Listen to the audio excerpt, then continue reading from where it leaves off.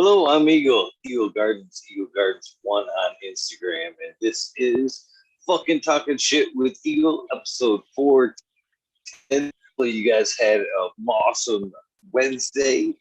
I've had a pretty good day myself. Got an amazing guest tonight, somebody we all know and love from chat, of course, Buddhaboy. How you doing, my friend?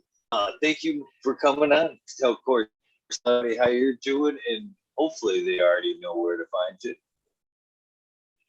Yeah, guys, good evening. Thanks for coming out to see both Eagle and I. First of all, you want to look at some pictures. There's Instagram. It's got some bud pictures. That's kind of what we do. Otherwise, what was that first question? So everybody, how are you? Where they can find you, of course. Oh yeah, where they I am very well. I'm in Alaska. Actually, I'll tell you that much. The interior of Alaska, a region that we call the Boreal Forest, a place that I found to be dear to my heart and to my spirit, and kind of an adversarial environment as well. Just saying that, but it's been good for my growth as a human, and it's been good for my growth as growing herb. So that's my story, and you're gonna hear a little bit about my story tonight. Awesome, man. Alaska, that is some rough terrain. Were you there? We came here, my grandmother and I was raised by my grandmother in 1976, June of 76. It's June of 2021 now. So she wanted to get away from the rat race, so to speak, but our family has some roots here historically, and it was kind of what they call the call of the wild, because it is the wild. And yeah, I love Alaska a lot, and there's even a place called Eagle, Alaska. So when you come to Alaska, you'll have to go see the Yukon River and see Eagle, Alaska. There's, oddly enough, an Eagle, Michigan too. Even more oddly enough, when I decided to open up my construction company, our Home Improvements is actually the right title. Right, Home Improvements. My first house that I landed, first people that called out of the blue were from Eagle, Michigan. The first couple houses Eagle Eye Home Improvements built were in Eagle, Michigan. I was like, man, that just seems like everything's lining up here. And it did. Yes, sir. Quite a while. So pretty awesome. Well, I believe to hear there's other Eagle towns. Sorry. Yes, sir. I was just going to say that, I'll just jump right in. You said, when did you come to Alaska? I said 1976. Well, I guess we all have a story, and I kind of thought about this one, and it's kind of autobiography or autobiographical, but mine has something to do with the Vietnam War. Kind of starts in that era. My mother and my father, my mother was 14, almost 15 years old. They got together. He had just got out of boot camp to go to Vietnam. He was 19 years old, a little older, whatever. I can't judge, they got together. But I was the end product. He didn't know about me. My mom and my family didn't want to, they would take care of things themselves. Thank you. And I can respect that. But, getting to know my father as an adult, I can tell you he's a great guy. But that's kind of, the circumstances were such that it was kind of the flower power era, 1969. I was born in 1970, but they got together in 69. And I just have to say that, my mom, she got into a little trouble. There was a little bit of trouble to get into at the time. And she was just a fun loving girl and a nice woman to boot. But I ended up in my grandmother's care, and gratefully and luckily. And my grandmother was a very independent woman, but she was raised by her grandmother, who was full-blooded German. So we're talking going back, into the last almost 1800s, as a matter of fact. So it's a complicated story. But when we go back that far, we find one of my great grandfathers, and his name is Hans Sachs Tuxen. And it wasn't Tuxen, I got that wrong. But anyway, he came to Alaska during the gold rush, 1898. It was a hype for it was such that maybe 95,000 people set out for the Klondike through various means and routes, and of which one of the more successful ones was the Chillicoot Trail. You might have seen a picture of like a line of men like going just up this mountain pass carrying. Well, they had to have 1 year's worth of provisions, so they had to actually go out, stake out their stuff, hide it, secure it, and then come back and get it and go kind of relay it along. So to make long story short, only about 6,500 people who set out of the 95,000 actually got gold, struck it rich or whatever you want to call it, hit pay dirt. And my grandfather was one of them. So the war is in the family. He came back to the Puget Sound area where he bought a 160-acre homestead, of which our family's deeded back the majority of it to the county, but of which maybe there's like 6 acres or so down on the water there that we kind of call, it isn't what we call it, but it's kind of the old people's place, the people who'd lived there originally, my aunt, my uncle. It kind of has some synergy there. I had an opportunity to once like stay in the boathouse that was there, and the boathouse is where a lot of the living went on, and it was very old. It burned down subsequently. So it was like this, when you go into an old red painted structure, that has the joinery of the past of your ancestors, milled perhaps from lumber from your own back 40. It's a good feeling. But subsequently, we have more roots in, I guess, in Alaska too. I'm just going to give this backstory and then I'll kind of relax on it. But one of my aunts, she was a nurse in Dutch Harbor, which is a little fishing village out there on the Aleutian chain. My other uncle was a merchant marine out near Kodiak, which is an island in southern area of Alaska. It's a big place. It's where they have the Kodiak brown bear. You've probably heard of them. The Alaska king Kodiak or the Alaska king crab comes from there. It's a vital industry of fishing that goes on between there, Gulf of Alaska, and the Bering Sea, and that's a part of our economy, and it's been a significant part of our heritage and whatnot. So, alas, my grandmother, coming from a little bit of a broken home of her own because Hans Sachs went back to Germany, and everybody else kind of, some things fluttered about in the family. People do what they got to do. Women sometimes have to pick up the pieces. She looked up to the idea of going to Alaska. She thought it was a plan. She was kind of a tomboy her whole life. So she went and bought, this is 1975, 76, 76. She bought a international travelall 62 from the sheriff of Bakersfield. She bought a little 12 by 8 travel trailer, which is about as small of a travel trailer as you could possibly think of. 8 by 12, I think is what it was actually. She loaded me up in our possessions and we drove to Alaska. Straight up. Right up the road. Even when we got lost, we went off into Indian country and logging country there in Canada. Big adventure. But we got here in June of 76 to a town that was under siege by a boom. We actually pulled that little trailer into a space that used to be a drive-in movie theater, but it was a makeshift trailer park, and that place is suburban as can be now.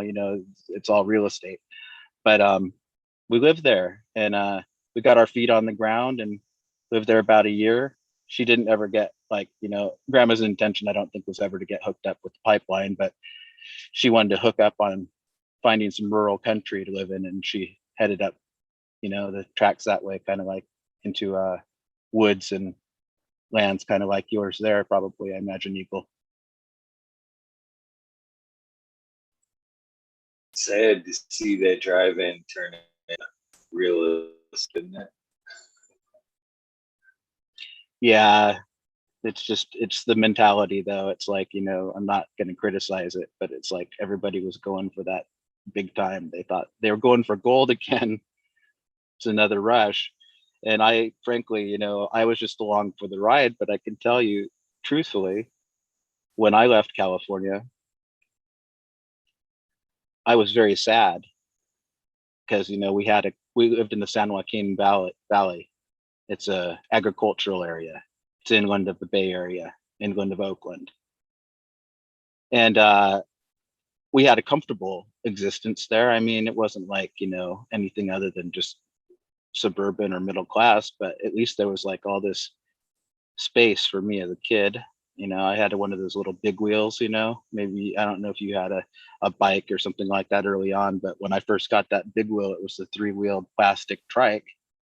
I wore the wheels off of it. I actually went across town. I explored. So I had kind of a little bit of even then I had a little bit of a shielded existence, I suppose, guardian angel. I don't have a sad story. I mean, I had good people around me. Did I make some mistakes in my life? Did I have adversity? I think so, but it's like this. It's not because of anybody else.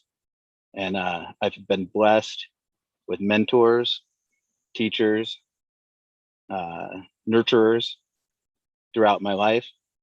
I'd say that the plant is one of them. So when we're talking about the herb, that's kind of where, yeah, my mom did herb. She was married to a Latino man with a 57 Chevy. They did whatever they wanted, but I didn't want to be there. So I went my way and they went their way. And what I'm saying is the culture is the culture. Um, they used to, I think they probably mixed it with tobacco because they did smoke a little bit. They rolled their own, but there was always herb too. It was just funny because as a younger kid, you may not know exactly what's going on, even though you think you do. But by the time I was 7 and 8 in Alaska, years old in Alaska, I certainly knew what was up and knew I'd seen it before and all of that. But yeah, maybe that's a good time to say, when was the first time you got to smoke some herb? Most definitely a good lead-in right there. That's most definitely a good lead-in. So when was the first time? And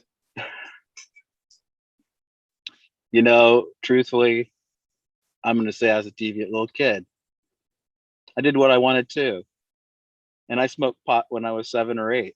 I guarantee when I was 8, but I'm pretty sure I did it when I was 7. I have a hard time differentiated between those 2 years because we lived on a creek up north of Anchorage, up in the Matanuska Valley. But it was a creek that was kind of a weekender paradise. People with airboats and jet boats and river boats would go up and down that river and go to their little cabins and once again do what they wanted to do. And one of those things was smoke some herb, because that was the era of the MTF. I knew of Matanuska Thunderfuck in 1977 in the deep heart of the Matanuska Valley easily, because it's like this. People wore shirts that said Marijuana Pickers Union, whatever, 420 Matanuska Thunderfuck. They had their own brand, they had their own culture. And it wasn't just the long hairs. It was like the river guys, the Vietnam vets, the truckers who were bringing stuff up to the North Slope, the guys who got up in Alaska from Oklahoma and just got lost and said, I like it here, So it was like this. There's always room for one and there's room for all. But the point to me is simply there were a lot of cool people and they were doing a lot of cool things. And You know, I'll tell you, the first time I did smoke pot, I'll visit this because it's like it's a story in itself. I have a friend who he was a year or two older than me. His name was Lance, and another dude named Patrick was showing Lance his dad's hunting rifle, and it blew off about a quarter of his skull. All right, so Lance is special, right? He A, lived through this thing, and B, he wears a hockey cap, hockey helmet around to protect his skull that's not there, you know, his little soft spot. So anyway, he has some brothers, you know, and his mother May, and they're kind of a wild bunch, but he always seemed to have some herb every now and then. And we would go down. I remember the very first time it was by the boat launch. There's a little boat launch there, and both him and I had worked kind of as a boat boy. That means we got to ride around all day in this nice big jet boat with paying customers and make sure it's tidy and get the ride of our lives and maybe even get to catch a fish. So we were his boat boys. And this guy, Al, he was another really phenomenal person, which is like, you know, kind of like when you're a kid, it seems like everybody's phenomenal, but I can tell you in retrospect, he's probably more phenomenal than I thought he was. And I'll tell you why. But hold on. So we smoke out of like one of those little chamber pipes, you know, the ones that kind of like metal chamber pipes, you can screw them apart and you can put a little bud in the middle or whatever. And, you know, as kids, even though we weren't always smoking, we were always high. I mean, that's the fact of the matter. The fact of the matter is the natural high is the one we're chasing for the rest of our lives. The kid high, the one where we ride our bike, we fucking go and just do a wheelie, we crash and burn, you know, we end up in the mud puddle, we have to get hosed off, you know, we get in trouble, whatever, you know what I mean, is like for breaking the bike. I'm just saying, for me personally, those sensations are really similar. I mean, when you get heavy, you know, or psychedelic weed, it seems insightful, and you know those sensations that you may have had from years gone by, and that can be your teen years, it can be your 20s or your 30s or 40s, or just smelling a certain weed can bring you back to then. But for me, it was like, next I saw the High Times magazine, like with Ted Nugent in it, you know, with this little guitar shooting out little whatever it was, and I says, does Ted Nugget's guitar really shoot out fire? And my friend says to me, no. So I read the rest of the High Times magazine, and this is like, you know, this is back in the days when they have hashish and cocaine and all that crazy stuff, you know. But it's like this, it's all good. Next time I see somebody, they've got a BTO, that's Bachman Turner Overdrive album, the best of BTO, sit on its side. They've got a little pin through it. They've got a piece of hash on that pin, making a nice little smoky smoke right into a glass, and they're lifting that little jar, and they're just, oh, they're just pulling it right into them. And it's like this, you know, that hash was good. I'm going to let you respond with a cool remark. Man, I miss those days, man. Just you're describing what sounds like an amazing day to me. Nice, nice hash hits under the cup there. Sun's, you know, beautiful sun, sunny day, and some days just like that takes me back. Takes me back.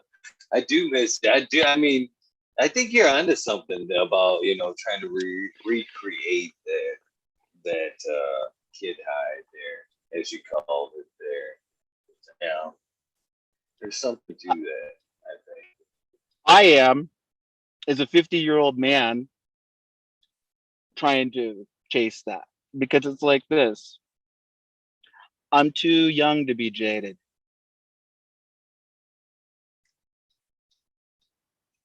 I Being agree jaded is with no, that too. Go ahead, I'm sorry.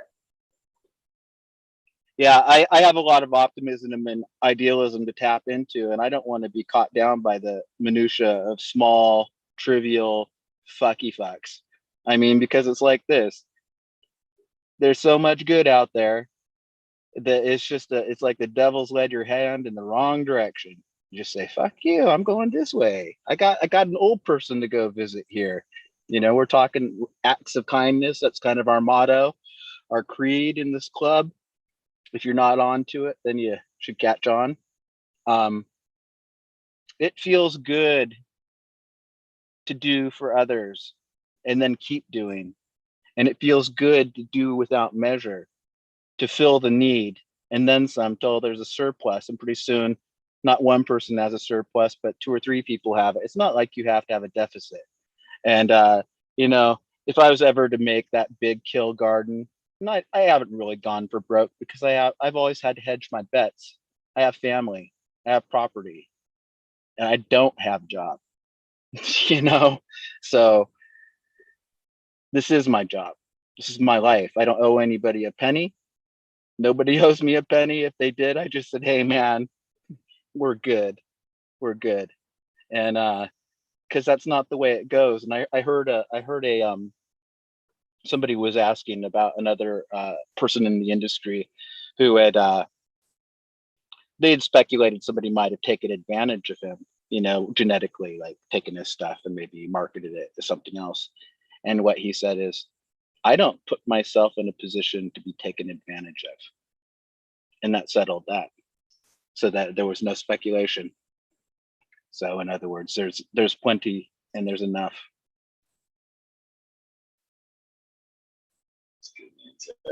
There can be enough. There could be enough if we all just had that mentality right there.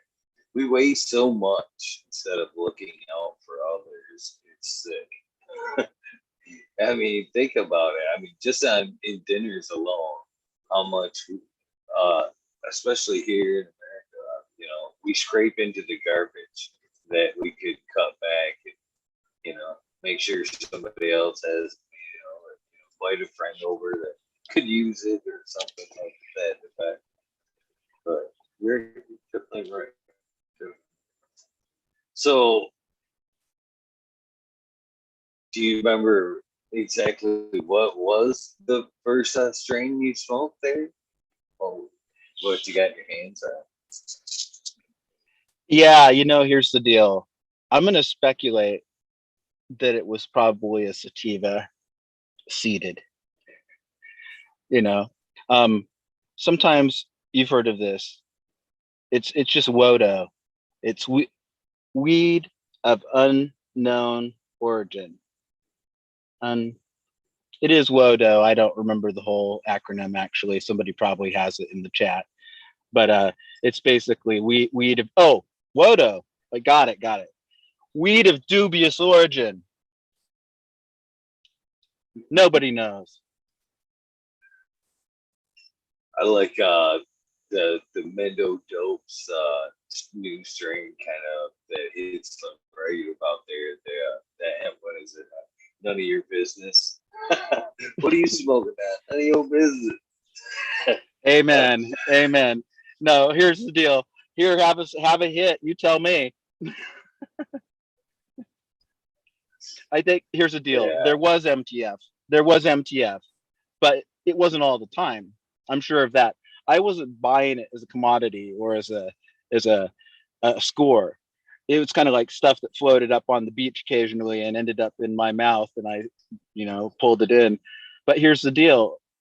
Uh, the Indica revolution came along, not too long after that. So you could say like by, you know, in Alaska, I'm sure that they were pioneers with just about a lot of these things because people were very industrious up here with that type of thing.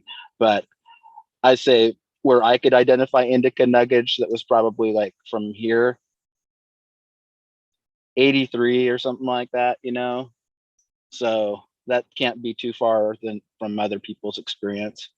But you know, the people in Alaska, since it was kind of against the law elsewhere, as in the federal government, we all felt like it was legal because in 1975, Irwin Raven, Ravin, he had a lawsuit against the state of Alaska, and it gave us our right to smoke and possess herb and cultivate it, and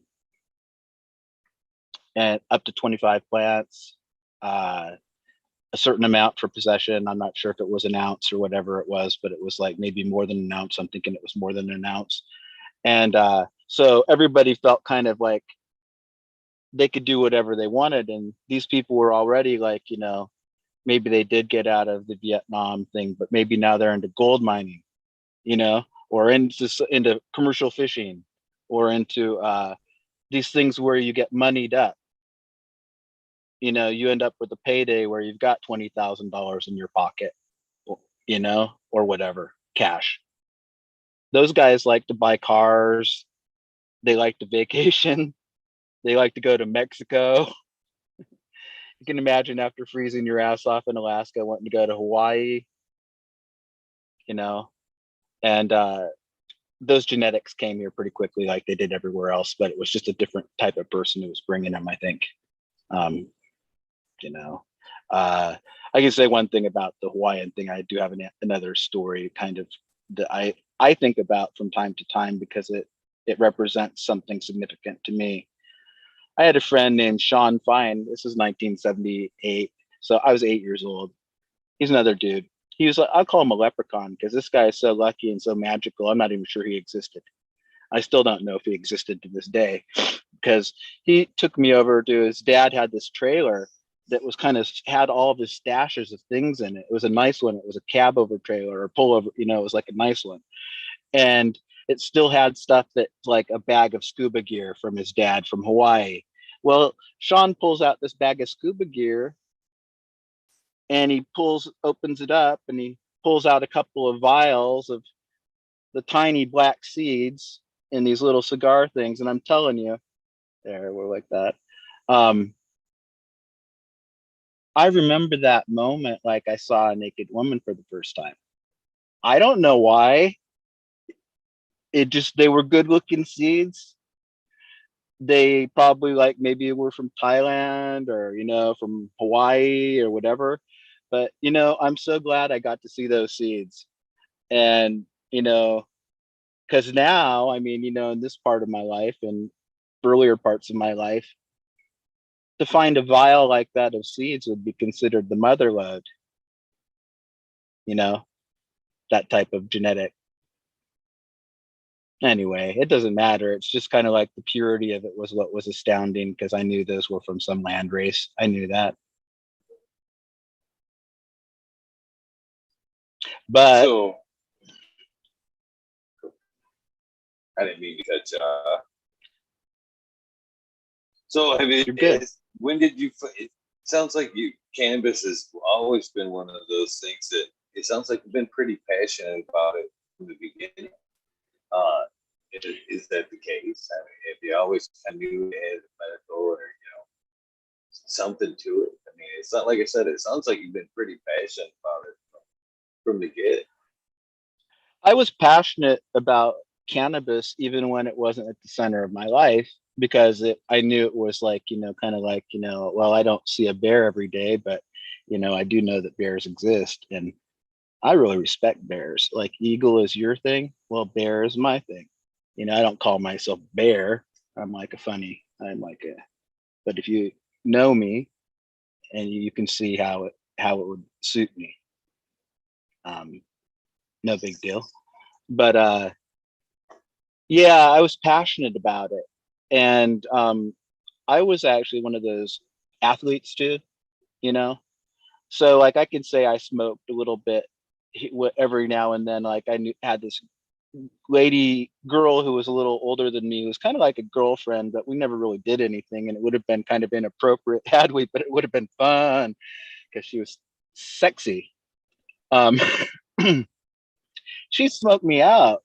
She's like a waitress at this place that I live near where I work too sometimes. And there's a little cabin next to it. And I was like her smoking friend. So it was like this. I so much love that type of experience because it was like charged, you know, good Northern Lights type of weed before Northern Lights was even a phrase, you know, like I'd say like, you know, 85 or something like that, 86, 85, 84 or something like that. And that there were some great experiences, but I'll tell you, when I did get into the sports, that endorphins, you know, the body produces hormones and releases them that deal with the pain and things like that, but they also create euphoria, and they're addictive. They're kind of like an opiate. Um, those were what it was all about for me. It wasn't winning and losing. It was like getting into I was a bicycle racer, a runner, like cross country running, track and field, uh, a ski racer, a cross country ski racer, which is real demanding. In Alaska, it's super competitive because the kids all want to be in the Olympics. I kind of wanted to, on a bike. I thought I was invited to go to a camp when I was about 17 at the Olympic Training Center. So I got to go at least hang out with Olympians and future Olympians and world champions. And, you know, I'm really into Alaska. I was never willing in any way to even think about, like, you know, pursuing a goal or a dream like that when I realized that's what I had to do. So I have no regrets. You know, I had lots of fun. You know, the type of guys I was riding with were like Lance Armstrong type of guys. Some of them were pretty fucking fit. Some of them were pretty ruthless, obviously. Some of them were pretty smart. But you know what? The path I've taken is as gratifying as any path could be. So I can't complain about that. But I will say I was really into that as a kid, kind of obsessive. Then when I went to college, everything like, you know, we can just go, you know, or before Christ or before college and after college.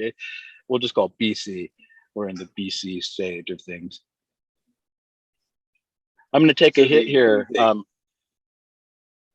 ahead, please do. I've just finished rolling mine up. What are you smoking on after you hit that? Sure. This is a crumbled lime, which is by Karma Genetics, and it's citron cookies, and it's there was a green phenotype and there was a purple phenotype, and I am just about out.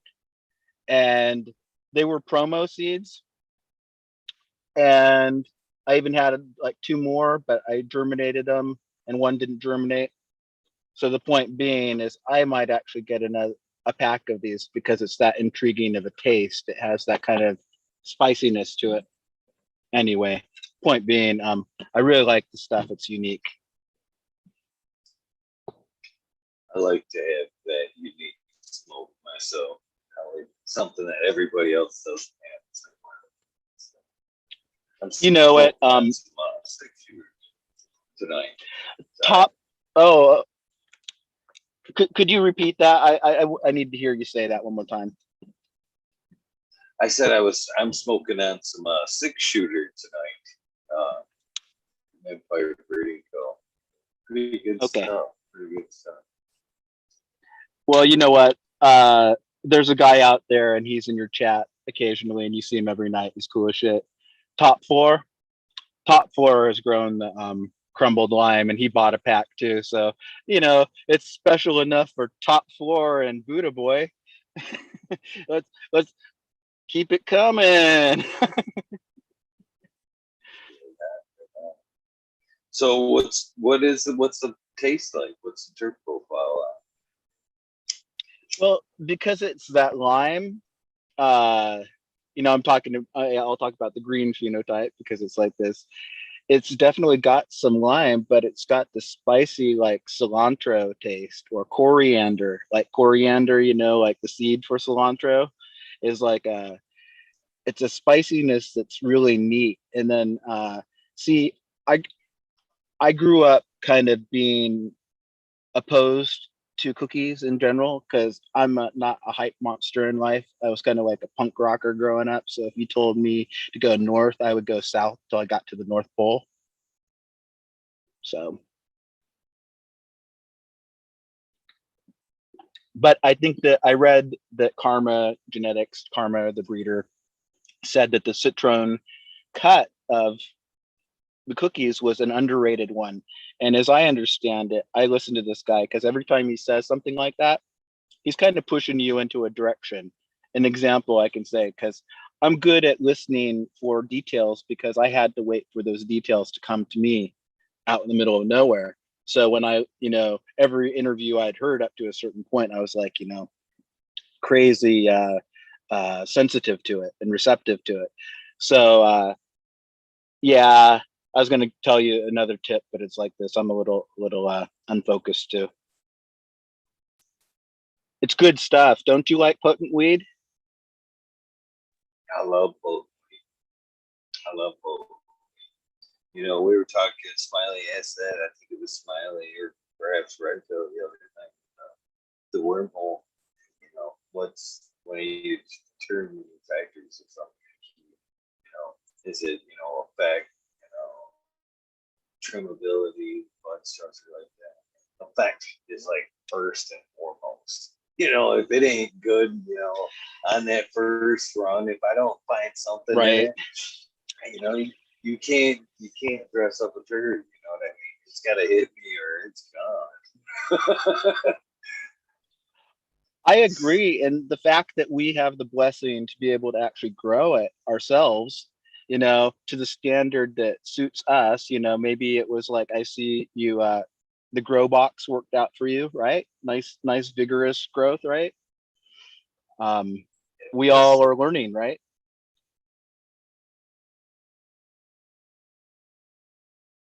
A little quick on the mute button there. I love their boxes. They're doing pretty good up there on this second run over there in the Myers Hydro tent, and they're doing good. They're at second round. And they don't show any kind of deficiencies. Reusing that same soil. Oh, Maybe a little bit lighter of the yield, but that's kind of unfair assessment because it's not the same strain and it's under a different light. You know what I mean? It went from the boxes being under in the 10,000 watt HPS to over there and right. LEDs different strain. So but I still love the setup. Just checking in that hole.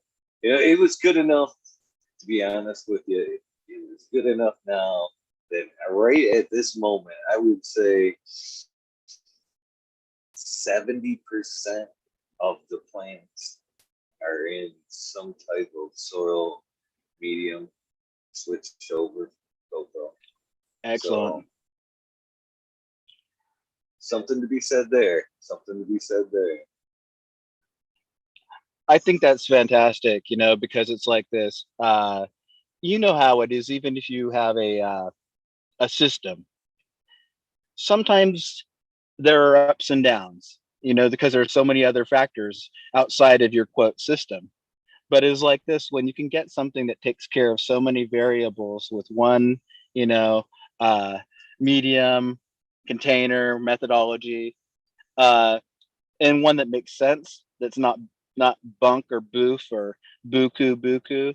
To me, it's like that's important because it saves you time. And no, I know you have people who are obligated to you, for medicine as a provider and things like that. So you want to have that at your highest standard. Whereas me, I'm a jackass, and if I screw up, it ain't going to be that bad. I'll just smoke it, right? I mean, come on, it's just for me anyway, pretty much. So, I mean, I look at it as a personal improvement project at this point, not as a gardening experiment. I mean, I've grown quite a lot of plants and I'm doing really bad at it at this moment. So it's like this. I'm just saying that there's nothing I can do about it. I can't change my personality because that is the limiting factor. If you want to get a lobotomy, perhaps, or like get a guru, like a guru who's going to tell you how to do your soil and all of that. But I just much rather listen to somebody like Smiley or, a lot of the cool people who come on the show. I'm receptive to anybody's ideas and experiences because it's like this. I've probably been there, B, done that, C, will do it again and again because it's like this. The reason I do the things I do is because I like to do them that way. And that way is kind of rugged and ragged. and it's not a beauty contest. But I do at a certain point take it personal, like if the thrips that I haven't seen in freaking 15 years attack my damn seedlings. And then it's like this, I'm such a Buddhist, and I'm going to say that in a funny way. I don't want to kill those damn thrips more than anything, really. I just want them to go away, you know? I mean, I can, like, kind of squeeze them with my thumbs and, well, I think I have some hemp soap over there. I'm going to get the hemp soap out and I'm going to spray them with hemp soap.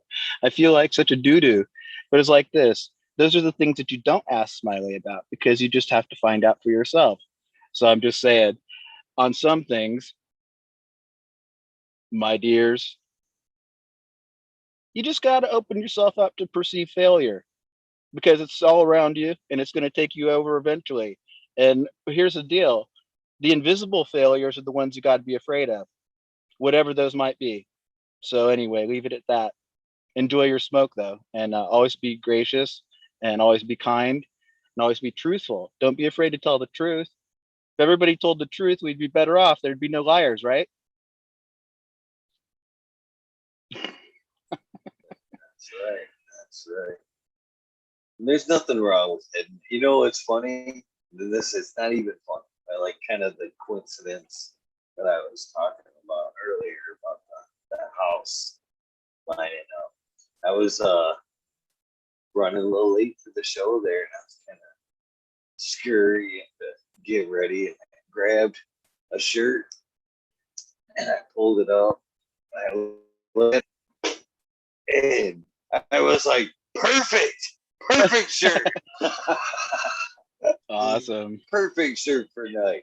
The smoking Buddha. That's really cool. Yes. Well, we've been about 6 months since we really talked, like at Christmas.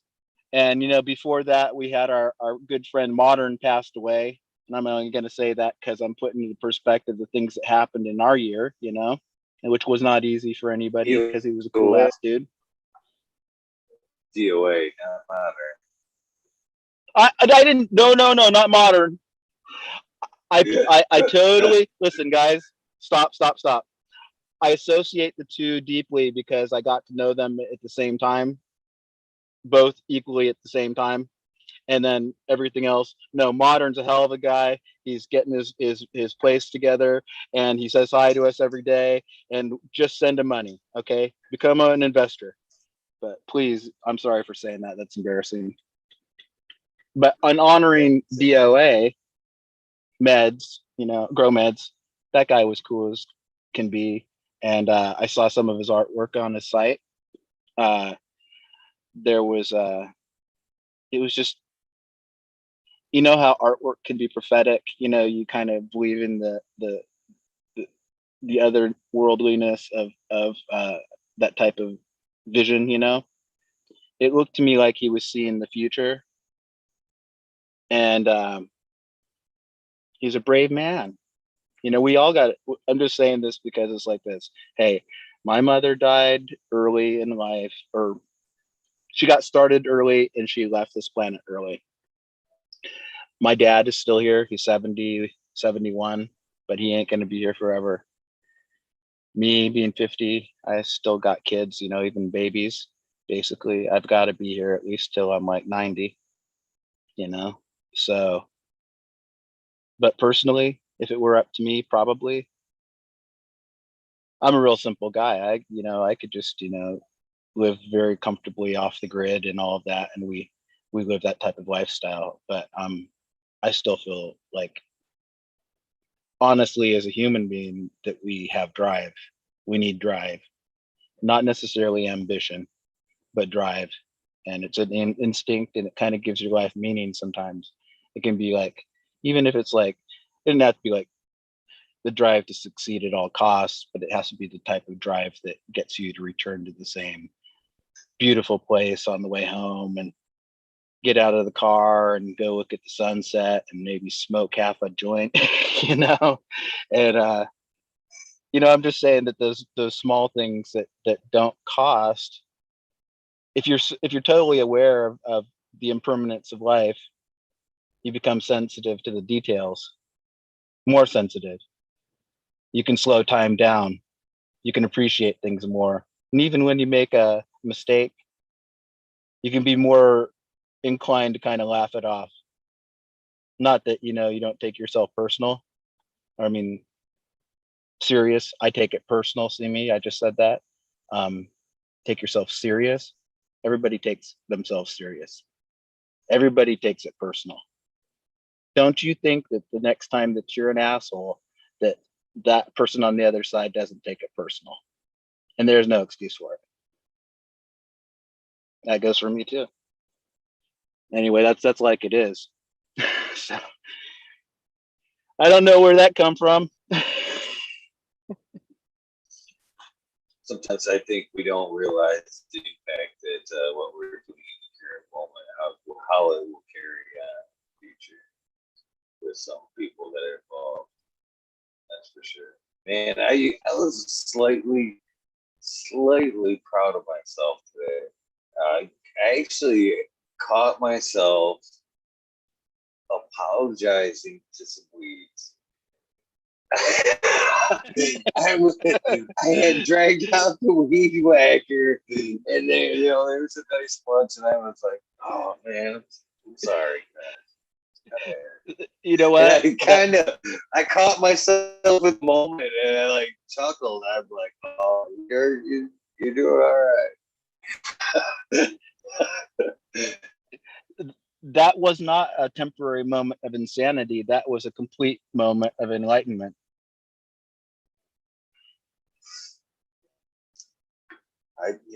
It's a weird year. It's kind of it's weird that the journey this year has been all of both in knowledge and spirituality. To be honest with you, how they've been intertwined. I was kind of headed down the road of a new path in spirituality in the last couple of years. It has intensified greatly in the last year, and then the organics, the kind of door opened up, and then I kind of started realizing even more so the relationship we should have with the earth, microbes, and plants. And I've been listening a lot lately to Dennis McKenna, and Oh yeah, I really believe he may be onto something that we're so out of place here. You know what I mean? I mean, if you look at things in the grander scheme, us running around acting like we dominate everything, and everything else falls into this like synergy. I think there's no coincidence that cannabis, mushrooms, and stuff like that, plant-based medicines and whatnot, have kind of resurged to the forefront to kind of help remind us our place a little bit. You know what I mean? I don't think it's any kind of coincidence at all that they're telling us slow down. This is your last day. This is the flag. You know what I mean? It's kind of weird, but cool. Well, you live in the lap of nature too, right? I mean, you're kind of in Michigan has its rural and the deer or whatever. You have wildlife, flora and fauna, fish, all that stuff, right? Yeah, there deer running through my yard, morning turkeys, you name it around here. I think the village. I'm actually in the village. I don't even think there's 1,000 residents here in the village. Okay. So yeah, it's pretty small townish. Rural is. I was just going to say quickly, rural is underrated. So I mean, it's like this. You seem like I hear your everyday kind of dialogue with the community, and it sounds like you get to reach out more times in a positive manner, or if you're in an awkward manner, perhaps it's a time for reflection or humor. You can just let it go. I'm just saying there's going to be some of that weird shit, but I think the quality of life when you live in a place like perhaps you're living has to be nice. I tell you what, it's utilize for sure. And I think this last year again has kind of reminded me, that I do need to get out more, do a little bit of forest bathing. Shit, to be honest with you, I'm on night 2 of earthing. I kind of been purposely kicking them shoes off and digging them feet into the soil there. Great. Looking at around me, checking some shit out. Today, I actually call it what you want. Call it what you want. But I wandered around, kicking my feet through the dirt, and I found some cool stones and shit. I found this little guy here. Look, Awesome. it came out of the ground looking like that. You know what I mean? I did absolutely. That's way cool. Nothing to that. Perfectly. That's beautiful. But that was just running my feet through this and kind of just concentrating on what's before my feet. And and again, call it what you want, the placebo effect or whatever. But the first night I tried it, I was pretty stressed. Pointing where I was like, I'm either gonna just put everything aside and meditate or do something to relieve or take my mind away from that situation. Or I'm like, well, why not try the earthing? And I say, let's see. I was, I'm like, I know this sounds a little weird, but be interested in, hanging out and looking at stars, just putting your feet in the dirt, talking with me for a minute. She went outside. It was, I can't tell you how it did. It felt like it just and I mean, I don't know. I'll do it. Placebo effect or not. I got 15 minutes a day. I can put my feet in the dirt. It's a great form of meditation. First of all, I mean, if you just took it on concrete terms, you're getting grounded, you're getting, the earth's flow of energy, the synergistic, what was it? The Dodge Hemi engine was pretty fast. So, your mind is faster, so you better tame it. So I studied, Buddhism a little bit with Tibetans when I could. Like sometimes Tibetan teachers would come to my town and have like a weekend or something like that. So I did that like 3 or 4 times. But now that I imagine what I just was envisioning them, I'll have to tell you a story. I think that I can't remember his name right off. It's Pyalden Gatso, I believe was his name. He was in a Chinese prison for 25 years. They took out all of his teeth in the various forms of torture and cruelty that the Chinese people could take out on this Tibetan monk and teacher. He wasn't a fancy man in any way. But when I met him, he was like 80, 82 years old, maybe. And he had the greatest smile because he could pull out his dentures and say, mankind took my teeth, but humanity gave me my teeth. And to him, the value of his teeth was not secondary. So he's a tough old man, and I got lucky to have met somebody like that. Sounds like it, and I love meeting people like that. As soon as you said it, I was like, man, that sounds like an awesome experience. You don't meet, or you just study from people. True Tibetan Buddhism like that doesn't come often. I would have hung and gathered. That's right. It's humbling to me, for various reasons. Part of it is I'm a sensitive human, so it's like this. It teaches me, how to be a strong person in adversity. And I'd like to think that if somebody had been trying to fuck me over for 25, 26 years, and I still had a smile on my face, I'd be a hell of a man, wouldn't I? So anyway, that goes without saying. But when you do see it, it definitely reinforces that. And I believe I'm a true proponent of what I call modeling of behavior, and also role modeling. Like if you have a mentorship, that type of thing. Because I had that type of thing growing up.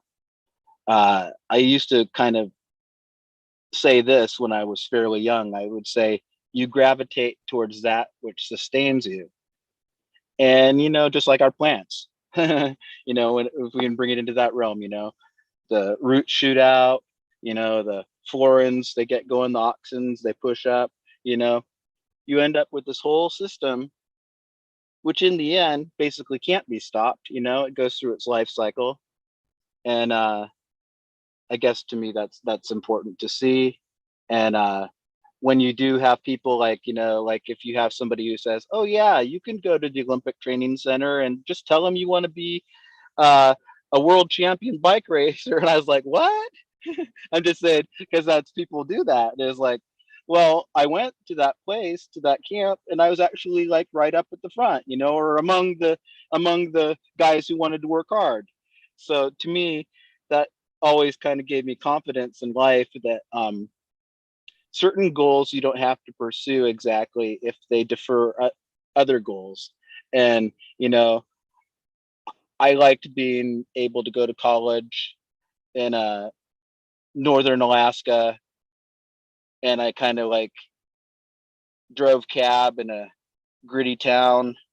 I was a bit of a pariah and an outlaw in my little town, and people, I think they probably were glad to see me, grow as a human. I'm sure of it, but as like this, I still feel like they're adversaries. It's just because I keep score. That's the one thing that everybody doesn't realize. Because I know it's not a game, but I know that some people think it is a game.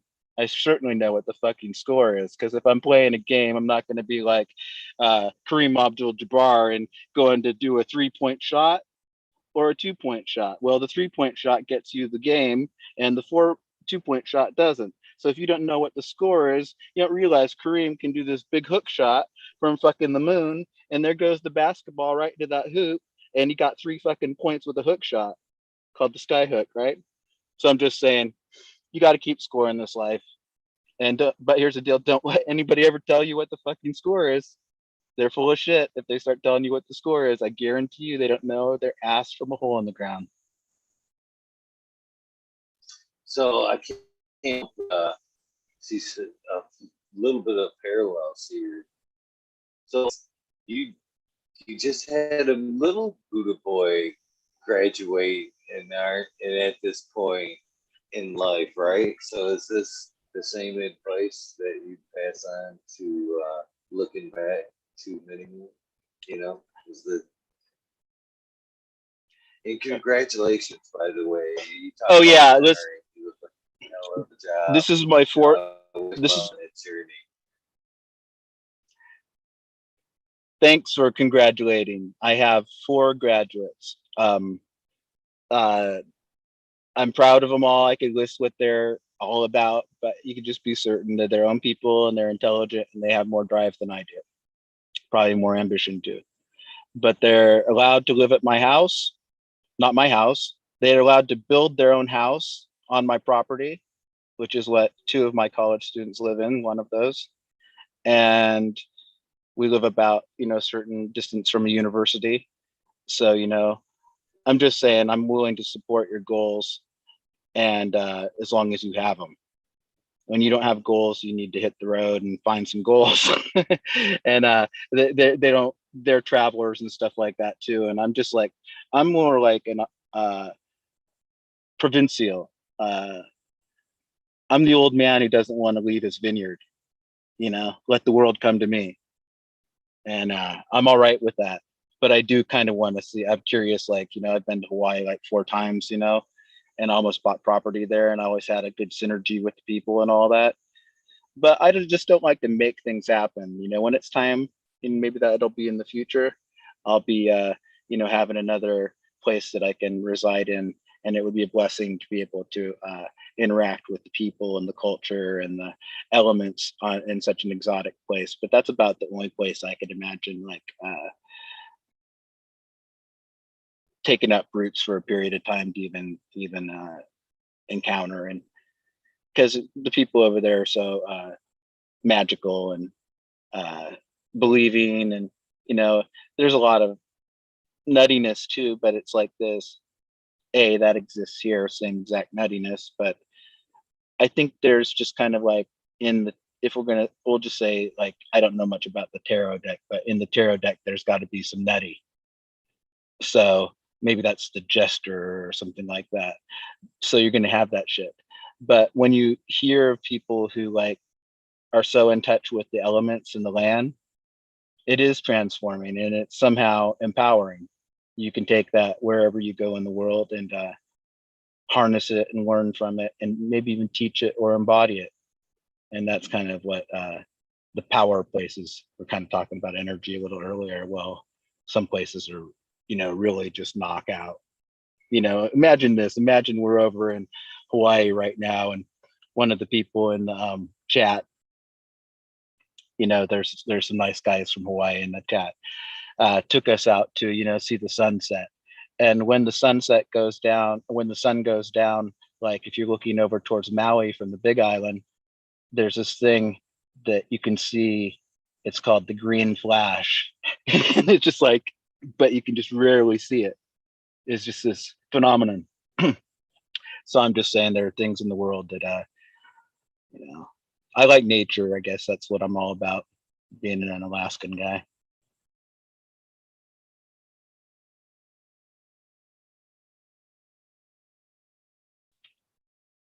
Says the eagle left.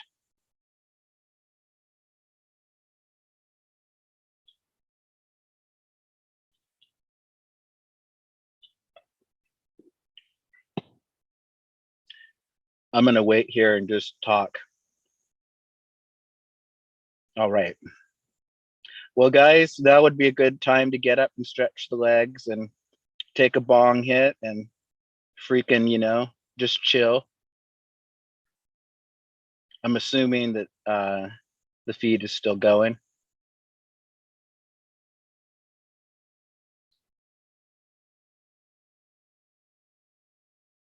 There he is. All right, so it looks like Eagle's in front of his thing. And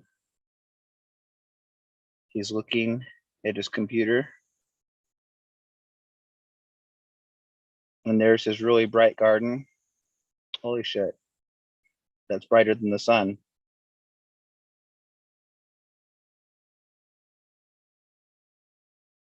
Oh, I see the eagle again.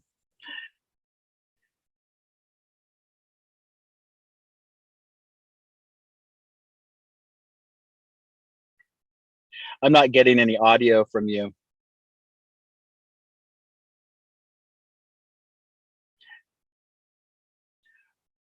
I'm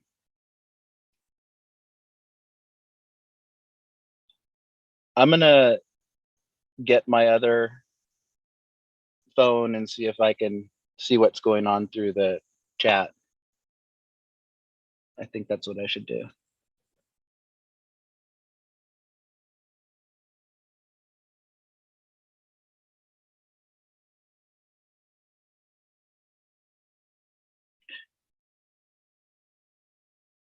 So Eagle, are you talking? Is it actually? There you go. Now you can hear me. Okay. Yeah, it was okay. Or something. Yeah, I don't know that was probably a little shop of horrors if any of that was broadcast, but I apologize. I didn't freak out too badly. Oh, you're totally out again. On my end. Okay, you're good. Yeah, everything just shut off and then came right back on. And I grabbed my phone. I'm on my phone right at the second. I'm waiting for my computer. Oh, okay. Well, that makes sense. Well, we can cope and deal. Live. I think that's part of the, yeah. I'll just have a bong hit and hope the chat and everybody's doing good out there. enjoying themselves. You can still grab that second device if you'd like to. If you want to see. Oh Chat. yeah, that's a good idea. No That's a good idea. They've been enjoying it so far. I've been kind of keeping an eye on. I know it looks kind of rude. I always hate, you know, I don't hate, but I feel guilty communicate with chat when I'm talking with somebody because Oh, I always wonder if it were me on the other end. I would be like, man, is he even paying attention? Look at him. So I forgot to even say that. I usually say that before a show. If you see me kind of just wandering about, I'm trying to prepare a chat and all that.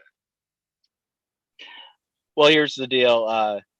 I certainly grateful to be able to reach out to the community and just express some of my thanks and gratitude for friendship and camaraderie, and even some of the competitive impulses that we have. We all run together, we all run fast. I'm all right with that. I'd just like to see this is what I'd like to see for the group as a whole. Is just people realize some of their dreams and their potential. So, I know that it's a lot of people's heart. Maybe they want to breed a seed or something like that. Well, don't let anybody tell you not to. You just do that, and you find out how to do it in your best manner, and you get your best genetics, and you make your best selections, and you're going to have the shit too. Don't let anybody tell you any different. So that's kind of where I'm coming from in my life. I have some goals, and one of them is simply to just like get to know the genetics better. I've grown, it was my goal to grow as many different types of plants within a certain realm of reason, and that's my taste and what I have in the past, because I couldn't go buy any of those. I couldn't buy any strawberry cough times chem dog. I had to source that. But when I tasted that, man, I think, geez, chem dog with the strawberries, geez, if I ever get a good strawberry and a good chem dog, you can be damn certain I'm going to put those together. Yes, sir. So I'm just saying, sometimes you can at least narrow things down from your experience and your taste to say, well, I do have a little bit of experience. I've encountered this. I'm not just like making something up. So I'm gonna make my first F1s this summer. I got maybe a certain number of plants to pick from, but my problem gets to be always that I want to plant everything, and then I have too many cultivars and not enough maybe phenotypes from each of those cultivars, because we're limited on how many plants we can actually have and not feel like we're somehow being some type of mastermind, some botanical mastermind, so, and that's what I am. I'm a botanical mastermind, but so are you. I'm just trying to encourage people to pursue whatever it is. But I think a lot of people in this group have a lot to contribute to the genetics game. And I know that nobody's going to believe me. I know what Eagle has said in the past, but I think he would agree, as a tool of self-exploration and self-sufficiency, and maybe something that could, like, if you did come across something magical, could change your life. I think that's a pretty good thing to do while you're creating good medicine.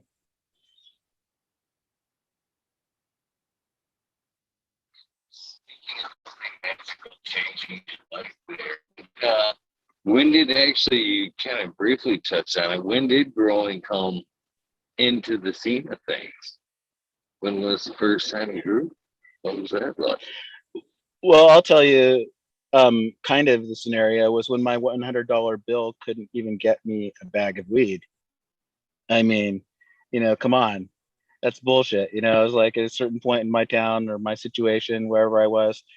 But beyond that, I'd been exposed to growing here and there. And I even say that one of my best influences grew the Northern Lights 5 by Hayes, and I got to smoke that regularly and observe the culture of the grow room, year in and year out with him. But that's not really growing. So I ended up one summer helping this man man move. He was a African American man, and he had been a ivory carver and artist up in, I think it was Kotzebue, which is very rural Alaska on the coast. It's like, where Inupiat Eskimo live. And he had been married to a native woman, I believe. And anyway, his life had come, had its ups and downs, but it's like this. He'd been living kind of small and as a bachelor and kind of set in his ways, so to speak. And he was going to move back to Alabama because his sister inherited some property.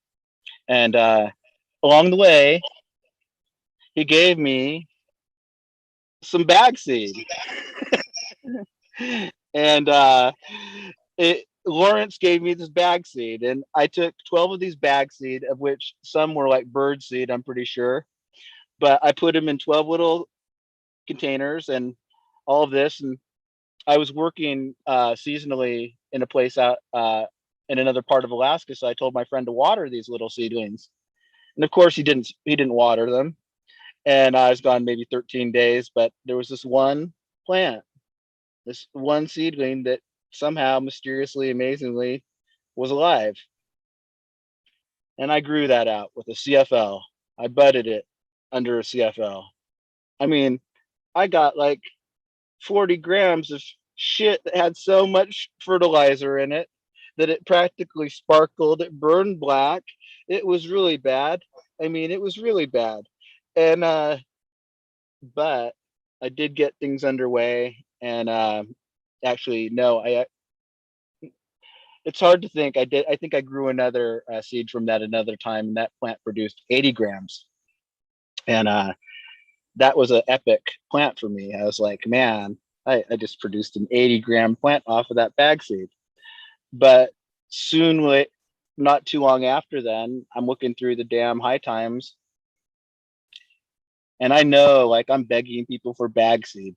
I'm like, man, I'm going to open this program where if you give me your bag seed, I'll give you some other bag seed. So we'll have like a little cooperative here. So you just get me your bag seed. That wasn't going to happen. So I saw seeds for sale. And when I saw seeds for sale, I knew like you could get the Dutch seeds back in the early 90s, but I didn't know you could get stuff. So that became like, you know, that might have been 13 years, something like that. I haven't really counted in the sense of that, but it's been going solid since, and pretty much 24/7 if I've got a plant, a couple of times I've messed up. So I didn't even have stuff in the bedroom, but that happens. But in that time though, I hesitate to say my experience with cultivars because I actually have a broad range. I just don't. It's not that I don't want to talk about it. It's kind of like everybody has a broad range of experience with cultivars. But I there's a million I haven't tried, especially of the kind of we're going to say trendy variety, and that's not in any way really saying anything bad about them because the plant is not bad, first of all, and second of all, there's some amazing stuff that's being produced today that was not being produced in the past, and there's amazing stuff from the past that's not being produced now. Humbly speaking, I think I have the skills to learn to grow most of it. Not saying like I have 120 days under my belt, but I've done 100-day plants, and I've done, I kind of may be a little picky, like I will say this. When I do come across a breeder that I like, like you guys all got along with Subcool, you had simpatico and relationships with him, business dealings as well. I like to run gear of the same person after I get their trust, or I see eye to eye with kind of the style. I feel like I'm learning something from this. So I would say like company like Rare Dankness, they're a really great company. Everybody knows it, the Ghost Train, all of that stuff. Leroy, all that stuff. But maybe I did like 8 or 9 of their cultivars. Maybe DNA. Well, they've been around for a long time and they've done a lot of strains, so I've done more of them. And I've gotten freebies and stuff like that. And I did that too. I would like go, when am I going to make my order? It's when I'm going to get the best promos offered at me. And so I'd go for the time when I'd get, like, for $225 I scored 60 seeds, or for $325 I got 70 seeds, because somebody threw in a full pack, or whatever. But, or maybe a mix. I'm just saying, I learned to play that game, and I'm kind of glad I did, but it was no substitute for the culture, I guess. So where I'm from, everybody still keeps to themselves. Unless you want to do something commercial, you want something to do, like, you want to play the game, you're not going to go talking to them, and you're not going to be talking to them like that and about that, because you probably know more about it than they do. So if you're the man, then be a man. What I mean is, do your homework. I've been doing my homework for 15 years about genetics, the genetics that are available, not, genetic, not the genetics. And I think you owe it to yourself, or one would owe it to themselves, to know what's out there before they just jumped in. And like I say, no, I haven't tried wedding cake, but I've tried ChemDog. I can find these things that are, within these things that I know what they are. And when I try it, I'll be like, I even gave my son a wedding cake seed because it was a feminized seed, and I don't want to grow it. Anyway, I'm just saying that we make our choices. I try to think of things as this way. Right now, I look at my grow. I call it a lifelong pheno hunt. Lifelong pheno hunter. I'm looking for that one that sticks out in my life, that's like my wife, who wanted to marry me 24 years later. We're together still. That's just one. You can maybe have a couple, if you want. You could even marry sisters, for all I care. But it's going to come with its own implications. So I feel like I've seen some of the crosses that people in our community are making. Smiley, Dow, a number of people. I really respect the fact that they're doing it, they're establishing lines, they're trying to do the right thing, they're learning, they're sharing. I mean, that to me has integrity. And it's like this, I've had enough marginal success at certain things in life to know that if you do your homework, and you do work hard, and you do have a dream, a realistic one, I'm just saying, there's a place for you at the table. You may not, sell everything you've ever created, but you'll come up with a place at the table. And I think that's cool. That's all I'm saying. So I'm supporting the community, and I'm a little impressed with what I've seen so far. The willingness within our amateur or hobbyist group to share with one another when people in professional communities have a difficult time doing that themselves. So that's just what I think. Yeah, I appreciate you being. I appreciate you throwing your head in tonight more than you know. Especially, it has helped me, get a little time to get things back rolling. Uh, Man, I was a little leery coming back, getting things lined up. I still got to work on things, but you and a few other great folks in the community, help buy me a couple of days. That's for sure. Donate your time right off the bat without me having to track somebody down. You're like, I got you, brother. I got you. I got you. And that means a lot. The main thing I'm going to say in response to that is, it's a good time. I I'm like everybody else. I have my ups and downs. But my life would be less if I didn't have people in this community to either react to positively or react to negatively. It don't matter. But it's like this. I hope, for my goodness sake, that it's a positive thing, because I think about things for years. And thirdly, I just try to keep it humble. It's not a pissing contest, I mean, nobody can walk in anybody else's shoes. It's hard to understand that, the guy who's an a-hole, that he's in pain or whatever. I'm just saying, we're all in pain, first of all, but it's like, it's hard to understand what the impetus is. But, that even the people who you have a hard time getting along with, occasionally you do find ways to communicate and have common ground. And I do think that this cannabis community heals a lot of those barriers or obstructions. And because it's a psychoactive drug, it is also a psychotherapeutic drug. And, the medical community addresses a lot of things, but they have a hard time saying, this is going to help you with your depression. I'm just saying, it seems like it's a no-brainer. People smoke weed and they feel a little better. Sometimes they feel a lot better. Sometimes they just go clean their room. That's whatever it takes. But I'm just saying that it's all medicinal. That's a good way to keep it humble. You look at people who are in need in this, people who can't breathe, the children, all that stuff.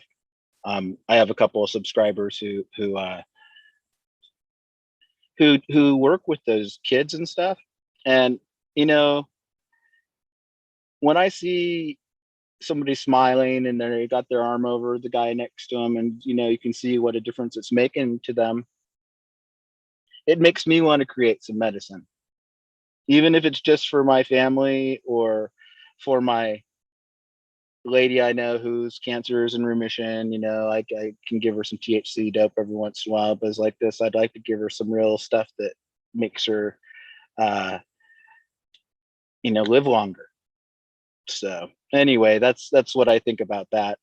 And I think that in our community, though, the people like Johnny Caniseed, he's come into this game, fairly recently, but he does the work of 10 brothers, 10 men, as far as his productivity and his willingness to contribute and his flexibility. I'm just saying that, to me, people like that make a difference in my world. So the challenge is to A, how can I make a difference in other people's world? B, how can we be respectful in this community and not be over flooded by who cares? I would mention certain political events, but I'm gonna not even mention it, just to make this a free experience of that. Our relationship transcends politics. That's all I'm trying to say. And that goes for all of us and all points of view. And it's like this, you don't have to be on one side or the other, honestly. Just be respectful, and don't force your views on other people. It's not nice. So what are you doing? I am fixing to roll up another one of these 6-shooter joints and hang out with a great guy from the community. Yeah, well, I'll tell you who else is a nice guy, and we all know. Before we get too far into American One, wanted me to remind you one more time to get that other device up so you can see what they're saying in chat.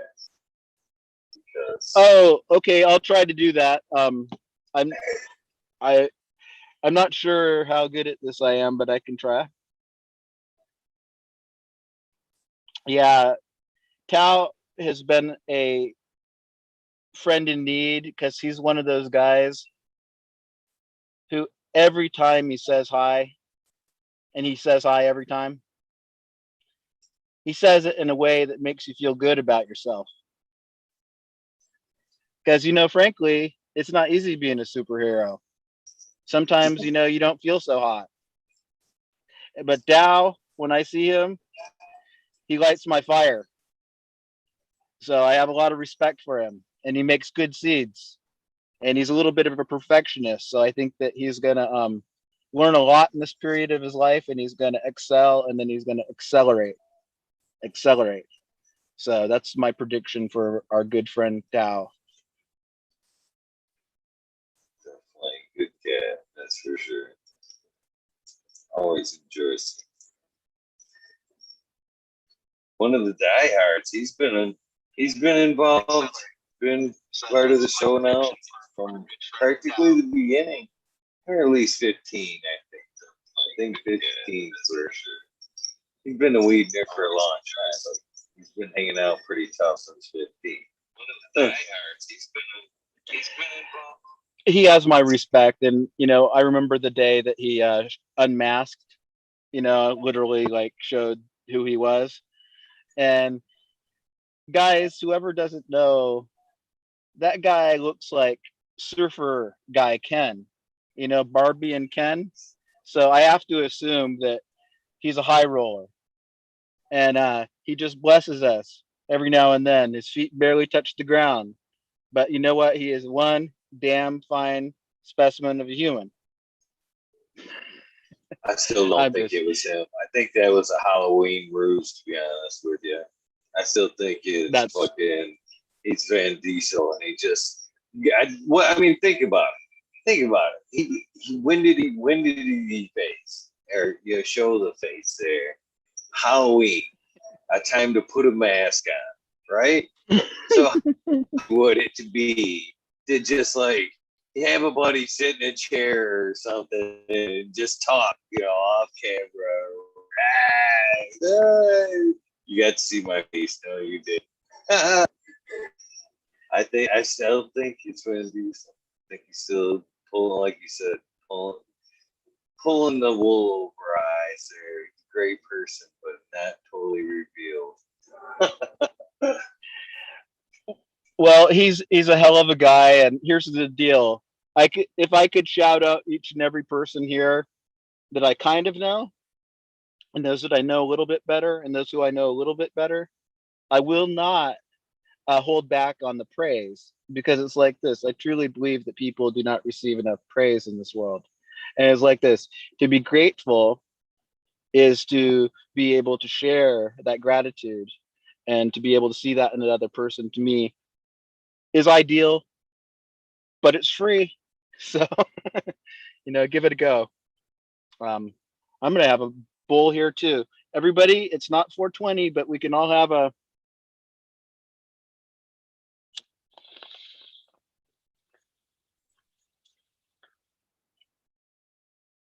Cheers, Buddha. Right on.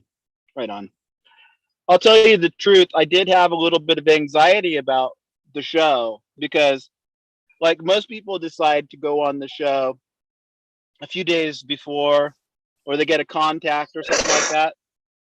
But really, honestly, I thought about the show for 6 months, because that's kind of when we first had talked about it, and I made myself receptive to it. But here's the deal. Truthfully, I'm not the same person I was 6 months ago, and neither is the outside. 6 months ago, it was minus 20 outside. Right now, it's probably about 70, 68. It's cooling off.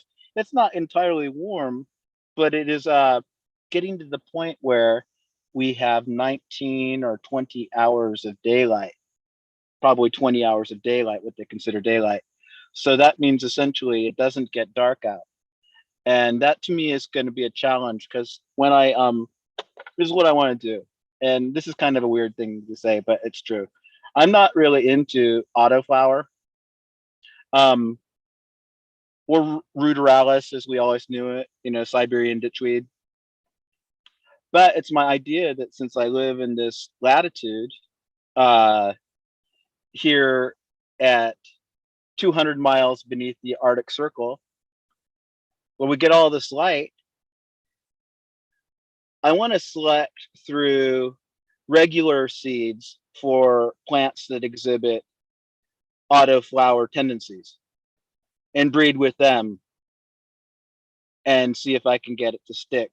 Because I kind of like the old regs, and I don't know. I think it exists in the genetic too on that level. So if anybody has any ideas about that, let me know, because I'll be studying this for the next 30 years. And it's just one thing that makes sense. It doesn't make sense. It costs so much to heat in a room here, heat the room when the electric's off. I mean, when the lights are off. It's just I pay a lot of money to grow weed. I mean, everybody does, but I'm just saying, I didn't get rich. Hey, I didn't get rich. um, just to talk in a way that's respectful. I see there may Oh, be other Alaskans out there. Hey, hats off to all Alaskans. If there's any Alaskans, yo, um, we're all keep to ourselves, and but they're great people, and the genetics up here, I think, in the woodwork, so to speak, are really amazing. It's not just Matanuska Thunderfuck, or there are versions of blueberry. There's all the stuff, regional versions of a lot of things that have existed for a long time, hash plants, things like that, old school. Um, Sometimes uh, everybody remembers like what we called tange. Tange was this tangerine, skunky little weed that you guys probably smoked too, but it didn't really get you that high.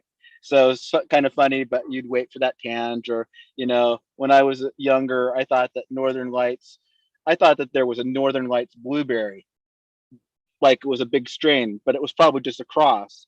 I didn't really understand that. I was like, oh yeah, the Northern Lights blueberry, that's a cool strain. So I'm just saying there's uh when I worked in the cab business, everybody knows a plant named Elvis. There's a Elvis plant. Well, Elvis was the stuff that killed Elvis. Everybody probably smoked something like that. Well, anyway, that stuff made a guy, his rent. That's what that stuff did. That stuff made a guy his rent. So what I call that era, and what I've called the style of uh attitude, is subsistence growing. And what that consists of, first of all, is paying your electric bill. Okay. And then secondly, maybe getting your kids some shoes.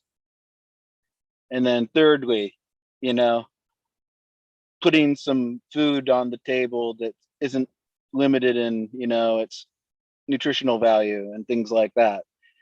And uh, paying for oil, heating oil. Heating oil was $4.35 a gallon for a while there. Uh, it's not hard to have a electric bill over $500 if you're not watching it. So I'm just saying that's a lot of money to come up with cash and carry. I don't owe anybody anything. I don't put anything on the credit card. I'm just saying there's, if you saw, we build here, we're building another structure. We just did some dirt work. Well, you know where that came from? That came from our stimulus money. I finished a house with the stimulus money. That's what I'll say at the end of the summer. Couldn't have done it without it. So I'm grateful, because I'm not going to go to no bank. It'll take 10 years to build this house for all I care, but it's ours. We pay our taxes, property tax, things like that. But all I'm talking about is the facts of life, of self-sufficiency. So when you have weed in your life, it's subsistence grow. It has to pay its way, either spiritually or whatever. It's got to have it's not just and here's the deal. If you have any interest in genetic potential or anything like that, or doing any pheno hunts, I suggest you don't count your plants, because there's something called the exponential growth model. And you take 2 clones this time, and dot dot dot, and then you got 20 different cultivars already, and then you don't know how many are male or female, and dot dot dot, and there's even there's, what I mean. It just goes on and on and on. So I weigh out all of those things, kind of like a risk assessment or a an impact statement when I do anything. Why, you may ask? Well, because I've got a little bit on the line and all of it is mine.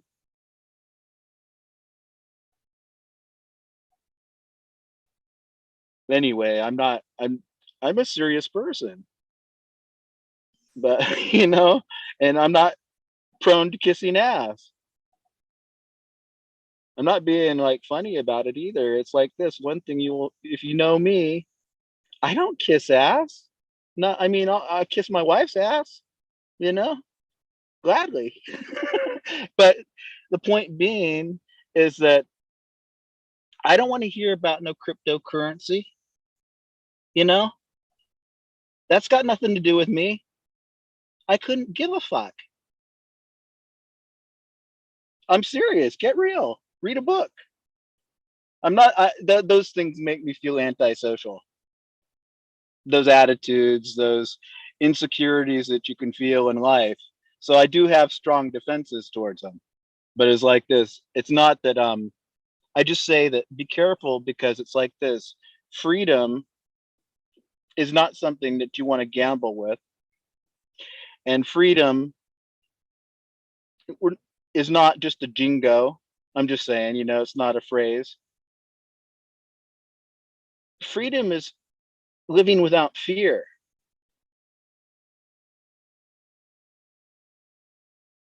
That's about it. And that, that's one of the things. I haven't never been rich from cannabis, but do I get to live a life that I gratitude because of it? Hells yeah. Any day that I am out busting my back, you know, making the same living that I could possibly make. And I don't, I said that today. I live a farmer's life, just like farmer. I budget shit. There's ups and downs. You never know when fucking things are going to go haywire or whatever. But it's a price you pay to wake up and just be able to take 5 minutes, 10 minutes, put your feet in the dirt before you take off, plan your day, not have to rush. Uh, I'm very grateful for cannabis and that aspect of being able to take care of others and just live a fulfilled life. It's not the only thing I do. Obviously, I still work, but has cannabis made my life a lot easier or throughout my journey? Hell yeah, hell yeah. I owe a lot to this plant in a lot of ways. Not just for that, but as a get me by medicine to help others. That's another thing too. I talked to a doctor today who I'm doing some work for, who's very open to cannabis. It's been kind of cool to speak with a physician that is open to cannabis. But that's the thing. I was arguing that it's a great medicine and it helps out people on so many levels. I will fight and argue for it as long as I can. And she sat there and listened and smiled, was very open to everything I had to say, and was very great. And that's the thing. That's actually the second doctor that I've come across lately that has been just bright-eyed, bushy-tailed about the whole subject of cannabis. So awesome. That is so good to hear. And here's the deal. I will tell you the truth of the matter. I always felt like the herb that I grew and has always been grown with the intention of being medical marijuana, medicinal. And I haven't had the privilege or the honor to be able to, work in a capacity in which I could distribute such medicines. It's not that they don't exist, but I think that the best thing to do is to since, a um I do know a lady who is, like I said, recovered from cancer, and it's been, maybe 6 months since I actually hooked her up with an ounce. Well, here's the deal. I've got these tiny little buds, the smallest buds I ever grew in my life, because I had this plant that I got all the. Okay, here's some news. First of all, tell everybody, you can over fertilize with organics. Just in case you didn't know, of course you know that. You guys have never done such a thing. Well, I had some lockout on these little things, and here's the deal: I had too much stock, so I kind of kept pushing stuff back, and well, anyway, I had these things for over 6 months, and it was like, before, I was trying to bring them back, so they get into a nice vegetative state, and two of the plants from that little group, and this is no surprise in any way, it was like, dude, I would just give up life if I'd gone through that. Well, they got the tiny, smallest buds I've ever grown, and a lot of them. So what I'll do, and it's nothing personal, but it's like this. I'll just take all of those, cure them nicely, clean them up, give them to this lady, and she'll love them. And I'm just saying that's just an everyday thing, anybody, I'm not saying a big deal, but that's how the inclination that I feel. And when I feel kind of like called by my conscience, then I usually do things. And I honestly, if I was like, one of those Robin Hood type of characters, I just love nothing more than to grow on a hillside and give it all away, all time, all day. But I just think that, well, after a while, everybody'd have a lot, wouldn't they? But I'm just saying that would be gratifying. I think I vision that with every friggin' lottery ticket I purchase. I honestly, I There had you go. that vision. And I've You said know that what? before. This was like probably 5 years ago. I'm sitting in. We were talking about uh, medical cannabis, and we've seen the recreational side of things and how the system was going to tighten up and possibly eliminate us caregivers, much like they're trying to do nowadays. And he was like, "Man, I think I'm gonna jump now." Oh Business man. is good. I'm grateful. I've made my money. I think it could be possibly a time to tap out. I'm like, really? Really? He's like, what would you do? I'm like, dude, if I could come across the cash, I would put up a greenhouse and I would grow as much shit as I could, and I would give away all of it. And I seriously would. If I could just live the same shit I do right now and fucking be Yes, able to sir. do that on a daily basis, and do what I want, done. Done. You know Right. what I mean? Uh, and happily, happily, I would. Well, there's a tradition in Southeast Alaska, and what we're going to call it, we'll say there are several Southeast Alaskan indigenous tribes, but we'll just say the Tlingit or the Haida. They're the further north group they're the kind who do the carvings and things like that. And what they do is traditionally there was a potlatch, and a potlatch was a giving away, it was a gifting ceremony. It was where the chief or whomever it was, but I think it was usually somebody of high position. At least it was a status thing to do this. They gave away cedar box blankets, certain blankets that were beaded. They gave away canoe. They gave away this. They gave away that. And basically, the person who gave the most was the most honorable man. So when you had a potlatch, it was a big deal. It was a redistribution of wealth, a lot of things. I don't know all about it, but as like this, I am aware of it. And they do have, parties like that.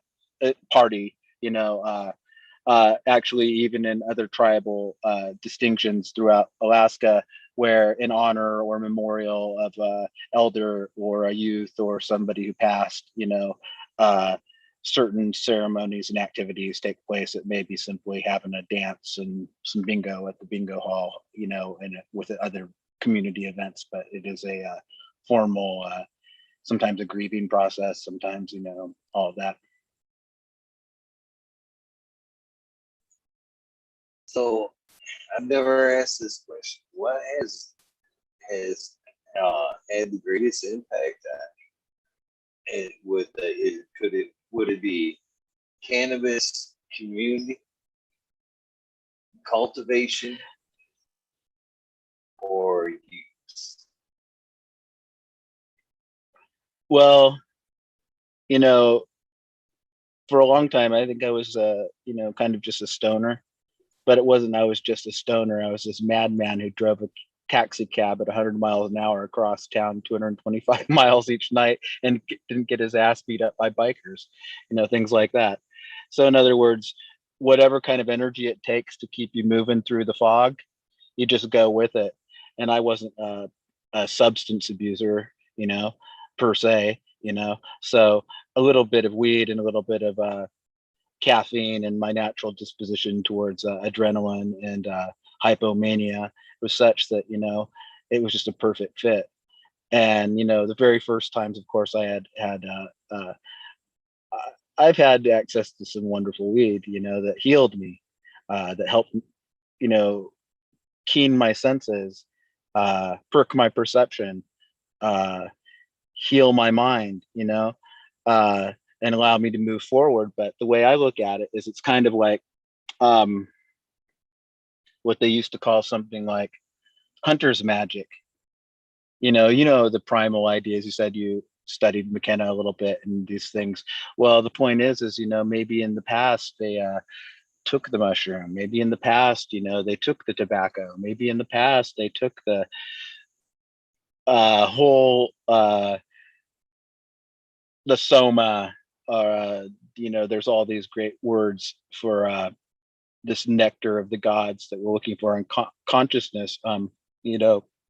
In the Bible, I think that there's Chris Bennett. He's the guy who talks about the history of cannabis, and he calls it cannabosum. That's the ancient oil, the healing herb, that could have been imbibed by priests in their little tents, prayer tents, kind of like get their head in there and just kind of like, oh boy. So the point being is that the spiritual aspect, now that we work through the whole question, I think the spiritual aspect of cannabis is what attracted me to it, because I don't have to go entirely crazy. I don't have to go to a monastery. I can just go to my home and grow the best herb that I have and get in tune. And it turns you on to things like reggae music. Everybody can be like, oh yeah, Bob Marley, Buffalo Soldier. Yeah, man.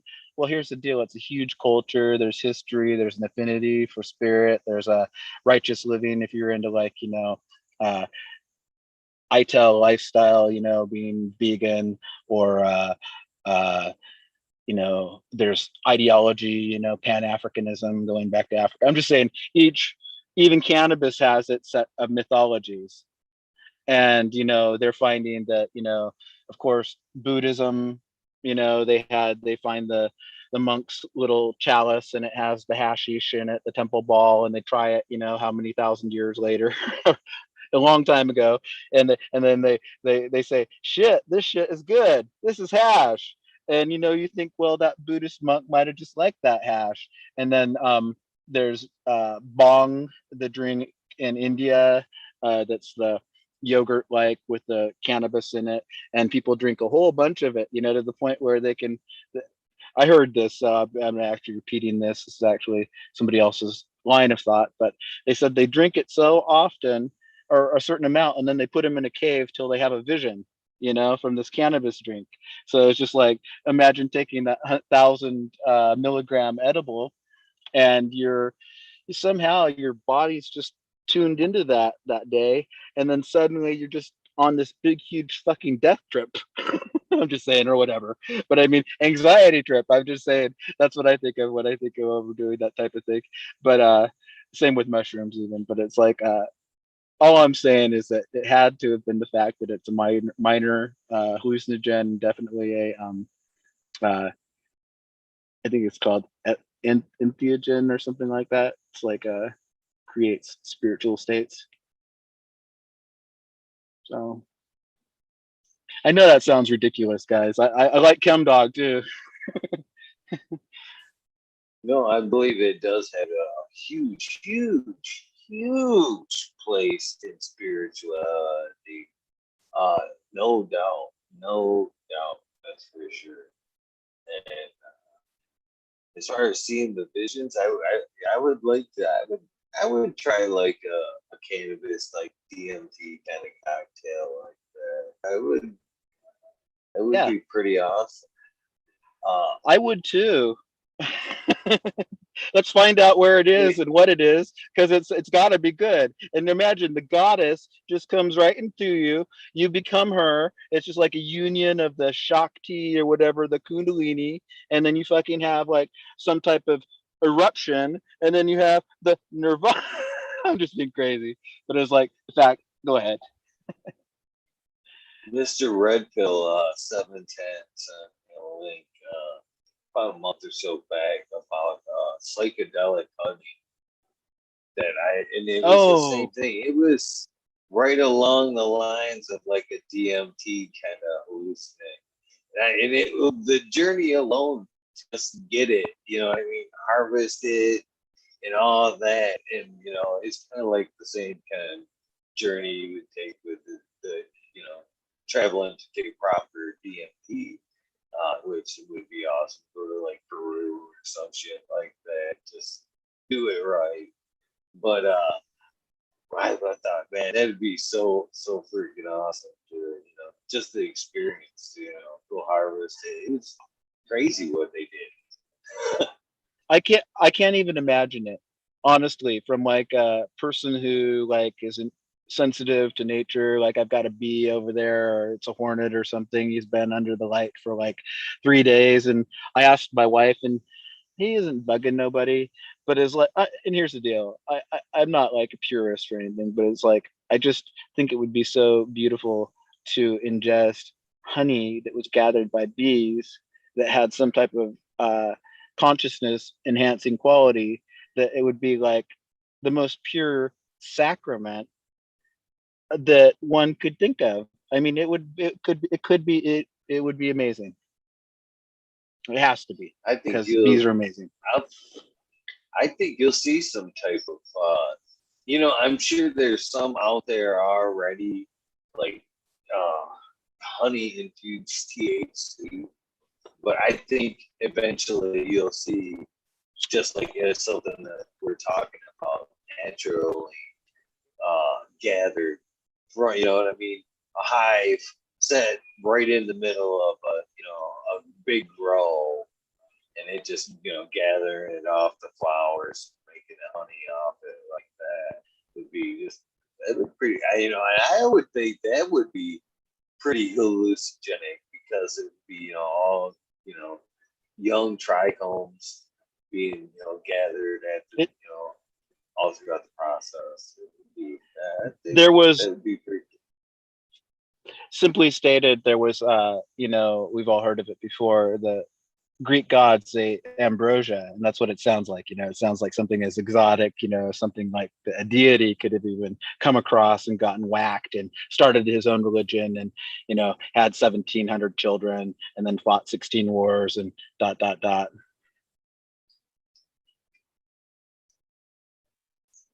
But that's pretty Sorry. funny. Well, I guess that one of my favorite people out there, and somebody who I actually think has influenced me a bit on this stage of my life from our community. And this is going to be odd. It's not odd. Um, the Stu Moo. Stu Moo simply, like, kind of took my hand in a couple of directions, because we kind of are both kind of like out there in left field just a tad bit. And what I mean is we're friends. And he got me to start my Instagram, and which is fun for me because I like I like weed and I do like photos of weed, and I actually studied photography a little bit, but it's like this, the challenge is just to look at the plant in a different manner and to make it a regular part of your process, so that you're actually looking at your plants while you're taking pictures of them, and then it's actually like a study. It's like, you know, akin to a botanical person sketching out pictures of flowers and things like that, you know, like they used to do. So I really enjoy that. And then secondly was just simply the Discord, uh, which I've gotten to participate with Lemon Hoko's group periodically. And you know, you've got to step outside of your comfort zone, whatever that may be. And if you feel like one step is too many, well, we're not talking baby steps like that one movie, but we're talking about then just make a half a step. I'm just saying, because that step is so essential to your personal growth that you don't even know what's going to come back at you, but you've got to feel that it's worth participating, and that the active process of participating, uh, it can be transformative. I'm just saying it helped me a little bit, because if you're on your own too much, too often, at certain times of your life, you can be a little isolated. And, you know, if you're one who's used to kind of like, you know, being in control of things in your world and your situation, then who are you going to answer to? So you got to answer to somebody. So why not answer to some nice people? Hold yourself accountable. If you do make an ass of yourself, just go back and iron it out. Time heals. This is virtual, but it's not virtual reality. I'm just saying that everybody here is willing to give everybody else a second chance. You can't say all you're doing is you're doing words in here, but it's like this: words have consequences. So that's what I studied in school. I studied English, that's writing, and literature, and philosophy, and I like the Eastern philosophy. So after 10 years of going to college for a 4-year degree, I did get a degree in English from my state school, and I paid off my student loan too.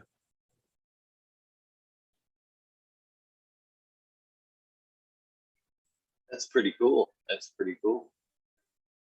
Have you done it? Have you done put forth anything with it? No, no, it's a. I don't think I would ever make. You have to get an advanced degree to teach English, but the one probably thing that I didn't hold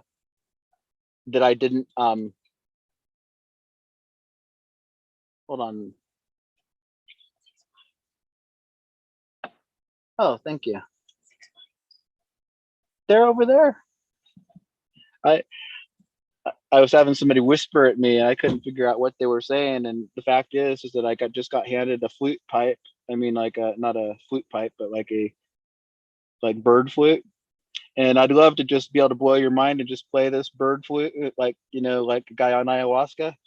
But that guy ain't me.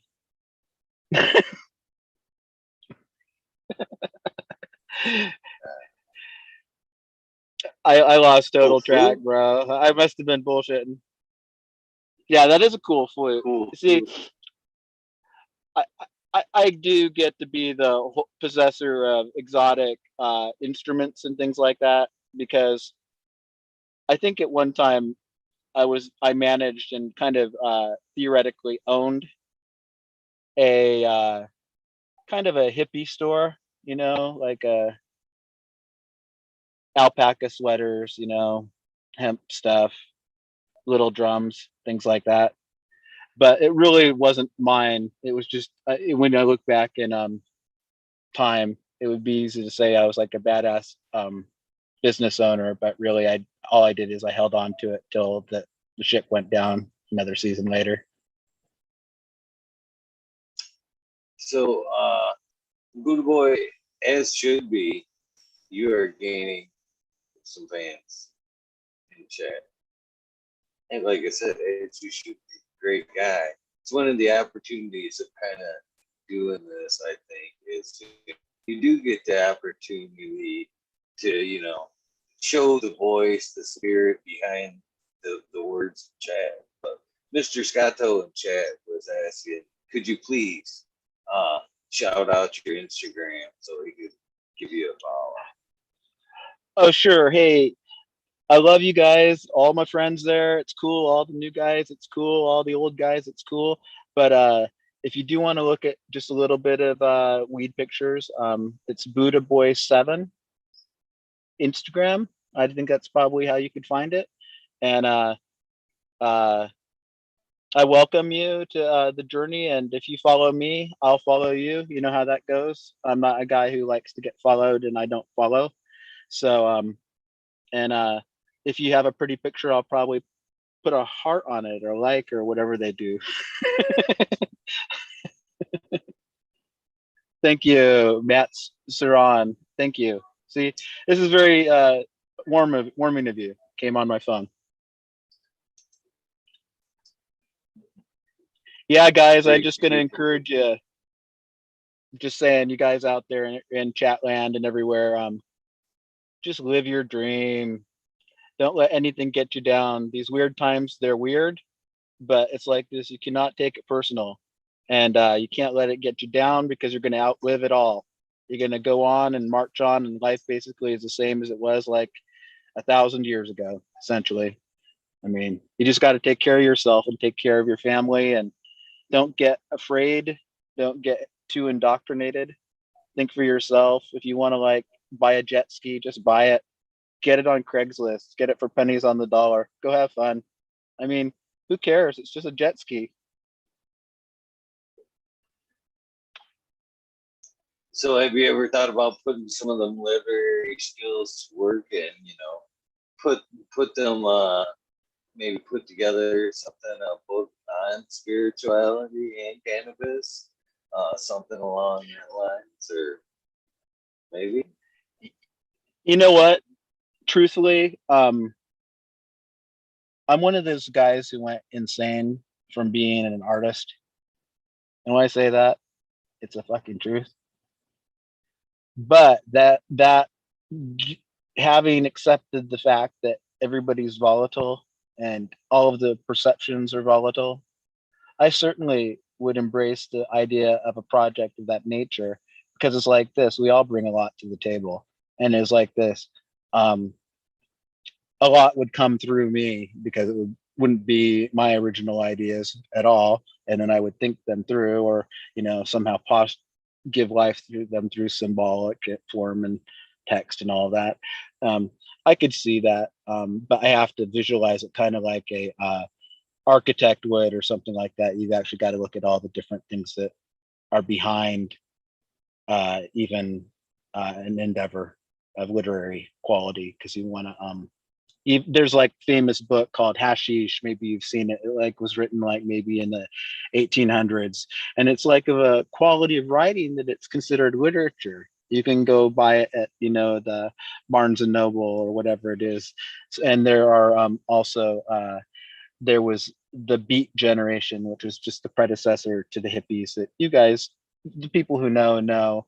But there was like some poets and writers. Jack Kerouac was one of them. Allen Ginsberg was another. William S. Burroughs was another. And they all were weed guys. William S. Burroughs had grown weed down in Mexico, like in the late 40s. He also shot his wife in the head playing William Tell. So he was like one of those strange guys, but he was also an heir to the Burroughs typewriter estate, which was not a small fortune, but he was basically a junkie. He wrote a book called Junkie. He wrote a book called Naked Lunch. He spent time in Tangiers. He did hash. He did heroin. He was a terrible guy. But point being, there is a literary tradition. And, if I ever tried to do something, even if it was just like for my homies, I want it to be like mind boggling. in not a sensational way. It sounds like you've got a well crafted idea of it all already. To be honest with you. It could be, but the point is we've been all given gifts. I'm not saying this like a preacher. I'm just saying this is the truth. Not just one, not just two gifts, like multiples of gifts, and for us to take advantage of them the most. And what I mean is not advantage, but for us to benefit from them the most. I think we do kind of gotta let that energy roll through us and not like pool up inside of us, because you know how an obstructed goal gets kind of like, it gets sensitive. You might get anxiety or anger maybe at somebody because they're reaching that perceived goal quicker than you are reaching your perceived goal and all that. I'm just saying there's a lot of distractions. But me personally, I kind of crashed and burned a few times in life. It's true. I'm not going to say that I haven't, and I could just say simply, without being too patronizing, that if I can get through something, there is a chance that you could. I'm not saying that, maybe, uh, that to me is an important aspect of this whole trip is healing. I always said I'm a healer, not a dealer. And it's just the way it is. You can be a healer with your hands, the massage therapists, people who have the beautiful ability to, touch people and to take away their anxieties. But, you don't always have, we all have different gifts. I'm just saying, some people don't even, you're a singer. Maybe you just go out and sing a little bit at the open mic night or something like that, somewhere where they have something like that. I'm just saying. Or if your girlfriend does it, you just go encourage her to do it, because it's like this. If you keep that stuff inside, A, it can harm you, and B, the impetus doesn't go away. So, if you want to play the guitar, just pick up that guitar and belt out those 4 chords that and pray to God you'll get better. I'll do the same. I tell you what, I've been a lame-o on the guitar for a long time because I didn't like the way I sounded. I didn't like the music I made when I played the guitar. I wanted to sound like, da da da da da da, and I didn't sound like that. But I tell you what, it doesn't keep you from playing, fucking Michael Rose, your boat ashore. Everybody can do it. My kids can do it. Yeah, the key is just getting out there, and starting the dream. That's the thing. I think a lot of people you talk about, being able to do things. I think people are limited. They find it new and they think, this is it.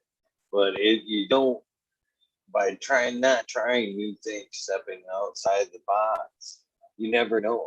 I mean, how many little things have you stumbled upon that you're like, I could never do that. And if you've done it once and you're like, holy shit, I can't, second nature, never realized. And again, if you don't keep that, I'm gonna optimistic,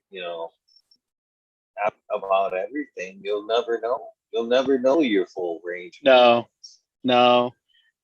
dude, I'm going to tell you straight up. I mean, everybody's going to hit a patch of mourning, whether it's for the self that they thought that they were, that they never became, or the loss of, your mother when she's in her 40s and you're in your 30s, when you spent limited time with her, or the loss of, the heartache that you get when you get dropped by somebody, when you can really feel that type of thing. What I'm talking about is boyfriend, girlfriend, whatever, wife, whatever, chick, guy, I don't care. But you have to get through it. You can't let it, like, here's the deal. You can't, what would they say, something like this, you can't reach out your hand with a clenched fist. You can't reach towards the future. You can't completely heal. And you don't want to be somebody who's like super, super smart and all you can do is be a smart ass. That can't be gratifying. When I found myself being like that once, I think it happened in high school. One of my coaches, who was also my teacher, he took me aside and he says, Robert, he took me to like the boiler room of all places, and we sat on chairs, mano a mano. He says, I hear you. You're complaining a lot, this and that, I guess I was being a passive aggressive fuck, complaining a lot and like maybe contradicting everybody when they talked, like maybe him and then my classmates. But he just had known he noticed a shift in my character, my temperament at the moment. And he took the time to actually say something to me, which I wasn't sure exactly what it was because, I didn't even have a strong male presence in my life, but I had coaches and people like him. So I took it serious. And, I'm saying I did actually have a pretty enjoyable time. I don't remember if it was a get better story, but I tell you what, if he said it, it was real. And if it was real and I addressed it, it was for my betterment. But you can't always count on the fact that somebody else is going to be there. Who cares? Especially when you get to be 25, 26, 32, 42, 62, 88. You can never be certain somebody's going to give a fuck. So I am trying to encourage my children to be appreciative and recognize when people are giving them attention that is nurturing and edifying and stuff like that. Don't take it for granted. And I kind of try to encourage people to not get so stuck in their ways too early in life. It's very wise advice. Very wise advice. Again, it goes right back to that never always wanting to be a kid mentality. I think, it's very important. So important, in fact. And then that's, again, maybe why we are chasing cannabis. Hopefully that is.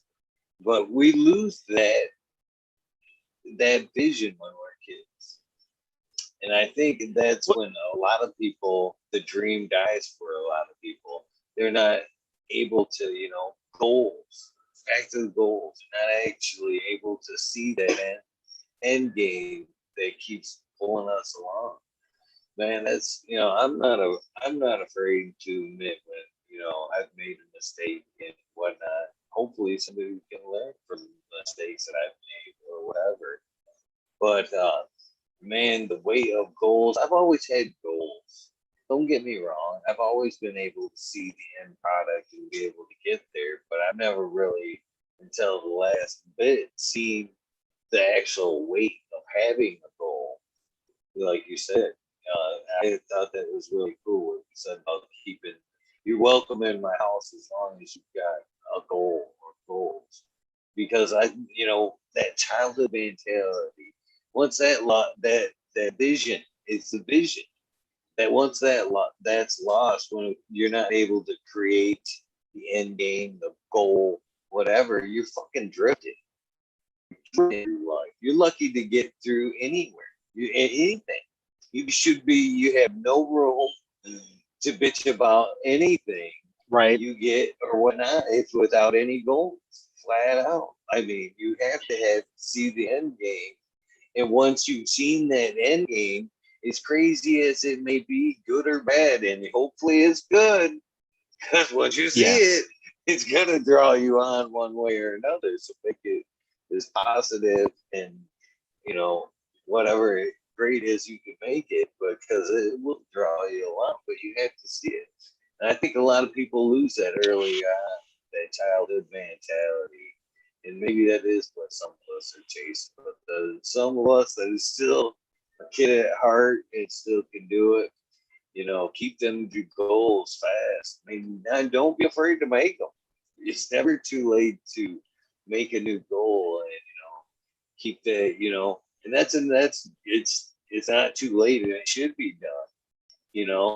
Not ever done learning. You know what I mean? We should be setting new goals that knew something that we're passionate about, that's dragging our ass out of bed, that you're happy to do. It's very Amen. important. Amen. I think that, I mean, come on, you're on to something. I'd like to know one thing. Did you have a bicycle when you were a child? Absolutely. Absolutely. Lots of good Lot of times on bloody. bicycles.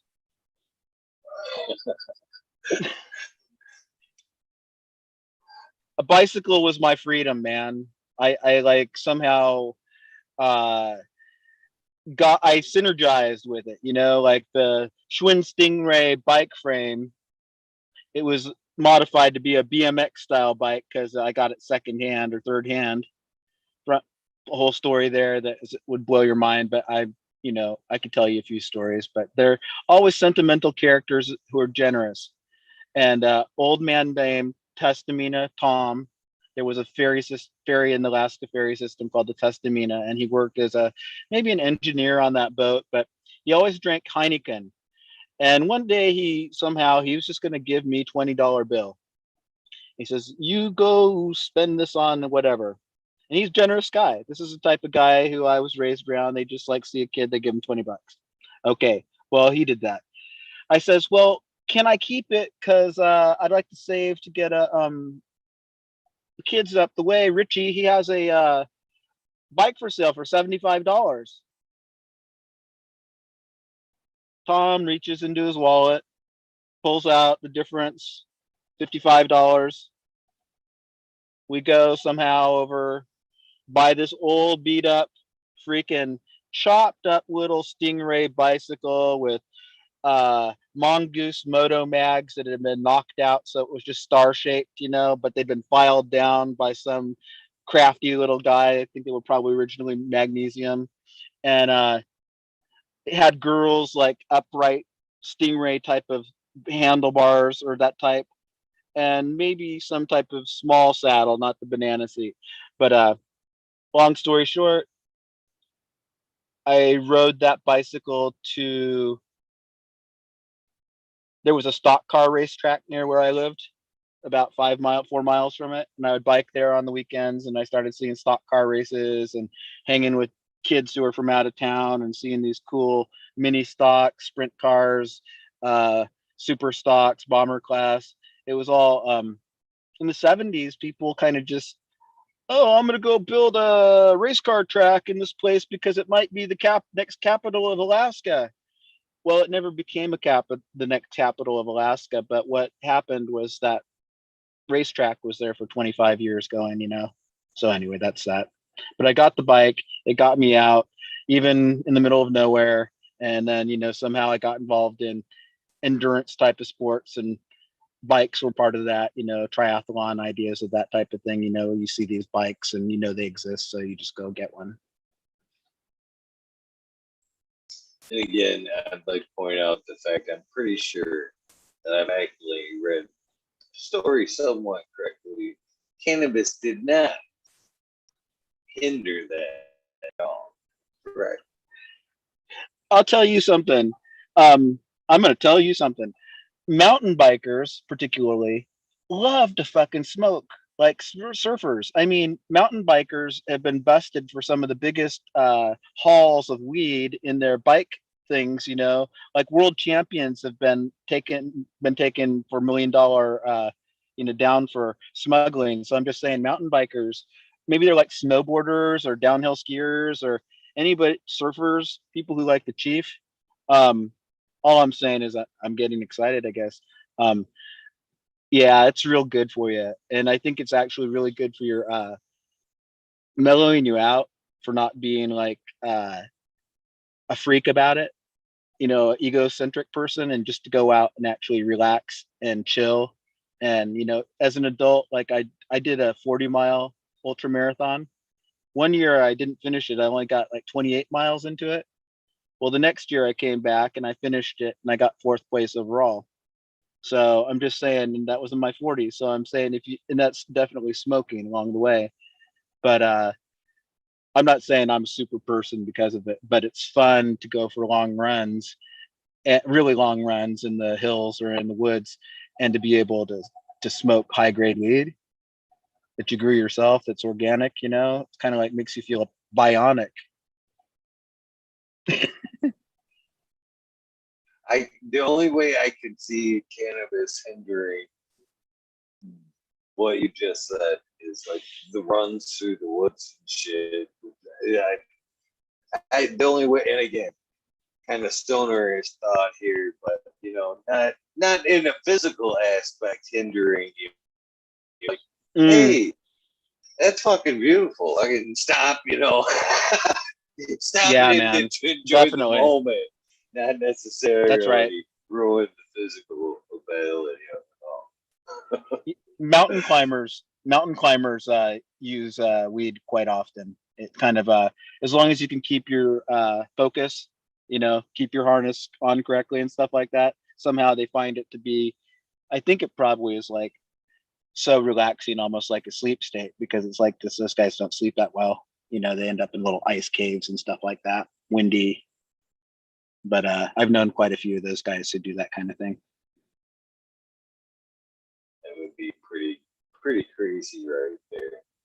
I like a good adrenaline rush, but man, nothing like I've never been. Nothing like that would be pretty awesome. Be some crazy It's I'll tell you the truth. Mountaineering, you know, like we have Denali here and the Alaska Range, and it's like world class climbing, kind of like, you know, the Himalayas. You know, it's like freaking for real. And people die every year in avalanches. And I lived in as a kid. I lived about 20 miles from a little village called Talkeetna, and Talkeetna is kind of a hippy dippy. Uh, well, it's a mountaineering town in the summer. They have planes that fly the the climbers up to the glacier of Denali or Mount McKinley, whatever you want to call it. And so I was exposed to that culture quite a bit, and you know, some of the tragedies that happen. You're not really you're aware of the numbers, you know, like example, like, you know, uh, a bunch of Korean men, they got caught on a shoot, and like, you know, all of them went down it and they died, you know. And I think they call that like the China Express or something like that. It's not, you know, they have strange sense of humor about it, but it's like this. A lot of some seasons are more tragic than others, and not all of them are, you know, all about that. But all I'm saying is that I had a friend who was a mentor there, who he dispatched planes onto the glacier. That was his job. He was a kind of a retired priest, but he wasn't retired. He was just, he did that in the summers, and he had an agreement with one of the air companies to do that. And he stayed in this little shack up there. It's called Mountain House. They've gentrified it. You can rent it out now. But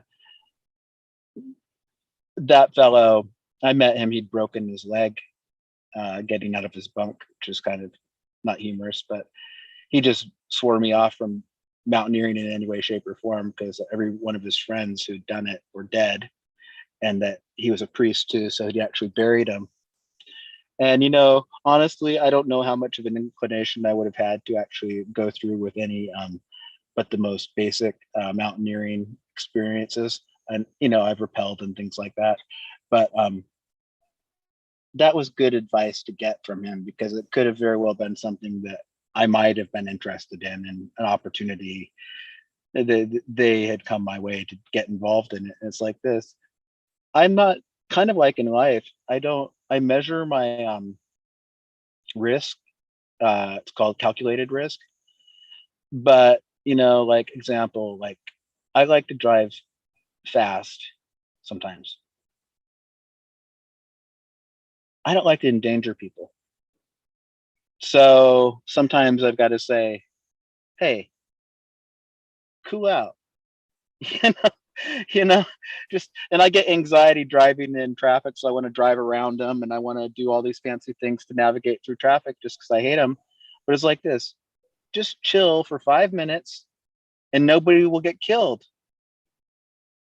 that's probably a good place to start with some of these things, you know. Uh, then again, you can go, you know, to a car track like Smiley does, rent a purpose-built vehicle for that type of thing. Maybe get a little bit of instruction in that vehicle so you know what you're doing. And then you could just go, holy fuck, going around that corner at 45 just took my neck off, you know, or whatever, you know. I'm just saying that it's in life where we encounter calculated risks, and I think that probably certain activities. I went on a tangent. You probably should be careful when you smoke dope and you mountaineer, okay, guys? Even though you're all into it, don't fucking get that buckle unbuckled. You know the one I'm talking about, okay? And don't go chasing after some pipe you drop. So that's all I have to say.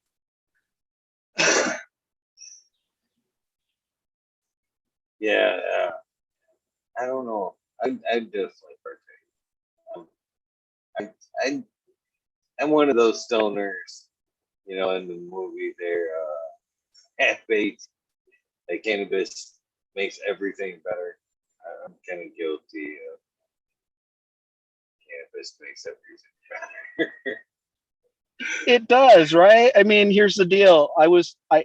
I know that you've mentioned Clubhouse, okay, guys. Some people have this wacky Clubhouse thing where you can go talk. You have an avatar for yourself. You got the room. Well, I ended up in this one that was like the Canna Coven.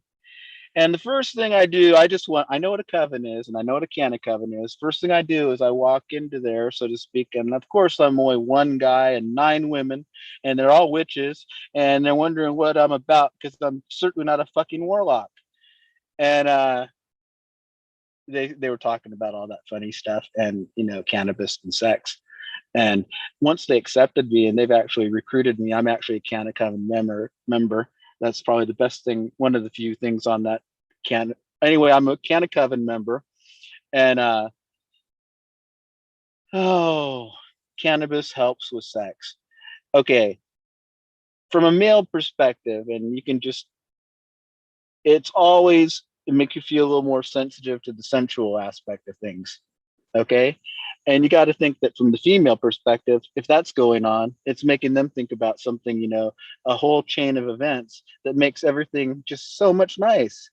So I'm all for it. And my wife doesn't actually smoke, but, you know, I do ingest cannabis in the boudoir, whatever you want to call it, boudoir. And I'm sure it's swirling about as we're in our coital bliss. And I tell you what, I'm all for it.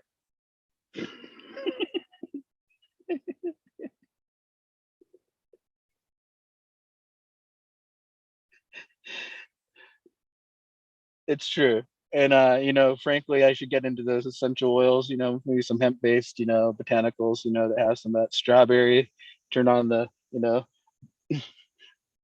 good smooth reggae music, and you know, light a candle for Ja, and you know, get down. Because if you don't do that, life will not be profound. And whatever, man. You go. I'm just kind of Cannabis taking up does. time now, guys.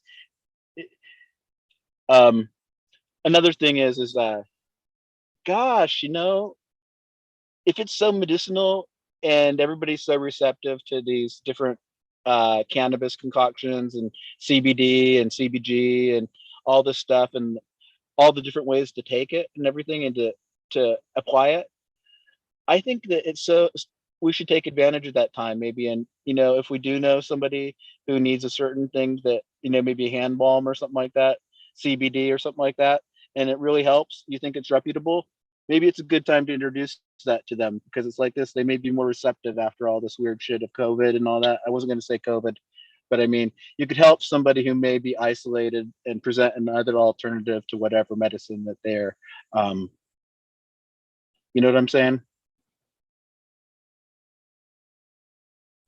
I do. I do. It is perfect time to. And again, that was one of the things that I was talking about with the doctor there today was, you know, using cannabis to get people off of stronger drugs. because I was kind of talking about losing friends to the pharmaceutical end of things, and it was part of the cannabis fight, and what they said kind of did make sense, and and again, I'm always open, and they were like, well, I'm glad that you do find cannabis that can help people get off of them harder drugs, but it isn't they can't just be cannabis. I'm like, I'll be the first to admit that cannabis isn't cure all, but it can be the first step. Right. Basically, that first step, yeah, you have to cure what ultimately draws you or drew you to whatever you're doing. You have to address that problem, but hopefully, cannabis can, get you off, get you clear, and help you address that problem. And if you want to keep cannabis in your life for other reasons after that point, well, there's still lots of uses, that's for sure. I didn't want to keep selling to her, but it's true though. Yeah, for Definitely 3 years. Go ahead. I guess that's what I was I'll just say it quickly. For 3 years, I was a certified nurse's aide, and I had one client, and he was a quadriplegic man. And that's, all four, but he was highly functioning. So I helped him with his, personal care and his physical exercise, range of motion type of thing. But I also drove him to classes at the community college there. And he was also on the Governor's Council for Disabilities. And that's like a political organization that's like works with the governor. So I'm just saying he was high functioning fellow. And I was lucky to be along for the ride, but we were a good fit because were just a real good fit. And I worked 3 days, another lady worked 2, so it was hardly any time at all. But he subsequently passed away. But it's like this. He would have been the type of person who may have benefited from that type of, like maybe some of the stuff for spasticity and, maybe liniments for like prevention of bed sores or things like that. I'm just saying that there's a lot with other, applications. I'm just saying. So I saw that way back then, and that was actually one of the better jobs of my life. But you think that people in that situation, his situation was such that he had a wife who was capable of obtaining anything for him that he needed. And because he worked with Voc Rehab as a counselor there, as a intern, he had access to equipment that other people would not have. But people who can't get equipment can sometimes get those medicines. I'm just saying, you may not be able to afford, range of motion equipment or something like that, but you can maybe afford, somebody could afford, a small 7-ounce bottle of whatever. And I guess I have to learn more about that, and A, call on my own experiences, but B, be willing to research other people's conditions. And sometimes that's uncomfortable for people who are healthy and maybe they're sensitive and maybe a little squeamish, but when you see that these things help people and the type of suffering that they're going through, it makes your own quest for medicine or better weed or a better ratio of CBD to THC or whatever the heck it is that is your thing. It makes it that much more meaningful. And sometimes maybe seeking out, maybe rather than getting that genetic that may be of a weaker type of reputation, maybe seek out that one that has a medical reputation or one that has a more professional reputation, because it's pretty serious business. You may have to share that with somebody who's in need, and maybe they need quality medicine. They don't just need medicine. I'm just saying. And there may be nobody to provide it, or somebody taking advantage of them somehow. Maybe somebody steals their meds. I mean, come on, man, that would suck. But things happen. So I'm actually kind of like, as we talk through this, and Eagle educates me a little bit about his experience, and I think about my own. At the heart of all this that we're talking about is kind of like what can we do to do better for communities. And one of them, I think personally, is just, even if personally I felt like if I had like 4 or 5 people who were, on my little cell phone contacts type of thing that I could drop a present by every now and then, that would definitely, and I just need to achieve that because they're there and all I got to do is ask, but it's just whatever it takes to make you feel better for what you can do. I think these days, that's a lot. Huge aging population, get some old person high. They all smoked weed before. Look at how old they are. Oh, that's one thing that I've actually loved about the cannabis push here in Michigan is to see some of the older folks smoke cannabis or talk about, that's how we're gonna get the real history. To be honest with you, we've been fed this fucking uh, classroom textbook bullshit about cannabis all these years, how it was bad, blah blah blah.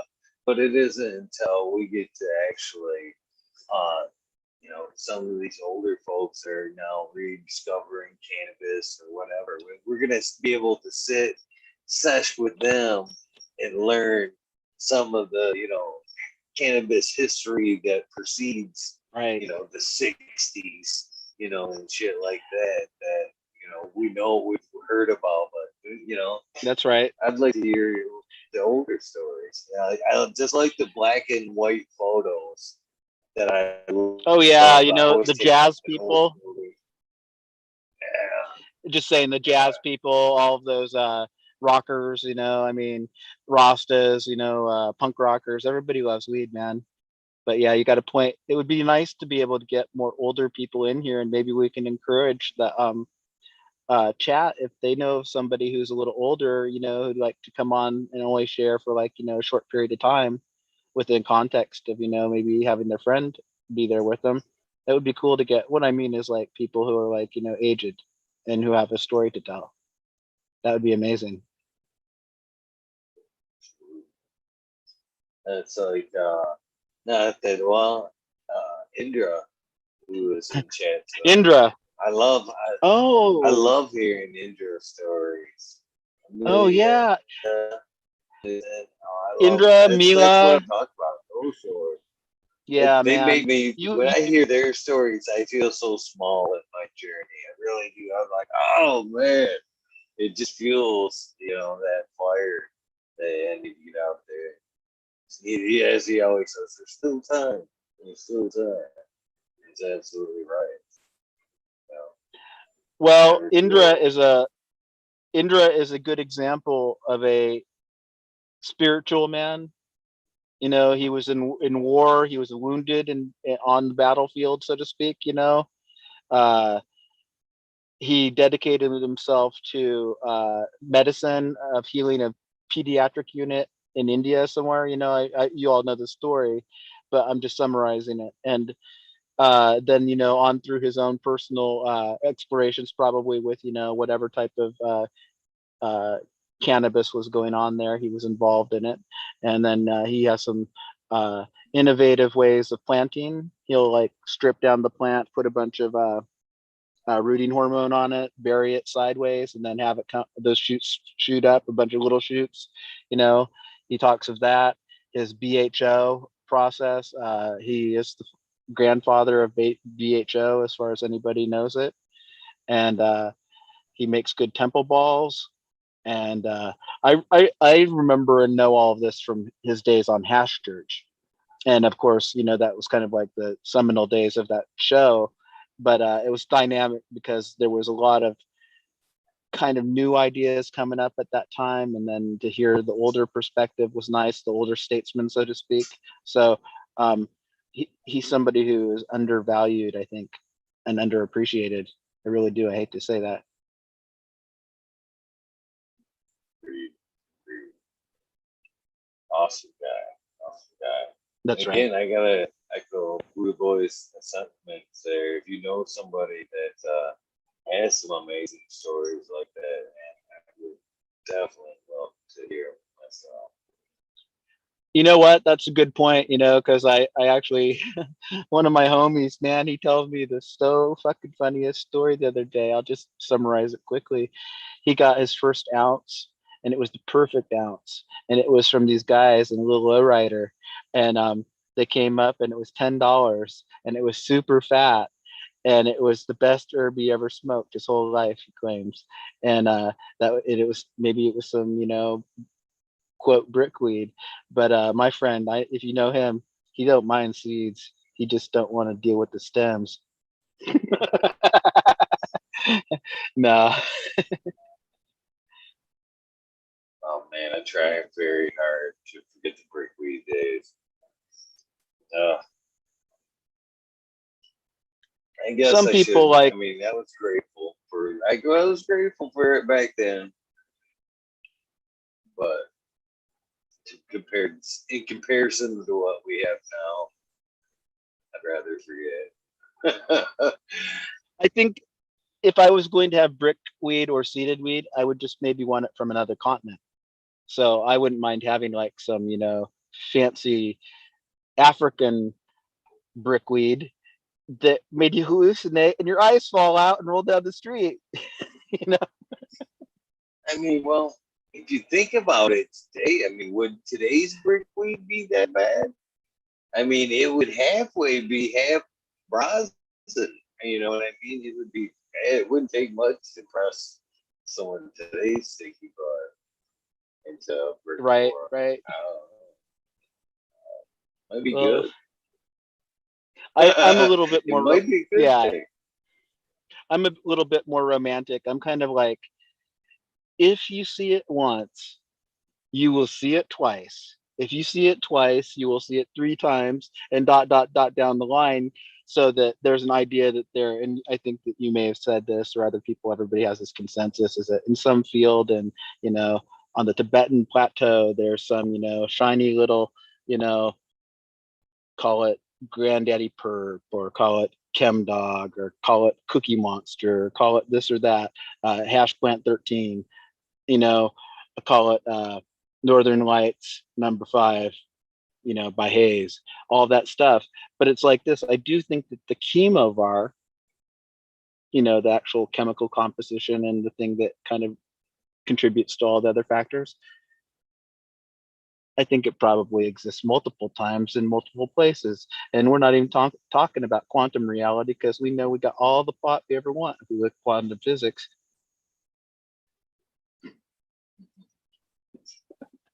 Wow. Hopefully that is true. Hopefully that is true. That we have all the pot that we ever want. I'm just saying, I was so grateful to have almost all the weed I ever had for some reason, because it's not that I'm like not without resources, but man, I just like it to come to me. I don't like to get the score. The score never worked for me. I mean, I gave people plenty of money for pretty good weed sometimes, but man, the score never worked for me. When it stopped working for me, like I said, I just had to work for myself. Then it was like, whoa. And the first, few times when I grew super silver haze, I grew blueberry, I grew one of Chimera's C4 cross that somebody made in their trailer down the way. I'm just saying, but the dynamic of learning was accelerated. So I really feel lucky to whatever path of genetics were available to me. And then subsequently, probably I made 13 or 14 orders with the same seed bank, because I never had a problem with them. I never had one problem. Once I got to buying from seed banks, I was like, oh yeah, once or twice a year, yes sir, that's for me. And I'm just saying, it's like, I mean, everybody feels the same. We're indebted to the availability of whatever genetic we have, and however we got it, it's kind of a sacred chain of events as far as I'm concerned, because some of these plants do change lives. So if you get the headbanger from Karma Genetics, get 2 packs, because that guy ain't no joke.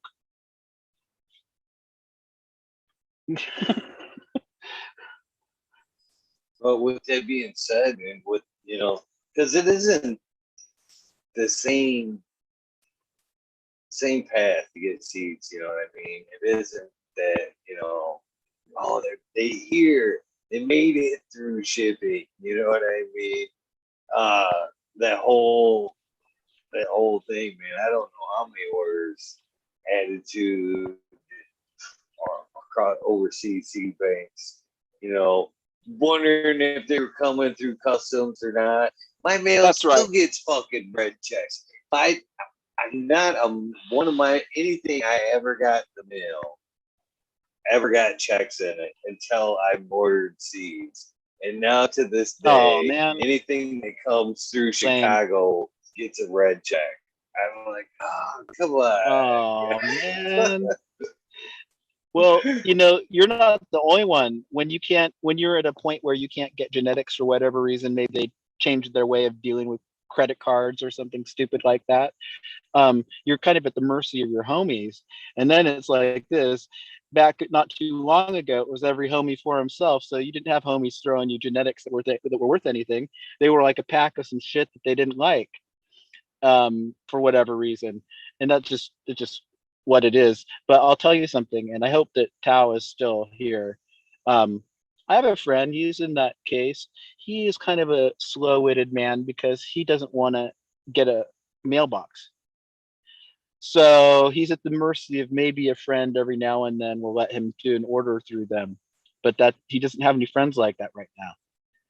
But I did give him 4 Godiva seeds. I gave him 4 blueberry cheesecake seeds, I think. And then I gave him 4. Well, anyway, you get the idea. I gave him some seeds that were given to me that I had enough. I didn't give him everything. I ended up giving them 12 seeds. But you know what? I know one thing. This guy will make the best of those 12 seeds in any possible way. And if there's any way that they're going to grow great stuff, he's going to grow some great stuff. So and he's freed of that spell, whatever he was under. And now he can make his set. He wants to get certain seeds for a project because he wants to do a breeding project. And he's like pretty much the last guy you would want to do a breeding project, but he's my guy. No, he's a cool guy. I support him. I'm glad to see what he's doing, and he's a homie. But honestly, with my friends, I kind of keep them at arm's distance. They can, come over for dinner, but I don't. My space is my space, and my thing is my thing. Every once in a while, I'll show them some plants, but it's not very often because I don't want people going in my grow room for culture reasons. I'm just saying you don't want to have his bugs become your bugs in any way, shape, or form. And a lot of people get around, so this is just basic stuff that people probably know already. But don't get me wrong, there's certain people, if they're your trusted people, certainly, but it's not really my style. It's kind of a place where I do my work. Really glad that you got the seeds though from our friend who bred them. So I'm just saying. Definitely amazing stuff there. I remember when I popped some Amy Aces the first time, and then when I started, working with the Michigan Gross Show there, I passed them on because every time we met up, we'd pass some seeds. And I told I DM'd him. I was like, man, I hope you don't mind that. I thought the shit was good enough that I passed on, what I had. I hope you don't mind, but I just wanted to share. He was like, I think I've already gave him some or something like that. He was like, no problem. I'll make sure Oh, you get some more. But definitely worth growing if you get the Amy Aces. So I highly suggest popping those seeds. yeah. And then there's the what is it? The Dark Horse Genetics one. Let me think of which one that is. Whatever. Um, I'm just grateful, and Tao has my respect, like I said from the get go here. In this community, there ain't no up and down with that guy. You know, he's consistent. He's steady day to day. The Dow you see yesterday is the Dow you see tomorrow. You know, but here's one thing I want to tell you: if you know him in any way, he still needs a hug. So give him a hug. He's a real big huggable guy.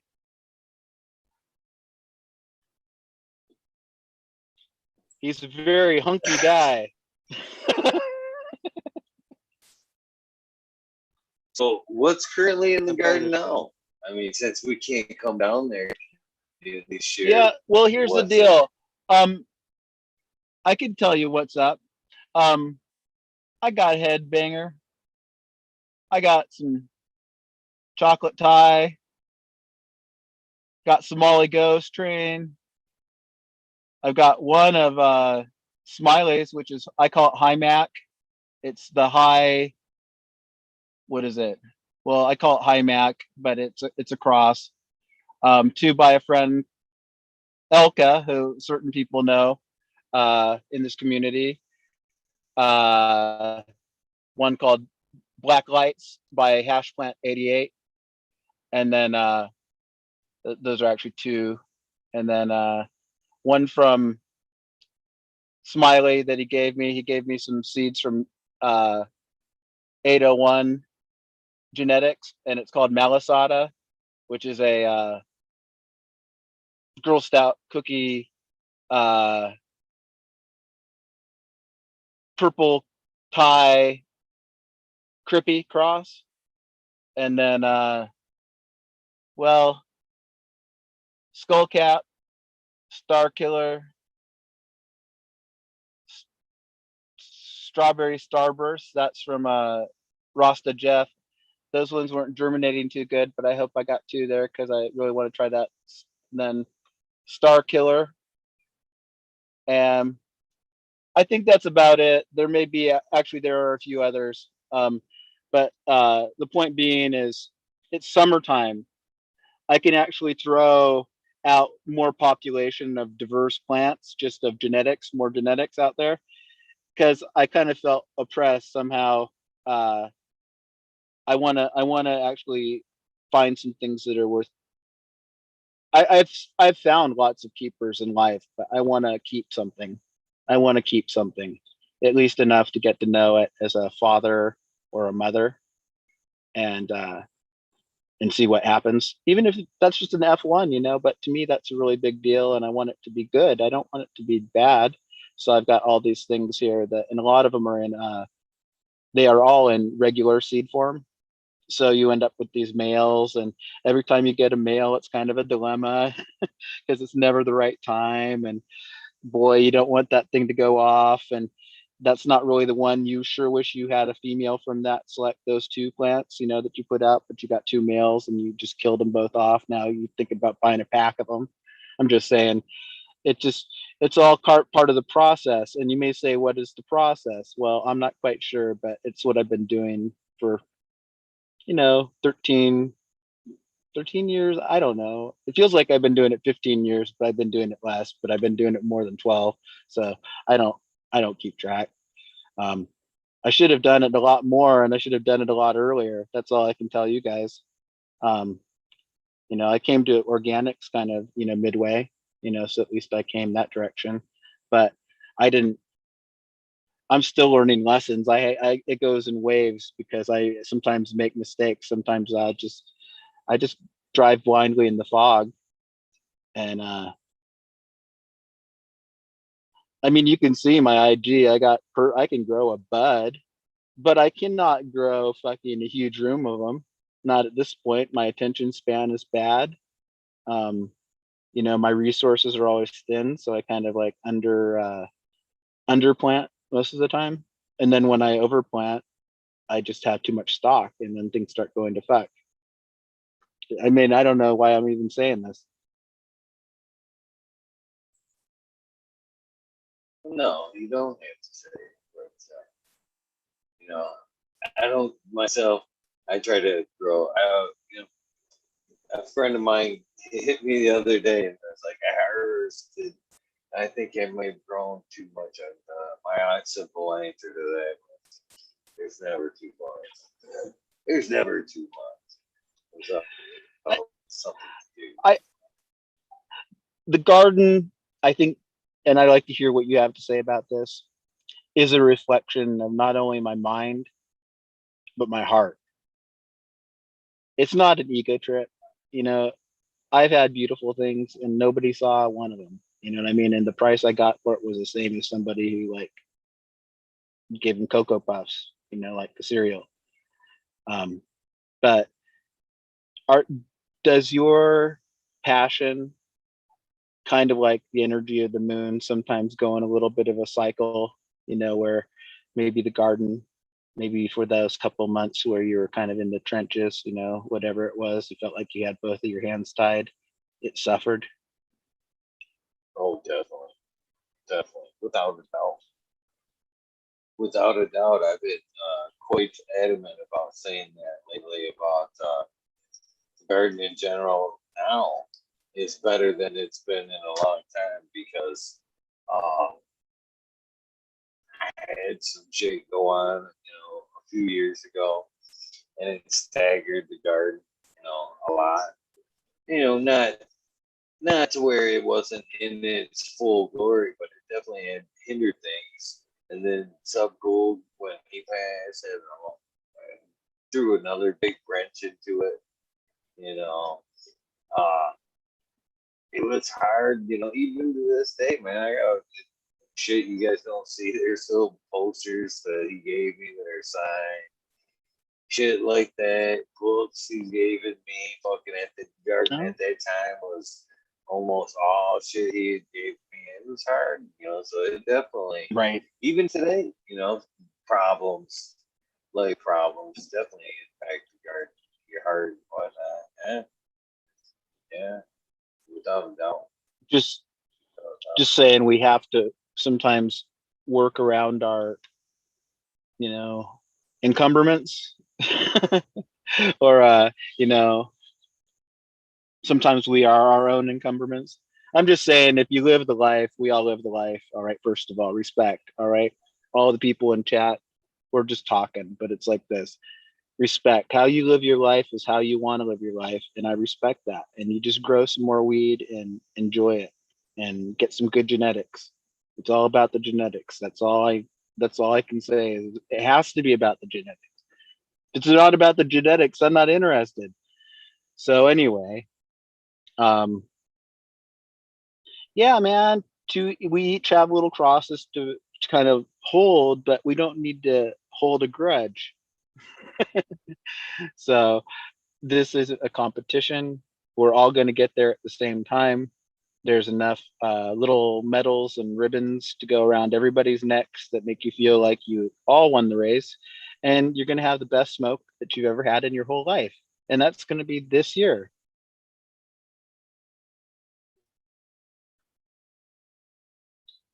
I hope that every round that I always hope every round that I grow is the best smoke. That's right. That's why I'm always popping new stuff, man. I'm always hoping, this is gonna be the best smoke.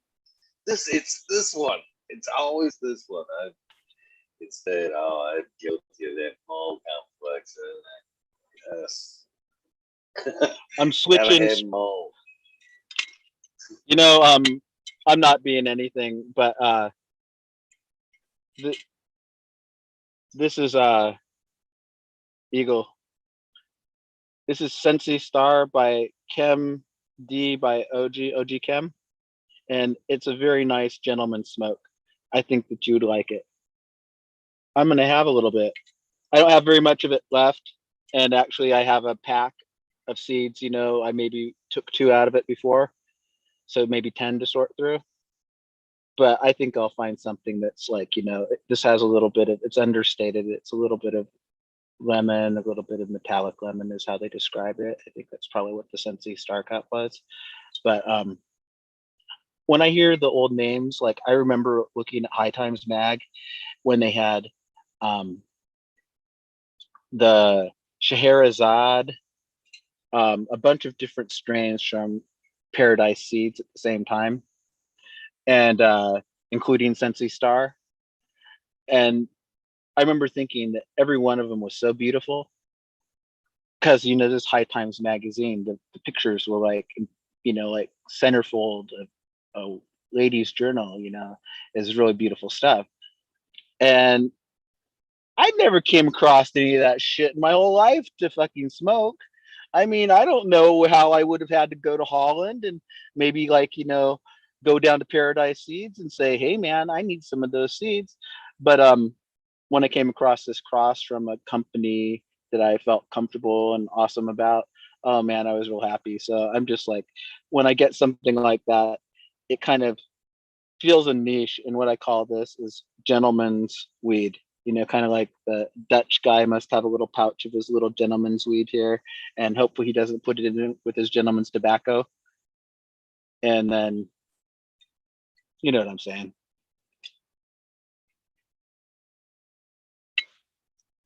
It's it's good. I grew some of that back in the day. Gotta love the chem dog, that's for sure. So two women You great day. did you grow the Sensi, the Sensi Star? I did. I did. What was that It was like? oh, it was nice. Somewhere I might even have pictures on the computer. But nice dense buds. Yeah, it was a nice chill smoke. Can't remember exactly the chirp profile on it, but very pretty, dense, super dense flower, and some of the best pictures I've ever taken of my cannabis actually were Oh, Sensi Star, critical Sensi Star. To be exact, wow. I grew. It had good structure, Oh yeah, obviously. oh yeah. Yeah, mine did too. It was very beautiful. The big leaves and everything. I think that might be the Sensi Star thing. Um, I'm gonna, you know, here's the deal. I'm not going to be able to go back in time, but some of the guys out there, they have some awesome genetics. So if I ever get any, you know, what they call vintage uh, Sensi Star, I think that's probably worth like hoarding or doing something with, because you wouldn't want to just sit on that. I've still got a Sensi Star seeds. I know I've still got Oh, Sensi Stars. You want some? gosh, you know, we'll talk offline sometime. I mean, I have interest Alright. too, like anybody else.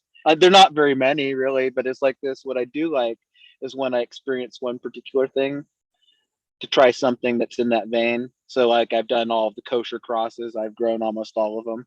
You know, I'm just saying, and there's quite a few of them. You know, uh, I don't know. It's just when you're used to something, you want, oh, ghost train haze. I grew. They have a dark ghost train, and they've got a Somali ghost train, and you know I tried those, of course. You know, so you learn something about the plant. You learn something about the mother, or you know whoever it is that they have in common. It's kind of like, I think it's part of the research. You learn something different. How it combines with grape ape. You know. Yeah, someday I hope to dive deep into the breeding side of things. But right now, as far as uh, that kind of thing goes, I've got my plate pretty full with all the cannabis stuff that that I like to do. Uh, I'm gonna save that to a for like when things start to go a lot low. You know what I mean? You have to keep something back, keep the interest going. Yeah, you know, I'm going to bring up one moment in my history. It's going to go, this is going to be like a flash from the genetics talk to one symbol. When I got married 24 years ago, whatever it was, about 24 years ago, my wife was like kind of like a country girl, but she was like kind of, you know, raised in a shielded existence. She didn't smoke.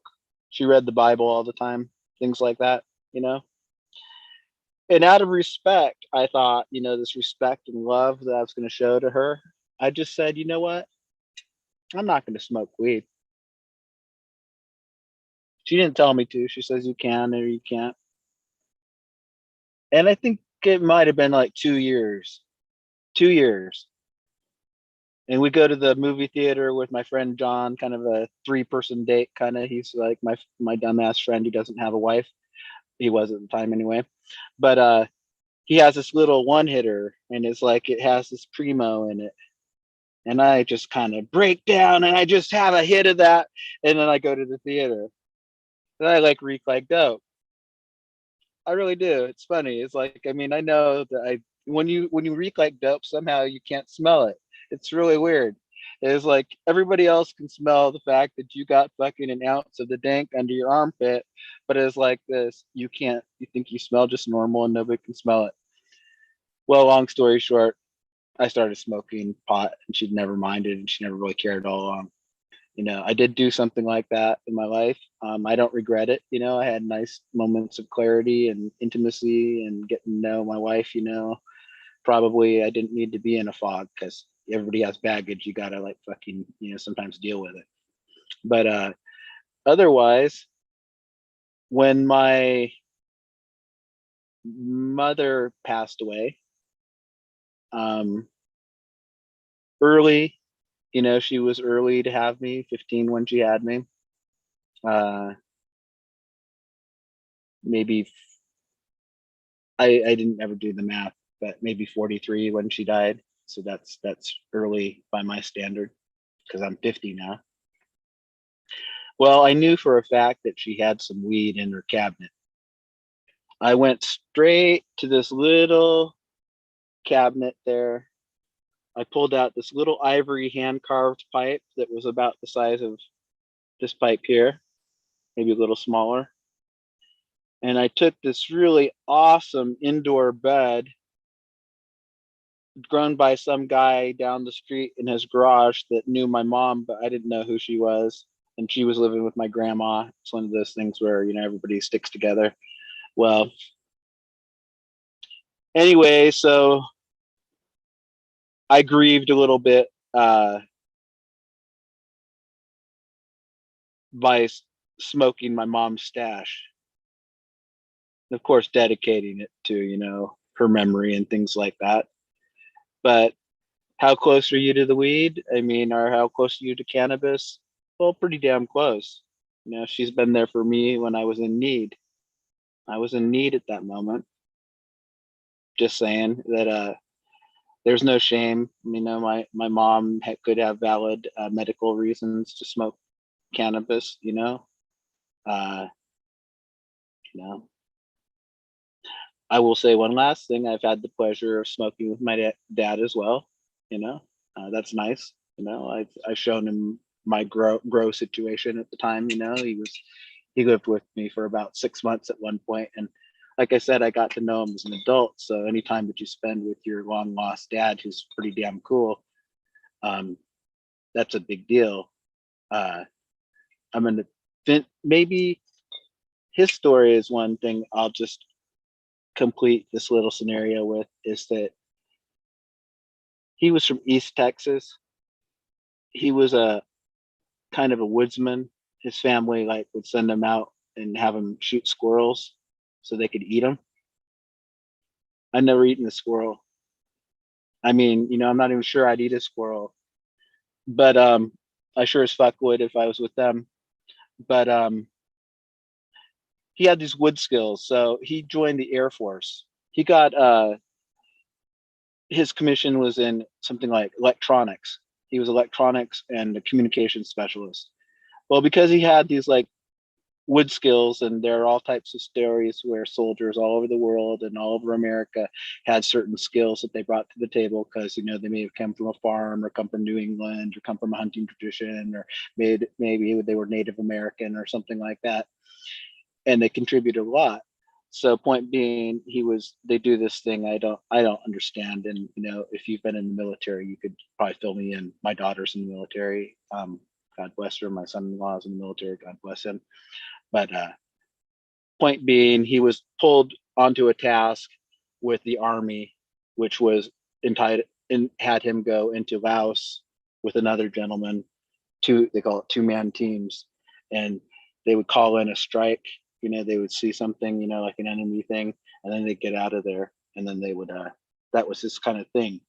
He only did it for 2 or 3 years. I don't think it was so long. He didn't re-enlist. I think it was 2 years. He came back and he let his hair grow long, and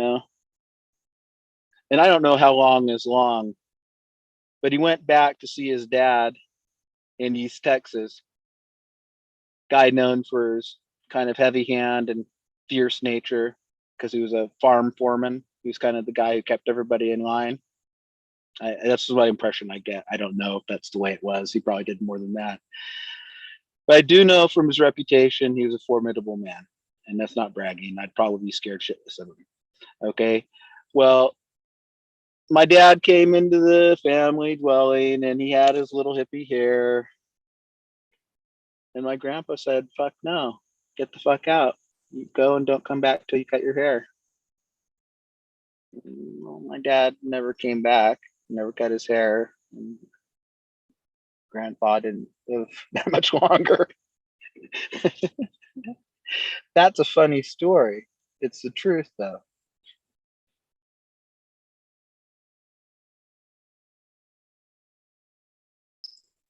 Stand up for what you believe in, I guess. That's just the way people are in my family. That's like you take a militant stance, you demand respect, and if nobody comes to shake your hand, then you're just on your own. We respect each other's decisions. We don't hold you to our value system. We don't want you to be a wimp. I'm just saying, I respect my dad's battle as 71, knowing he's on the decline. I just know one thing, he's a smart fellow. He's a smart guy. He's really got a good wit. He's got a loving heart. He identifies with his Native American heritage. I just found out I'm 26% Native American, which actually, through the thing, I knew I had it on whatever, through whatever, but I'd never really, whatever. And it's not that I'm not sensitive, and it's not that I've never been to a powwow or anything like that, because I have and all that stuff. But it's like this. Somebody told me in one of the chats, and I'm not sure that it's true, but I think it is. 26% is significant because it means that you go back about 200 years at least. And that just gave me a little bit of perspective, that not only did my grandmother who suffered, or whatever, but these people, I'm just going to say this, I'm shouting out Native America because it's like this very inspiring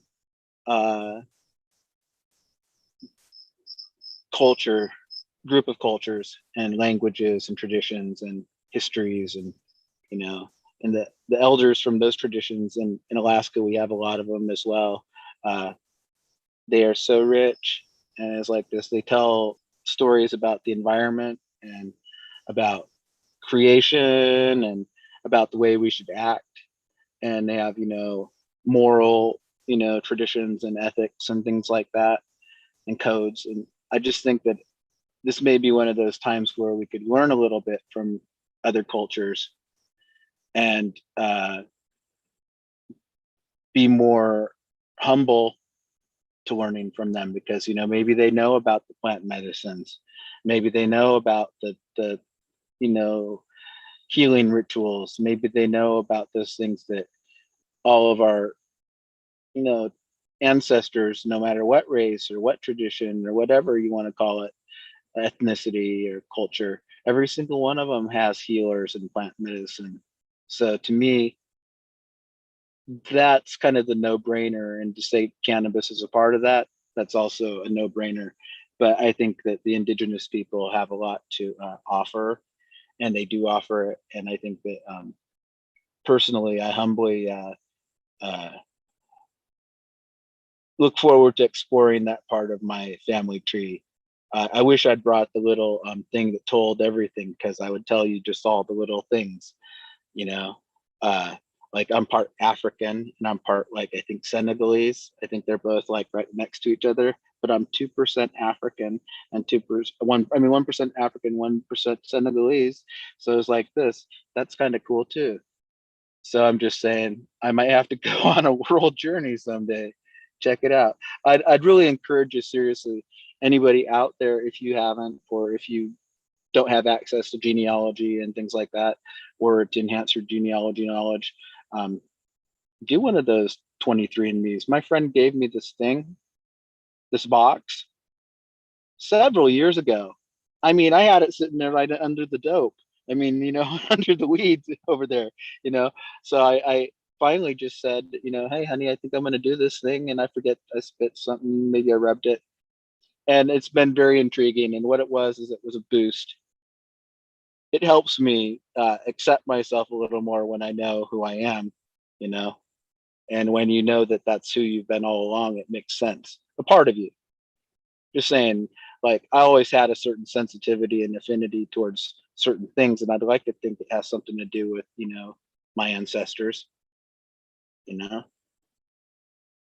my grandma was pretty smart, but she was kind of crazy too. I mean, crazy, like, like everybody's grandma who's crazy is crazy. Well, she was that crazy.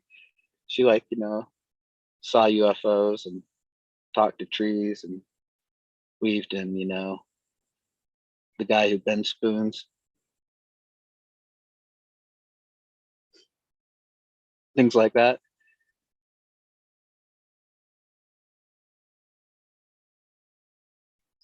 Some of that stuff I don't think's all too crazy, to be honest with you.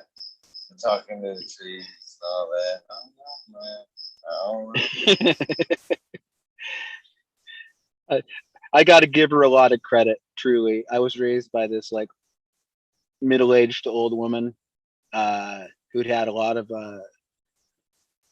loss in her life, and she's kind of wanting a second chance, and she kind of got it with me. And my grandmother was nothing but tolerant and supportive. And here's the deal: she had no problem, with anything, maybe some, when you get to be an adult, sometimes you actually have more problems than you had when you were younger. I don't know how that could possibly be, but it is the case. But I'm saying with her, as she got older, I just had to respect her decisions with how she was going to live her life, and really ultimately how she was going to die. And she got a shitty end of the stick. I could go on about it, but it's like this: we're all free agents. Just, you got to support those who are close to you more. But some households are such that it's not that we don't, like, care, but when somebody makes a decision, we got to respect that decision. It can be painful, and there can be consequences of that type of thing. So I'm just saying, for me personally, uh, you know, the women in my life, those two women, and then my wife as well, my daughters, they've been very substantial part of who I am. So I'm just saying, respect, honor, culture, knowledge, uh, belief, all that stuff. Rastafari. You know, be real, but you got to honor your freaking father and mother. I think that's what they said. Yeah, right.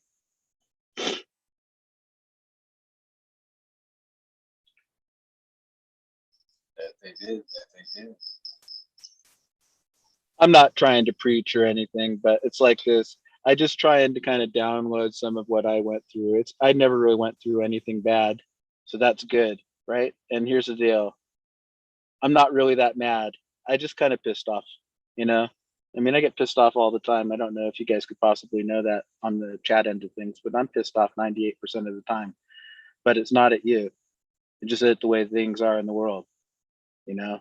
And it hedges in on close to you sometimes. It's not just when you get the electric bill. It's like,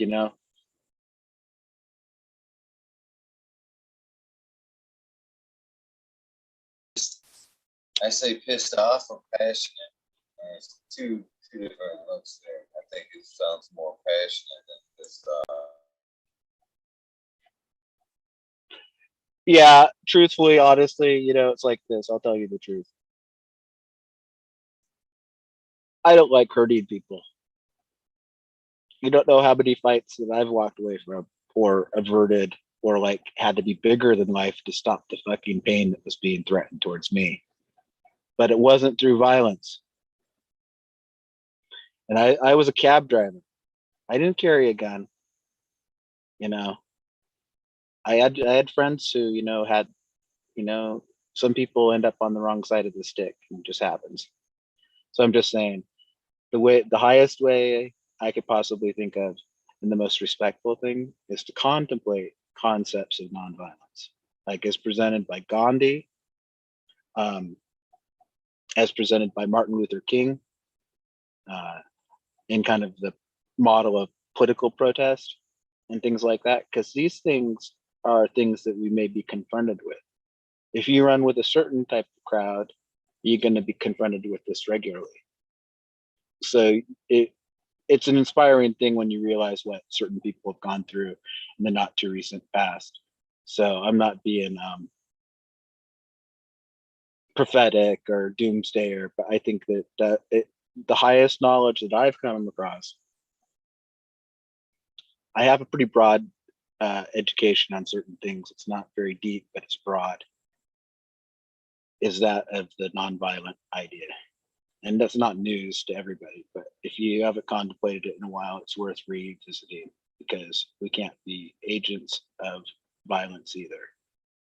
And we got to draw the line somewhere sometime. It may be sooner than later, who knows.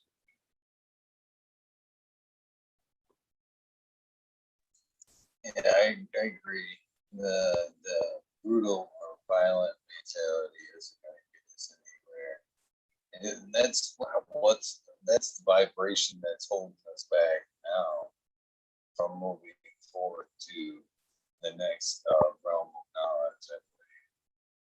That's what you know. Even if the alien thing is somewhat true, and don't get me wrong. Don't get me wrong. I'm a believer that there's something out there. Don't get me wrong.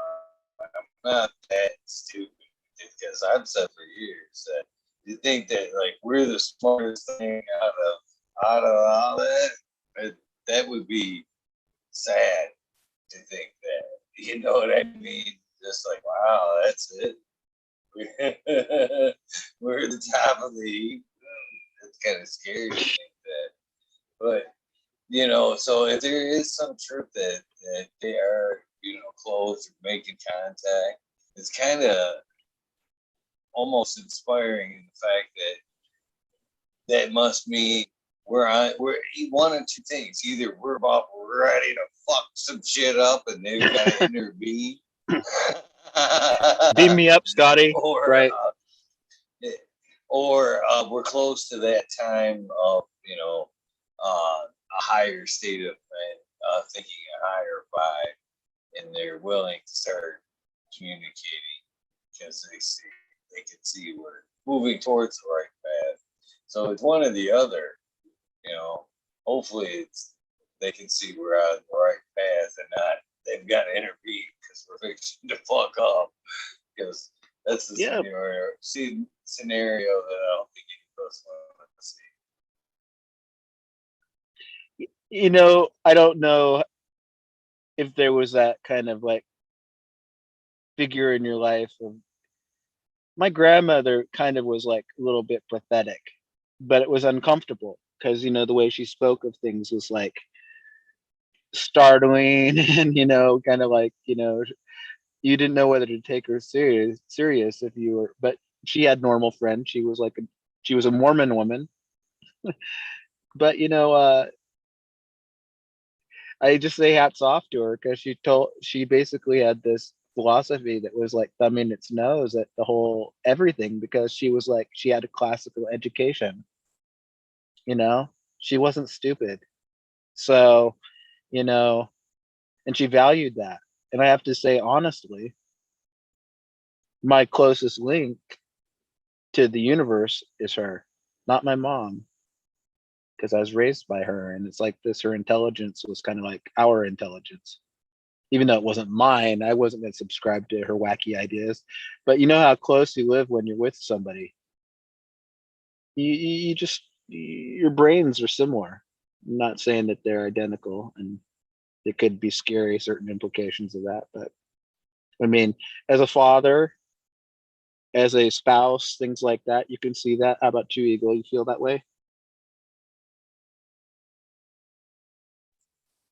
Yeah, I used to think that at one point, but lately I have no fucking clue. I couldn't finish that thought if I wanted to.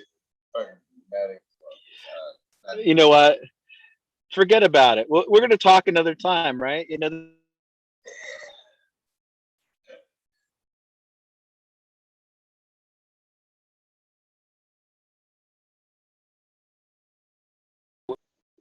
we can't be articulate all the time. I certainly can't give voice to certain experiences, like the ones that I'd like to really tell you guys. You know, the ones that could change your life. You know, because they changed mine. I guess they're the ones that you learn over time and you share over time, and you know, say, hey, did you know that Smiley man? He once like flipped a car 3 fucking times and won the race. No, just saying. You know, you don't know what people's stories are until you share time with them.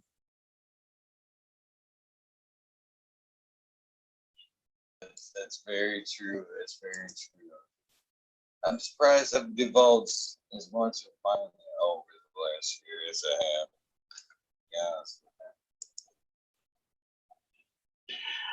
I'm pretty amazed that you actually, you know, do you remember how it's been? And you can tell me if it's wrong, but every 100th show is kind of its own little hurdle.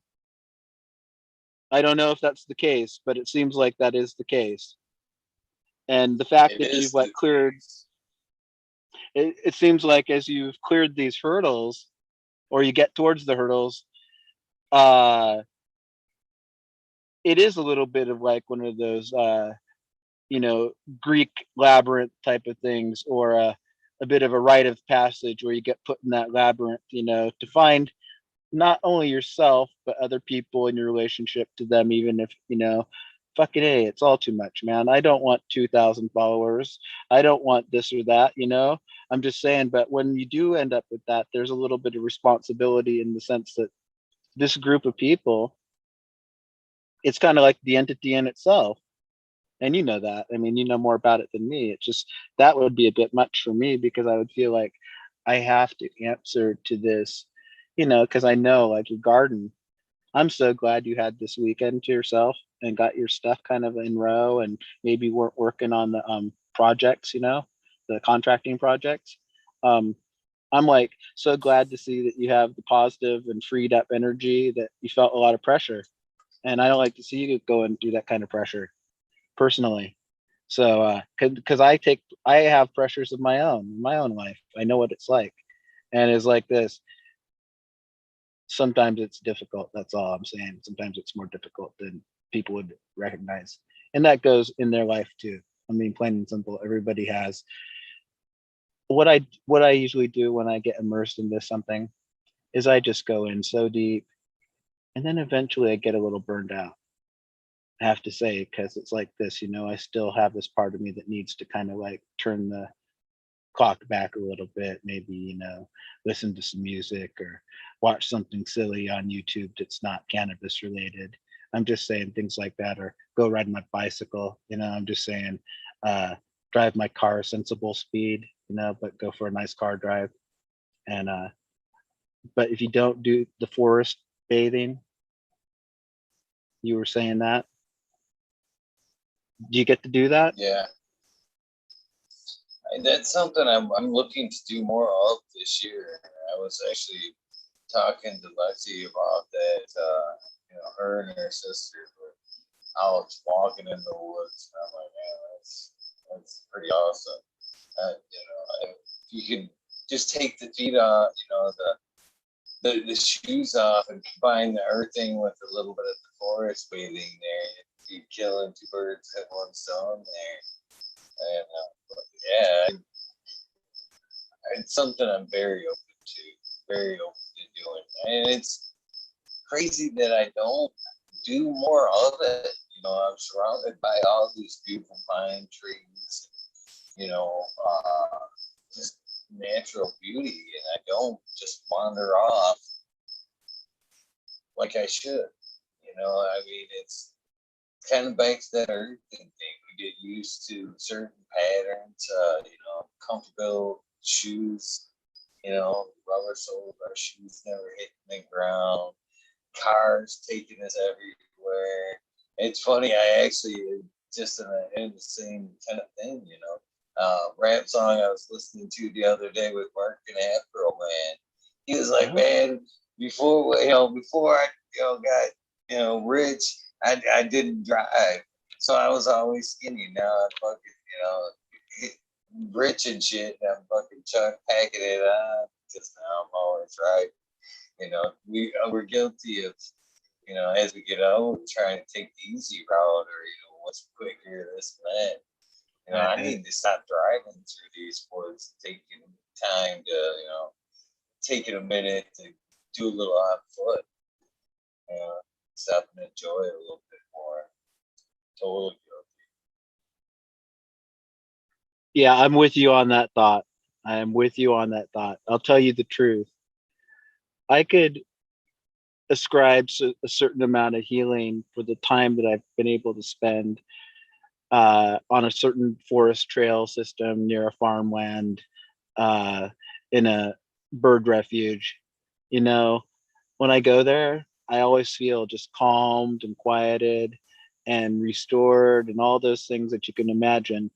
And it's not because sometimes I'll ride my bike to get there, which is, a nice haul to get there, and then do that and then go home. But it's like this, what started as exercise there, I would just do like light running because I wasn't in good enough shape to do heavy running, and flat area is a good place to kind of work on your technique. If you're a runner, you can kind of work on your stride and things like that. Even if you're not in great shape, you can, get into shape and then also run correctly. So I started going there for that, just because I used to run cross country. It's the same type of thing anyway. Point being, but then I started walking. And we're talking year round. Sometimes I would run, sometimes I'd walk, sometimes I would walk, and then suddenly I'd find myself starting to run. Like my legs did it naturally. And that was like the pure joy thing to have happen, because that's when it's a natural occurrence. You're just there. You're like, and then suddenly you're jogging along. It don't matter what you're wearing or anything. And you get over whatever phobia or block that you had. Well, over time, I've learned to appreciate the walk and sometimes the jog, or sometimes even the run or the ski or whatever in that particular area. But every single time, and there's a boardwalk there, and there's some wetlands, and swans come there, sandhill cranes come there, geese come there, frogs are in the pond. All moose are in the area.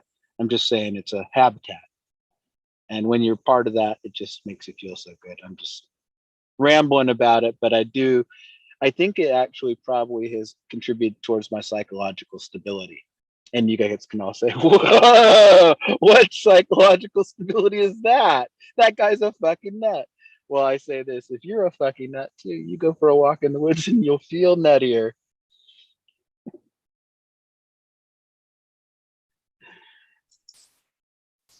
I'm actually as far as the feeling nuttier part of it, I can possibly do some of that, because I'm already kind of getting a little more too trustworthy. I mean, not even too trustworthy with other animals, but I could honestly see I was kind of hinting towards that shit the other night. Fucking be down that forest and fucking walk that forest bathing adventure and be like, we could try to just sneak in and fucking talk with fucking raccoon and some shit. Fucking just like chase me around the woods. This was a horrible idea. This was a horrible Eagle, that's awesome, man. Honestly, think about this. Okay, now I'm gonna let's just pretend one thing, that I was like maybe like a little bit of an advisor, and I would just say this: Take my counsel. Take a microdose of mushrooms before you do it. Before you go out there and force bathe. Yoda, enjoy the force. Definitely will help. Definitely will help. That's for sure. But yeah. You know a fun fact about I was listening to Dennis McKenna there. Fucking one of the largest mushrooms there is. I think he said it was in Vermont, if I remember correctly. Was 3.3 cubic miles long. You know, it was one fungus. They had taken samples from, you know, different areas, and they could tell by DNA that it was all the same. And a tree, I believe that could have been in Alaska, but I could be wrong. That same thing. It was roughly the same size, all underground. Basically, all the trees standing up were like tentacles. You ever seen a banyan tree down in Florida? Yeah, I've seen banyan trees in Hawaii. There's a bunch there where I guess a bunch of famous people planted them. Like there's one called Mark Twain because he did it, and then there's one called Errol Flynn because he planted one. But go ahead, they're great, amazing trees. Yeah, I think You know, that's they're kind of like a similar thing, but underground. So the banyan grows down legs and keeps going and keep going. I think underground it's like growing oh, but okay. popping up every so often is what's going on there. You know this that the Buddha was enlightened under a banyan tree, meditating under a banyan tree. So that's like that's a big deal. Yeah, I mean it's like, you know, I mean for a whole religious tradition or, you know, whatever you want to call it, you know, if you recognize the story, you realize there's some potent energy there, I'm sure. At least there was there The first time anyway. I seen one was down in Florida. I was looking at Thomas Edison's mansion or house down there. He brought in a lot of species, Oh, plant species that wasn't native to the area. So he's kind of accredited for a lot of. I think he's actually credited for bringing the banyan tree to Florida. But it's there's like wow. it seems like one tree that goes around this massive estate. It just seems like one that just keeps going and going. It's pretty majestic kind of sight to see. They're pretty awesome. Did you make it to the Florida Keys when you were down in Florida? I've never been there, but my son-in-law and daughter want to take me there because, of course, you know, he's Puerto Rican, so they're kind of used to that area of the world. They're in the military. They're in Georgia, so it's like this. They live in that zone of being. I No, want to I've go to never Key been down West. there, but I Yeah, had there my was. dad has passed lives down there. He was huge about going down there. He was always adamant, if you ever get the chance, do it. Yeah, So I have to look yes, forward to something, and that's one place I'd like to go personally. Uh, I once worked on a fishing boat with this dude named Steve. Steve was 6'6", and he was bearded, and he used to be a heroin junkie, and he used to have he had was in such bad shape that the transvestites were the only people who really took care of him. And I'm not joking. He's this big, huge guy, but he was in a wreck of shape. So he ended up getting on this factory trawler uh, and got a job on the Bering Sea on the as a deckhand. And when I got on the boat, which was a story in itself, but it wasn't that interesting, um, he'd been on there for something like 9 or 10 months straight, and he'd been saving his money the whole time. And when he say he's been saved his money the whole time he had done it, I know he had, And no matter what, however much cash he had, it was enough because it was like this. He planned on being on that boat for, I think it was going to be maybe a year and a half or something like that. But when he got off that boat, he was going to buy a hot dog cart and vend off of uh, out in Key West. So I'm going to go out to Key West and see if Steve's out there or if he's relapsed. No, he'd be quite old now, but that's a true story. We do make it out that way. Be beautiful to see. Yeah, might I as would like to well. be there, but man, I don't know, man. I'm a little squirmy on big water, man. I'm not gonna lie or talk any shit like that, man. I get out, I can't see that land, man. I know that water is deep, man. I get a little squirmish, man.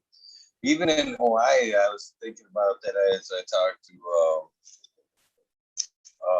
forget the guest I was speaking with that night, but he was in Hawaii and lived on a small island, and basically said you could see, from shore to shore, and I was like, oh fuck, I'm back. Oh, Knowing you were in the ocean and being able to see from like fucking coast to coast, that would, oh gosh, I don't think I could sleep through this. And give me a stomachache all the time. I think it may be that something like what they call sea legs or something like that. I remember like when I got on that boat, I didn't have a lot of experience on open water on the effing Bering Sea or in the Gulf of Alaska or wherever. But I'll tell you something. It seems to me like I had seasickness for maybe about 3 days, and maybe it went away. And I think that's what it was. Because but I'm sure that everybody's different, but that's the way it was for me. So the one thing that was difficult, and there were all kinds of stories about being on a boat like that, but you had to work. I was like, basically in the cannery of it, which is no glamorous place to be. It's probably the strangest place to be. You're in the middle of the Bering Sea, cutting up fish, inside of a boat with Koreans and Laotians who are having a civil war, and you're just there to parlay their freaking 12-inch blades. So I got out of there pretty quick. I got into 2 fights in 2 months, and I did get a paycheck, but so there's situations. I don't even know. I don't know why I was talking. Oh, boats. You get your legs. Don't get stabbed, but get your legs. I'm all right here on land. I'm good right here. In fact, I actually, not even like big water, because the biggest water I've ever been in, and I haven't been that far in, and I was very nervous, was the Gulf of Mexico. Nervous as shit. Nervous as shit in that water. In a smaller boat for sure, which didn't help anything. But I'm not even that cool, like swimming in that kind of water. You know what I mean? There's nothing. I ain't swimming in the ocean. I go fucking pool. If I want to go swimming in that kind, I'm going to the pool. I don't want to swim with fucking jellyfish or nothing like that. But at one point here in Michigan, I had a buddy of mine who was like a crew member, and sometimes in sailing, it's all about weight. It can be good or bad. Same cat would I'd always hear him bitch about like just weekend trips. People going on the boat. What do you take? Oh yeah. What do you take? You don't need that shit. That's extra weight. That should stay here. So in this case, he was doing the Bacardi Cup here in Michigan, and some of the crew members, for one reason or another, couldn't make it. So he actually, basically, he outright told me, he's like, "You want to be in it?" I'm like, "1, I'm not good on the water. 2, I don't know shit about sailing." He's like, "Don't need to. All I need is the body, the weight. All you need to do is move where I fucking tell you to move, and be, you know what I mean?" That was it, Oh, man. wow. It was just kind of like shit. I'm like, but that day, thank goodness, man, we got out. Well, good, bad. I'm still on the fence on that. But slowest Bacardi race ever. Fucking no wind. It was like, and I ended up drinking, man. And fucking passing out on the fucking bow of the boat. That's how slow of a race it was. Man, I had to be down in Naples, Florida the fucking next day. And and part of the drinking was just, kind of because I wasn't comfortable in big water. And man, I passed out on that fucking front of that boat. And by the time I was purple, I was fucking purple, man. I'd never been that color. I was so dark by the time I made it down, to Florida the next day. People and you down there were like, "Hey, where the fuck have you been?" You know what I mean? You been to Saturn, man? What's up, man? But yeah, it was. Oof, yeah, I actually wasn't even right like that for a couple of days, being cooked in the sun like that. Oh, not good. That's amazing, Eagle. I'll just say once in Hawaii, I was riding a bicycle with like, a tank top on, probably no sunscreen. Maybe I just got in there all like pale, pasty white from Alaska, and me being like, Mr. Alaska guy. Maybe I don't want to put no lotion on my skin for sunscreen. And I look over at my shoulders and I see blisters coming up on them. All these micro blisters, all over like, the back of, well, whatever it is, that muscle on the other side of your bicep, that shoulder one. That's where I still got freckles all over that thing from each of the little blisters. I think it's like if I get cancer, I'll probably get it in my arm. I'm not worried about that, but I do tell you I experienced some severe sunburn, but a lot of people do in Hawaii and equatorial areas because the intensity of the sun is more, at those latitudes. Like example, like Corpus Christi, I was there visiting a friend, and I'll be damned if I didn't have any sunglasses. And then I tried to go to a dollar store to get some sunglasses, and I tell you what, I wish I had some nice sunglasses when I was down there because I could feel the damn sun cooking my corneas or retinas or all the above.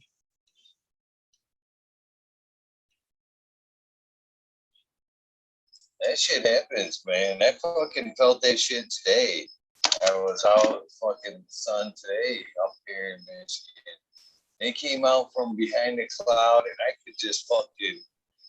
I should have. Yeah, I probably done it.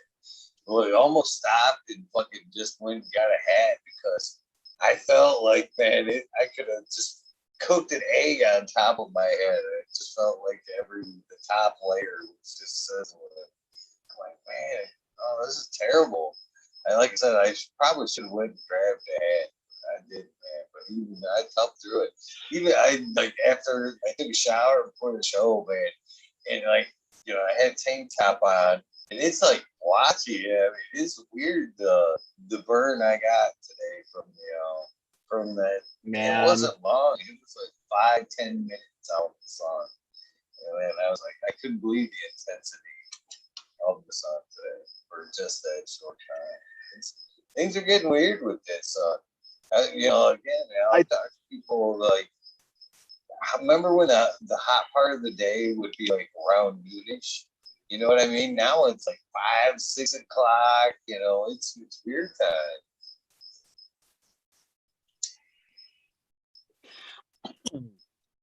I coughed. I got off. Yeah, man, the fucking sun is like there's something up with it. I think it's the atmosphere, whatever you want to call it. Like maybe there's the nasty things they're doing with chemtrails. Who knows? I'm just saying it could be phenomenon. I'm not a scientist. I could just talk in the most general terms, and even if I studied it up, I would just be saying other people's words. So you know what I'm talking about, though. You're the one who brought it up. It's real. Just what you said. You feel it. In that same aspect, though, I was kind of trying to use that when I was talking to Lexi the other day about the grounding. the aurora that we see, from time to time, from the discharge from the magnetic sphere there, from the intake of the cosmic energy there, we're no different from that. The only difference is we're not, because of this you and all that, we're not able to discharge that energy into the back to the earth, into the aura there, because of that. I told her every so often, just like the earth there, we need to discharge all that incoming bullshit. I told her. I told her, I said, look at it. Just look at our house in general. You got how many cell phones beaming through the house at one time? Every fucking TV, every little gadget putting out a signal, trying to catch that Wi-Fi, the Wi-Fi itself. I mean, you're being bathed in energy all the time. You're just like that. You're catching it, and every so often, you need to put your feet in the ground and just disperse all that shitty energy that you have picked up. And I don't know, like I said, in a short time, I'm becoming a quicker and quicker believer in discharging that I agree 1,000% with you. I'm just going to say the cell phones, all of that. Finally, I succumbed. Like, I was fucking, fuck your goddamn cell phone. I haven't had a microwave oven my whole fucking life, and I'm fucking 50 years old, so get that fucker out of here, whatever. But one thing I'll just say, now that we have all this great technology at our fingertips and some places where we don't need it, be respectful of maybe certain facts. Like, your Wi-Fi thing shouldn't be next to your head. That you shouldn't keep talking on your phone after it's heated up. That you should use headless or wireless or whatever it is when you're using this phone, because we just don't know. I mean, it could be just harmless, in which case I hope it is just harmless. Wouldn't that be cool? Just like you said, though, man, I've been thinking about that lately, and I'm about ready to switch. I've always hated because the headset, you know what I mean, especially with the bald head, because they stick out. Okay, I mean? You can tell I'm wearing a headset. I mean? Yeah. Funny. It sticks out. That's why I kind of switched to these. But man, I'm was talking to Lexi about the grounding and shit and all that. I'm thinking, I got a fucking earbud in my ear probably about 12, 14 hours a fucking day. That can't be any good for anything. And then you want to hear a weird correlation I've kind of noticed too? Is we've had problems with the internet here for a long, long time. I've watched the show. You've heard me bitch about that a lot. Sure. I think actually tonight that I've seen a couple notices on my end of weird internet bullshit. I'm not so sure it is, but I noticed one. I made a weird mental note the other day. And we know that the one, because we have two providers here. One I use for this, and one we use for the house, and it is fucked up forever. That's the original one that was fucked up. And every night at the same time, it goes out. And lame. They even had the fucking time down. Every day at 9:02. Every day at 9:02. You could be watching a movie and it goes buffer, buffer, buffer, buffer, and lame. What the fuck? So this is the weird thing. I'm thinking I can't say it's it. I can't say it's it, but I'm not ruling it out either. I'm sitting here and I preempted my tents because they come on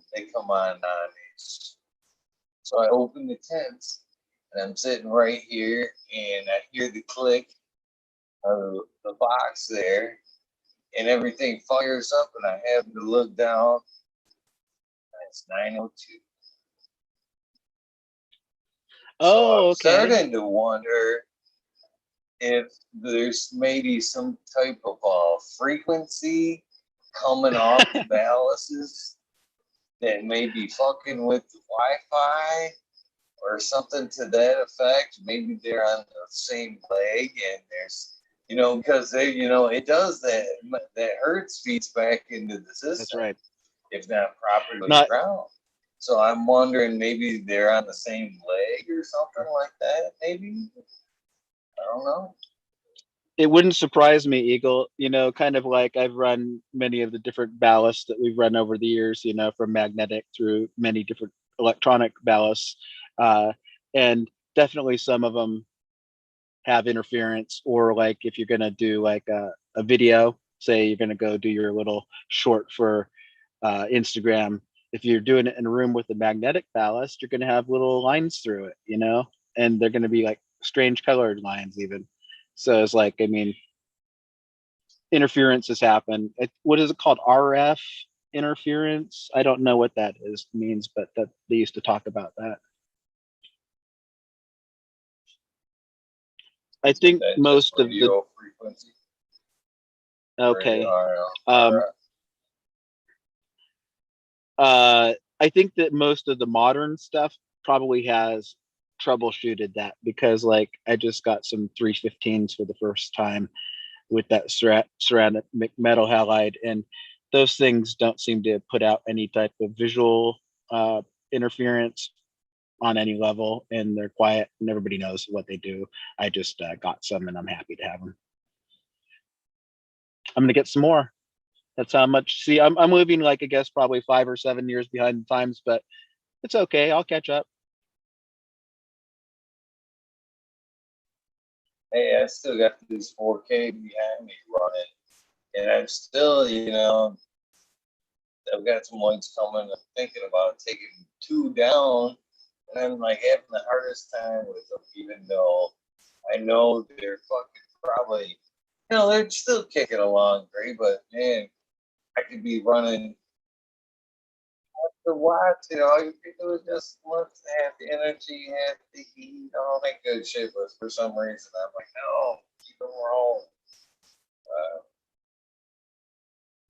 Well, I know that's that you have, excuse me, I was just going to say, I know you have the LED experience, and because you've had the opportunity uh, to promote them, that's not the point, and live with them, and evaluate them and all of that. I think that, you definitely have shown me and Smiley and a few other people, uh, even if you use them at the flower stage or whatever, maybe you veg under a ceramic metal halide. The quality is so awesome. And then what I see from you know, tent growers, I'm just calling them tent growers because they didn't exist when I got started doing this, so they're tent growers. They have amazingly well lit, beautiful flowers, I'm just saying, with these LED fixtures that aren't generating as much heat, and it makes total sense. And I don't think that like the price point on some of even the lesser of those is very good, i.e. the Mars Hydro. I think you were running some of those. I had my son get some of those, and a couple of them, and I forget what, they're kind of small, but you know what? That's 100 times nicer and more efficient than what I first used, which may have been, I think it was a CFL. I mean, come on, it was a CFL. It fucking sucked. So I'm just saying, the opportunities and the price points for some of those things are pretty darn good. And I think that the actual quality, it's right there, isn't it? The density of the bud, the terps, all that stuff. What more are you looking for? I mean, this is coming from somebody who, like yourself, maybe has run even HPS up until, a few years ago. I still have 2 in there. So that's what I like to run. The HPS do produce very well, but man, them LEDs do they denser flower. I've noticed that less goes to waste underneath. They seem to transfer the energy a lot better, quicker flower time, greasier buds. So there's definitely I don't again I don't understand what the drawback is about pulling them down. I think it's more sentimental, the stickers and shit on them than anything these days. Yeah, the old days, the old school days, I definitely. No, here's the deal. I only use about half of the available space that I have. It's a dedicated room with like 10-foot ceilings, but it's just like I've only been using half of the room. And I could potentially just fill out, like a certain amount of the room, half of it with ceramic metal halide, which I seem to be exploring, maybe the other half with HPS. But at that point, the heat situation is like 1,000 degrees, so it probably won't happen. I just answered my own riddle there. I keep wanting to envision at least this, pulling the HPS down and putting up in their place the CMH and seeing how that works for a while. Because I like the color of the light. It has that nice, even the LEDs have the same type of just blueness to them, I like to see that. It helps me see the plants naturally. And um, I'm just, first of all, I'm just glad to have anything, happy to be growing anything, happy to be able to grow in legal time, so to speak, you know. And I want to encourage everybody to grow your own medicine and to fight those uh, providers who are trying to restrict personal grows in places like New Jersey and New York and places like that, because that's evil and we don't want to hear about it. But realize and recognize that places such as Washington State, you don't have a complete right to grow as a person who doesn't have like a piece of paper and a contract and all this shit with, somebody else could, Chad Westport could tell you the ins and outs of it. But I'm just saying there's various ways of writing laws, and certain interests, who have lobbyists and things like that, who end up getting these ticky tacky, fucked up things for the home grower and the medicine grower and the self grower, or and what I would call the subsistence grower, and that goes for anybody anyway. I'm just saying, don't restrict that. Don't let them do it. That's not freedom. We don't. This wasn't about us having the freedom to go to the dispensary. It was for us to be able to smoke and grow weed. So I'm not down on the dispensary, but for me, that model doesn't work because it's no different than any other one where you have to pony up the $100 bill every week at least. And when you're only making $400 a fucking week, that's a lot of money. Is that That right? was the reason I got into fucking growing was to save that There you cash. go. It was then I was buying zips back then and bitching about it. Nowadays, you can fucking spend that the same amount of money and you're not coming home with zips. That's for sure. You're fucking coming home with grams. And that's fuck that. Yeah. Oh man, it's painful. Every time I go in there, man, it's like, oh, well, it's just painful. It's just painful. I don't even do it anymore. If I Yeah, go in, it's yeah, for an extract, rosin, something I don't do myself that I like to. I still enjoy once in a while, but there you I go. just don't want to mess. And I think that sometimes they almost view me as a little bit of rude about it because I maybe I am. They'll be like, "We've got this lovely flower. I do that. I do that. I'm here for this. Come on over here. I want Right, some right. extract. I'm sure you've got some fine flower way overpriced that I don't want to pay for. But Well, yeah, and here's the deal. At that point, it becomes a specialty shop.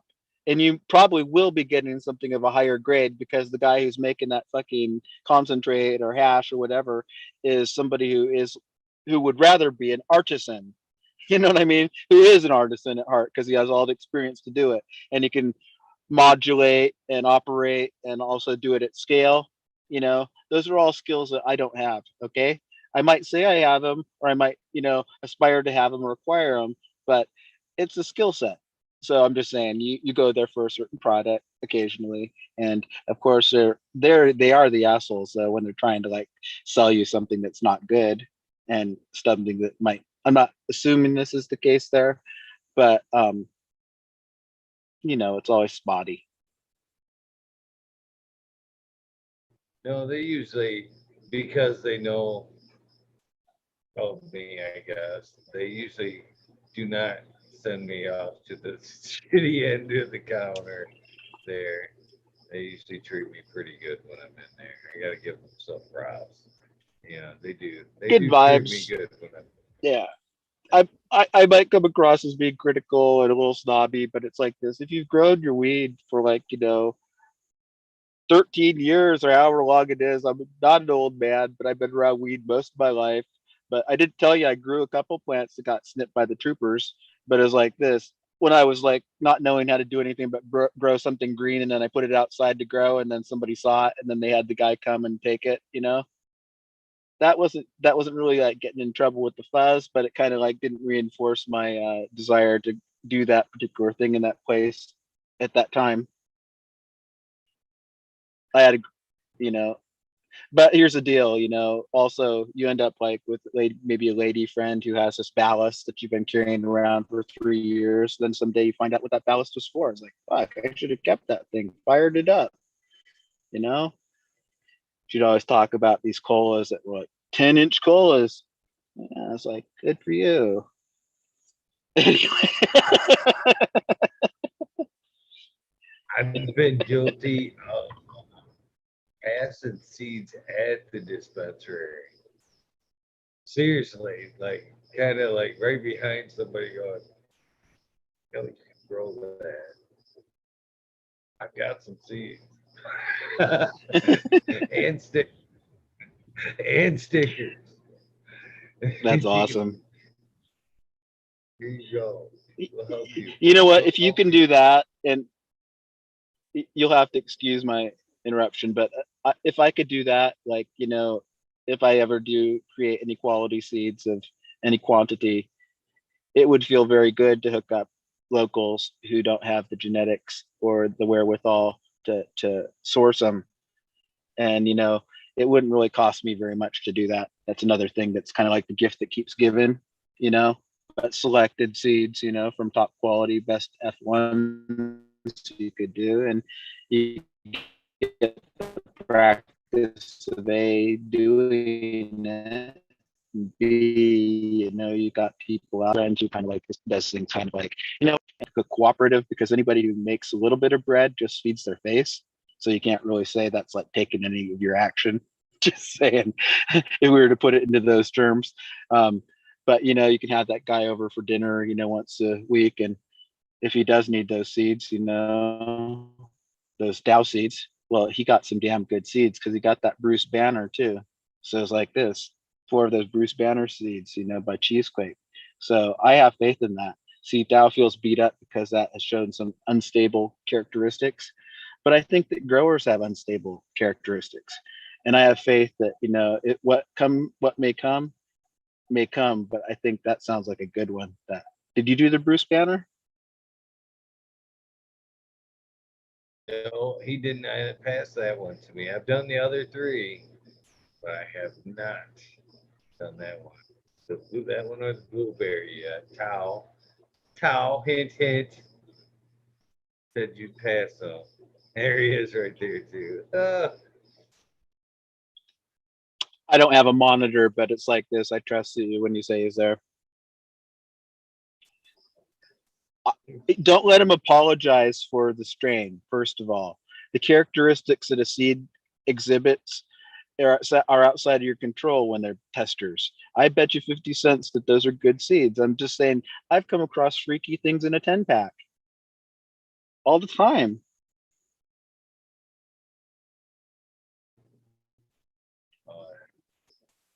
I love the misfits. You know what I mean? There you go. There's There you something. go. I, I'm just trying to. there's one. in the Columbium right now. This out of all of them, like there's one. This little that little girl right there. You can see her.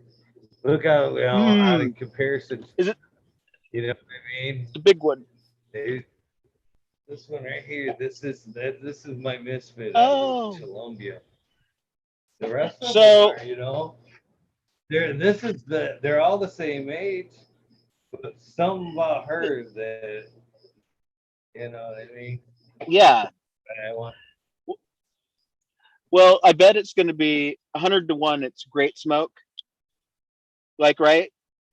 Um, I just think that small little plant's going to put out some strange terps and strange, cannabinoids and some sugary sugar. Okay, I can see good there. Yeah. So, how are those like? What? How many days? Oh, I don't know. I'd have to get out the book. I want to say around 45. Okay, that's all you got. That. That's good enough for me. So they've been Yeah, I budding think for a it's just while. They're building. no. These aren't even. These aren't even. These are Oh, from I see. I seeds. see. I can't see that for some reason. I don't know why I can't see it. Yeah, these I'm are getting to be getting old. these right here. Like, yeah, this is what I call the on deck or the warm up area. You know, Okay, they I was out of it. I'm just gonna confer. I was out of it. I could see like little like re-veg buds that were about maybe like day 30 of re-veg or something like that. That wasn't what I was thinking though. I mean that's what I was seeing. no, not even these. None of these have been flowered. Back there, back under in that one tent back there, them are flowered. These are all in flower. The bigger girls are in flower. These are. That makes total sense. Yeah, it's kind of like maybe I ingested some cannabis and then I got stoned and then I talked about all these things with Eagle and then I started talking shit with Eagle too. Like. That's like veg right behind me. That's into. So basically, a little further over there is like cloning and seeds Oh, right there. that's cool. Usually where you find right now that and that this area will be expanding here quick. So Nice. basically 1 gallons, and then there'll be threes, and then there's actually another light that you can't see up there that if I need to Oh, okay. can drop for Okay. like another state. But then they usually go from like 3 gallons up in here to this like on deck area where they'll like sit in under a Okay. 24, but now they're getting slowly adjusted to the HPS, for like a week or Yeah, so. yeah. They push the roots out, get used to the different light, and then bam, they'll go into the next phase. Use that. So you've been kind of doing revolving type of harvest, perpetual harvest type of thing forever, right? Isn't that your kind of, not that you have a modus, but part of your thing? Yeah. And you're lucky to have a certain number that you can, if that's, a workable thing. Uh, that's nice to see. It looks like you're not in over your head. It looks like each of your workstations are, kind of tailored to your needs. You being a little bit of a carpenter, you can kind of tailor and work with the space that you're in. I think that's pretty cool. Yeah, yeah. This is actually part of a U. It actually goes Oh, around. that's Uh, awesome, man. there's 4K here, and then there's still the LEDs back the other side here. Uh, yeah, actually it's a 72 plant or count grow. Not that I utilize all 72, but Right. I Yeah, I hear you.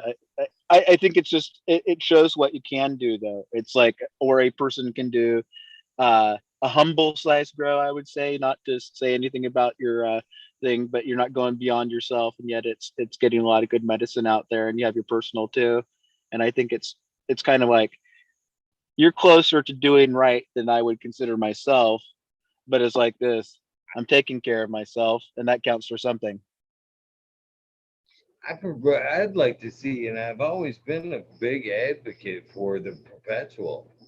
You know, even on a small scale, you can offer yourself a little bit better of a variety.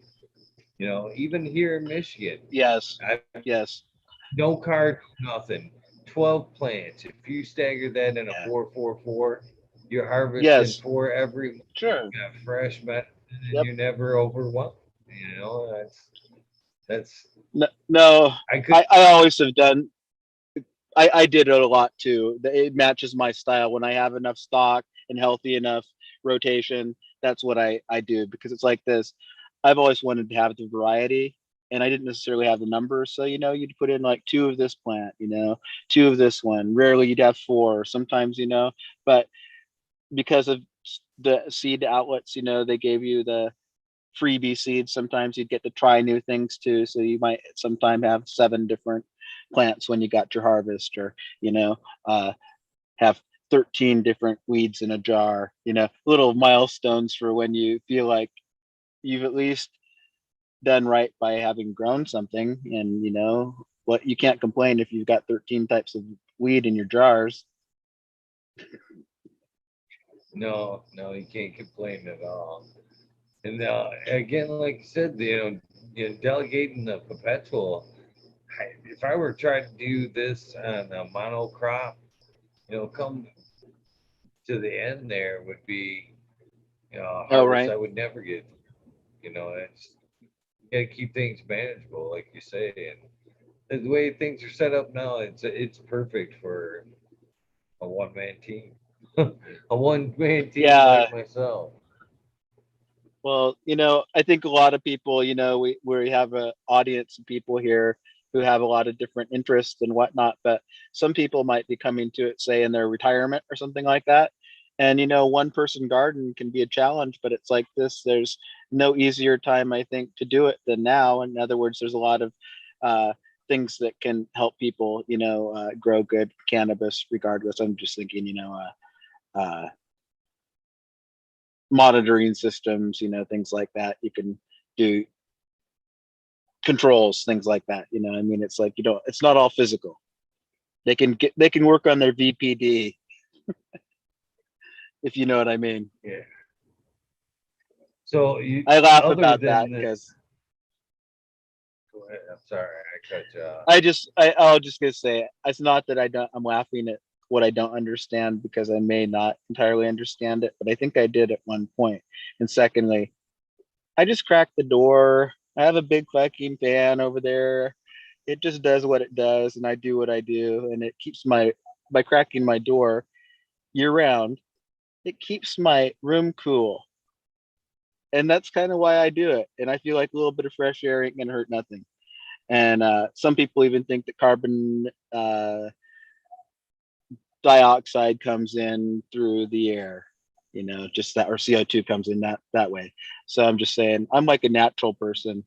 um I'm not like a good person or a better person, but I'm just saying, I tend to be natural, and I don't like to like persecute myself if I don't keep a regime, because it's all mine and I'm responsible for it and all of that. So I'm just saying, it's like, it's a relationship. I don't feel like I have to, you know, if something bad or is out of balance in my garden, I'm sensitive to it. I never had bugs like the kind that people have, but I've been hit by thrips from time to time, and even those can piss you off. Fuck yeah, I don't like to have like all ugly leaves, so that's a pain in the ass. But at the same time, I'm just saying, I'm just going to turn it around and just say I'm very grateful to grow. I'm grateful to have people like Smiley, like Jack, Greenstock, uh, yourself, Modern Genetics, Ali Noble, Stumu, the whole crew. These are world-class growers from all over the world, top 4 genetics. I'm just saying all over the world, 808, uh, and we never really even we couldn't be united ever before. And now we can be. And cannabis lovers united cannot be divided. It sounded good. It blended. It flowed Yeah, very well. I'll just being funny, but the point is that hats off to you all. If you guys have any questions, just ask everybody. Ask the guy who DMs you. These people are very, very generous with their information, and if they don't know, they'll tell you somebody who does. But don't go to some little chat where everybody's saying 1,700 different things and being all weird about it, because you ain't going to get the truth there. The spirit of the truth is like, it exists despite doubt. It is despite hate, you know, and we're all good, but it's a plant of love, and that's all I have to say. It's a plant of love. It definitely is. It definitely is. Yeah. How says he loved himself and Chad Fucker. Yeah. Jack Greenstock's looking at my pictures and he's giving me a bunch of likes, and it's making me feel like Jack's pretty cool. But you guys know that. And secondly, if there's anybody out there, I want to say one thing. I want to speak to one thing. I want to speak about cannabis and mental health. If anybody out there is depressed, if anybody's out there's on medication, if anybody's out there not taking medication and they need it, I'm just saying. And I'm not to say need in the sense of like evaluative thing. I don't know and I don't really care, but I'm going to say this. Take care of yourself. Find your own truth. If you can find it within the experience of cannabis, take that truth, that soul truth. But if it takes a little bit more than that, some medicine and cannabis, like a couple pills a day or something that ain't going to put you out, you might just see if you can't cure yourself. I don't know how that works, but I think it can work in certain ways. So I encourage you with that. And if anybody has any insights on that, you could let me know sometime, your story or some meditations upon it or something, that because it's like this. I found cannabis to be a healer, and whatever diagnosis I might have concurred in this life or incurred in this life, what if it was like called uncurable or only remission or lifelong? I have a hard time fucking accepting that. I resist that. It's taken me fucking 25, 30 years to get to where I am today, to be able to walk and say, hey, man, it's all right. I'm all right. So, in the spirit of health, be real with yourself. You don't want to have any problems that you don't need to have. Very wise man. Very wise man. Well, Mr. Buddhaboy, we got a Oh, few yeah. things we got to go over before we kind of wrap things up. We've almost went the whole distance. Now you've actually earned your colors tonight, brother. Now Well, there the you go.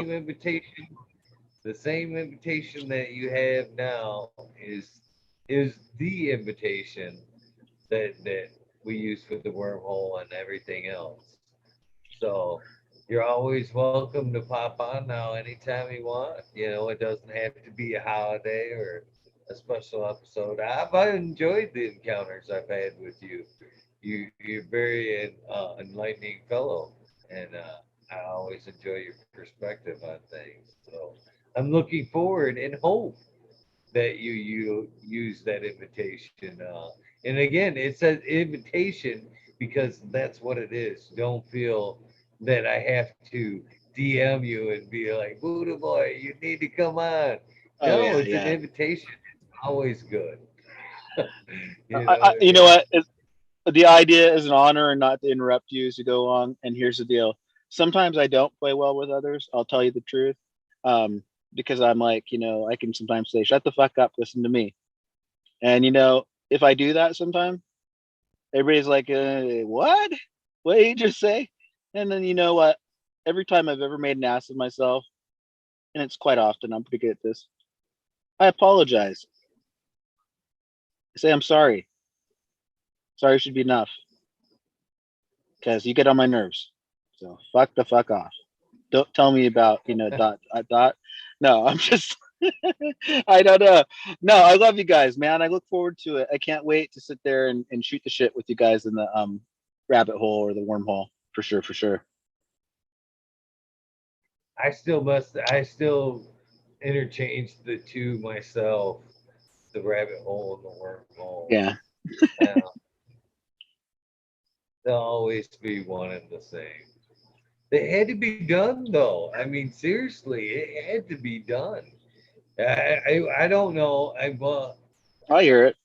It, it had to be done because even though, like, you know what I mean, how like you buy that car and you see all of a sudden now you see that Dodge truck everywhere. That's what the wormhole was, or the rabbit hole. But when it changed, I didn't see the wormhole everywhere. You know what I mean? As frequently as I seen the rabbit hole come on, but it had to be done. It had to be done. We had It's some deep stuff. It's a deep stuff, and it definitely is in the cosmic zone of the quantum realities that we all speak in truths and untruths 1,000 times a second, going forwards, backwards, sideways, and upside down. So here's the deal: get horizontal with it, because we're gonna do the limbo.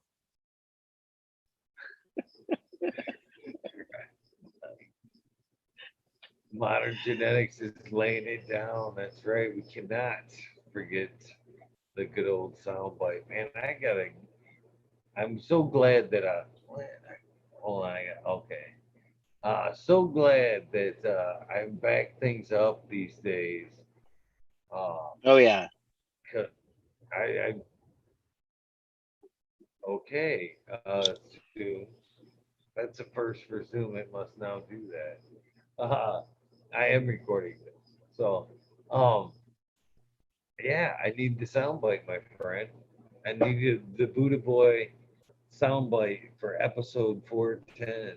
Can you be so graceful to drop me a soundbite, my friend? Sure. Hey, you have been watching Talking Shit with Eagle, episode 410, with your friend Buddha Boy and Eagle, and the rest of our nice friends in the chat and online on YouTube. We will see you again. But here's the deal: if you're going to hang out, don't hang low, hang high.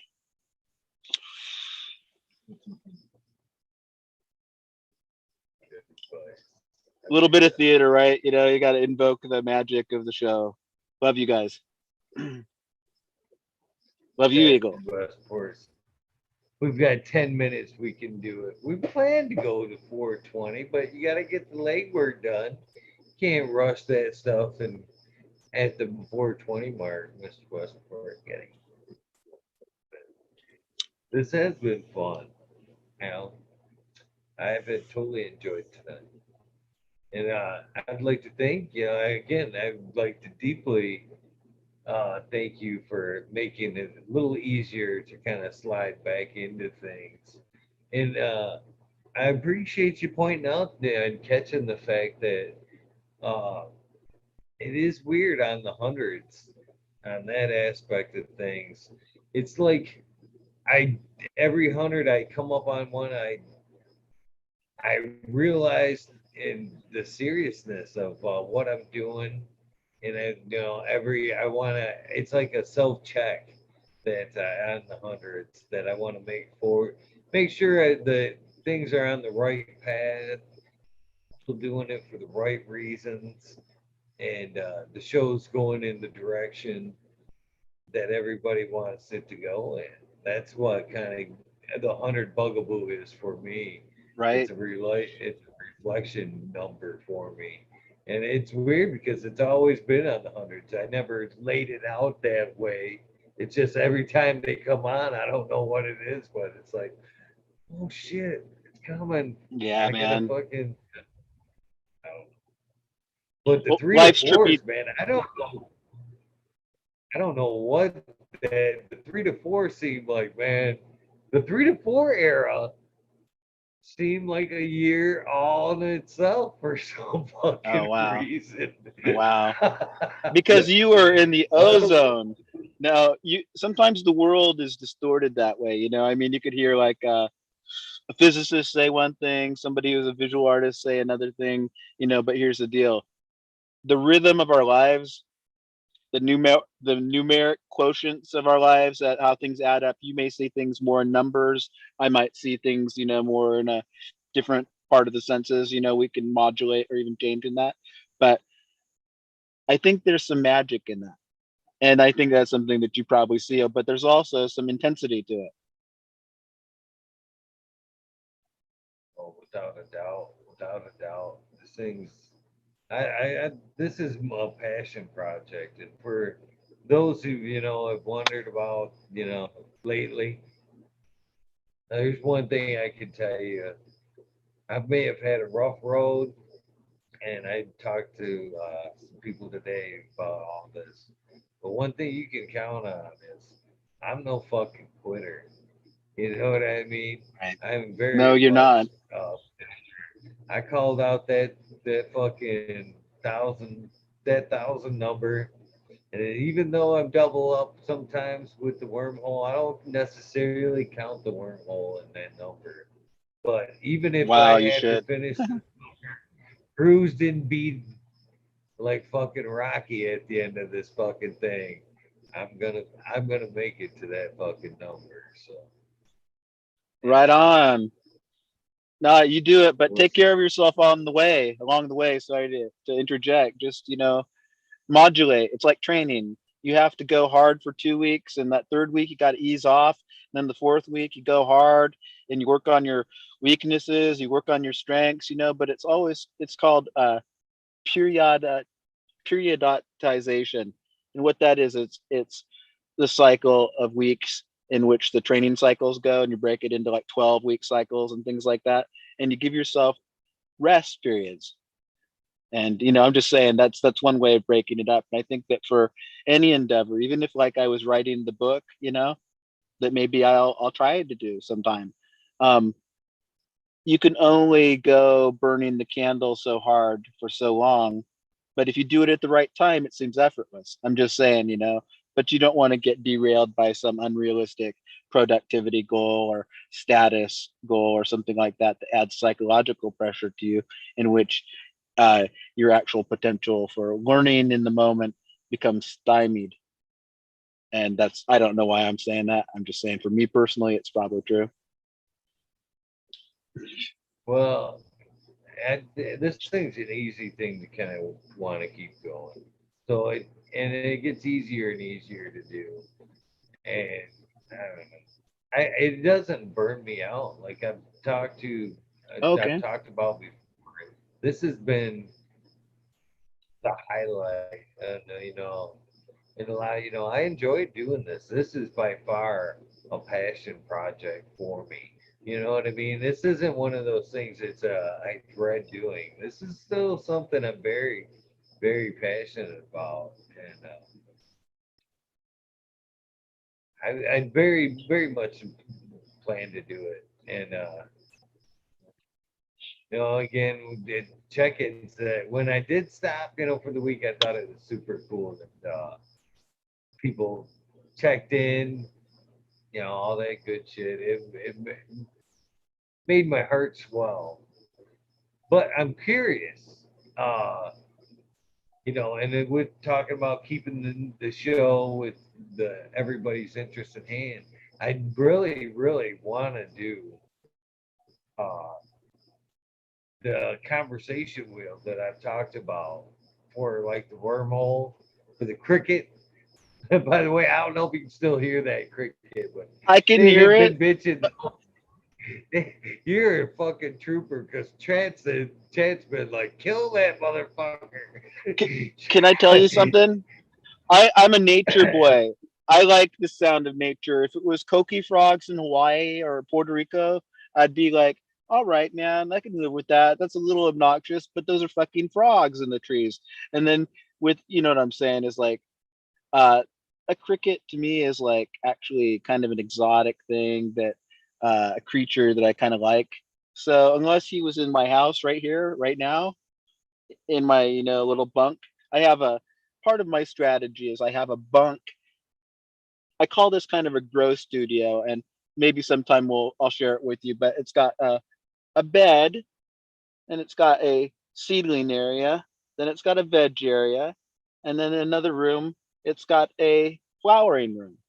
But it's all within kind of a Japanese style, almost modular. It's like it's hard to it's built by on wood, and then the side of the house has a Rastafarian flag painted on it with the Lion of Judah, because this is my spiritual temple, and I'm a Rastafarian, and this is my freedom of religion. I'm not joking, but I mean it's just a fact. Anybody who knows me knows it's true.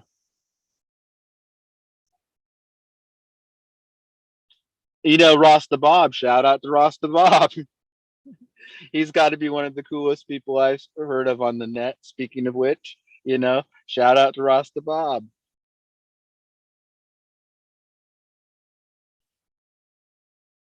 He's actually here in Michigan, and I need to get my ass down there to see him. I mean, how Oh, often does that opportunity come around? Uh, yeah, geez. I'm Check it out. hoping possibly Friday, like that, making that happen. But Oh, yeah, that would be I'd cool. love to shake that guy's hand. That's one of the few people that's actually fucking smoked me. I've done 420 episodes, 24 episodes, 24-hour episodes. But man, that cat outright smoked me out during his episode. He's serious business, man. He is the highest. He has the energy of a very unique perspective, and what he speaks of is like education. So that's why I say just respect to him, and may we see the world through his eyes a little bit more. Sometimes he shares his segments of his reality with us, and I think that's pretty damn cool. It is, it is. They're still talking about that damn cricket in chat. It's funny once you mention that they focus on it. That thing, what's funny is this time last year when the cricket surfaced up, even after the cricket, it seemed like the cricket traveled. So, like, even if I didn't have the cricket that night, the guests had the cricket. And no matter And what, I got blamed curse for of the the cricket. cricket. Yeah. it it is what it is. It's like this. It's the animal world trying to crack your subconscious and say hello, hello, hello, hello, hello, hello, until you just want to say goodbye, and it's not pretty.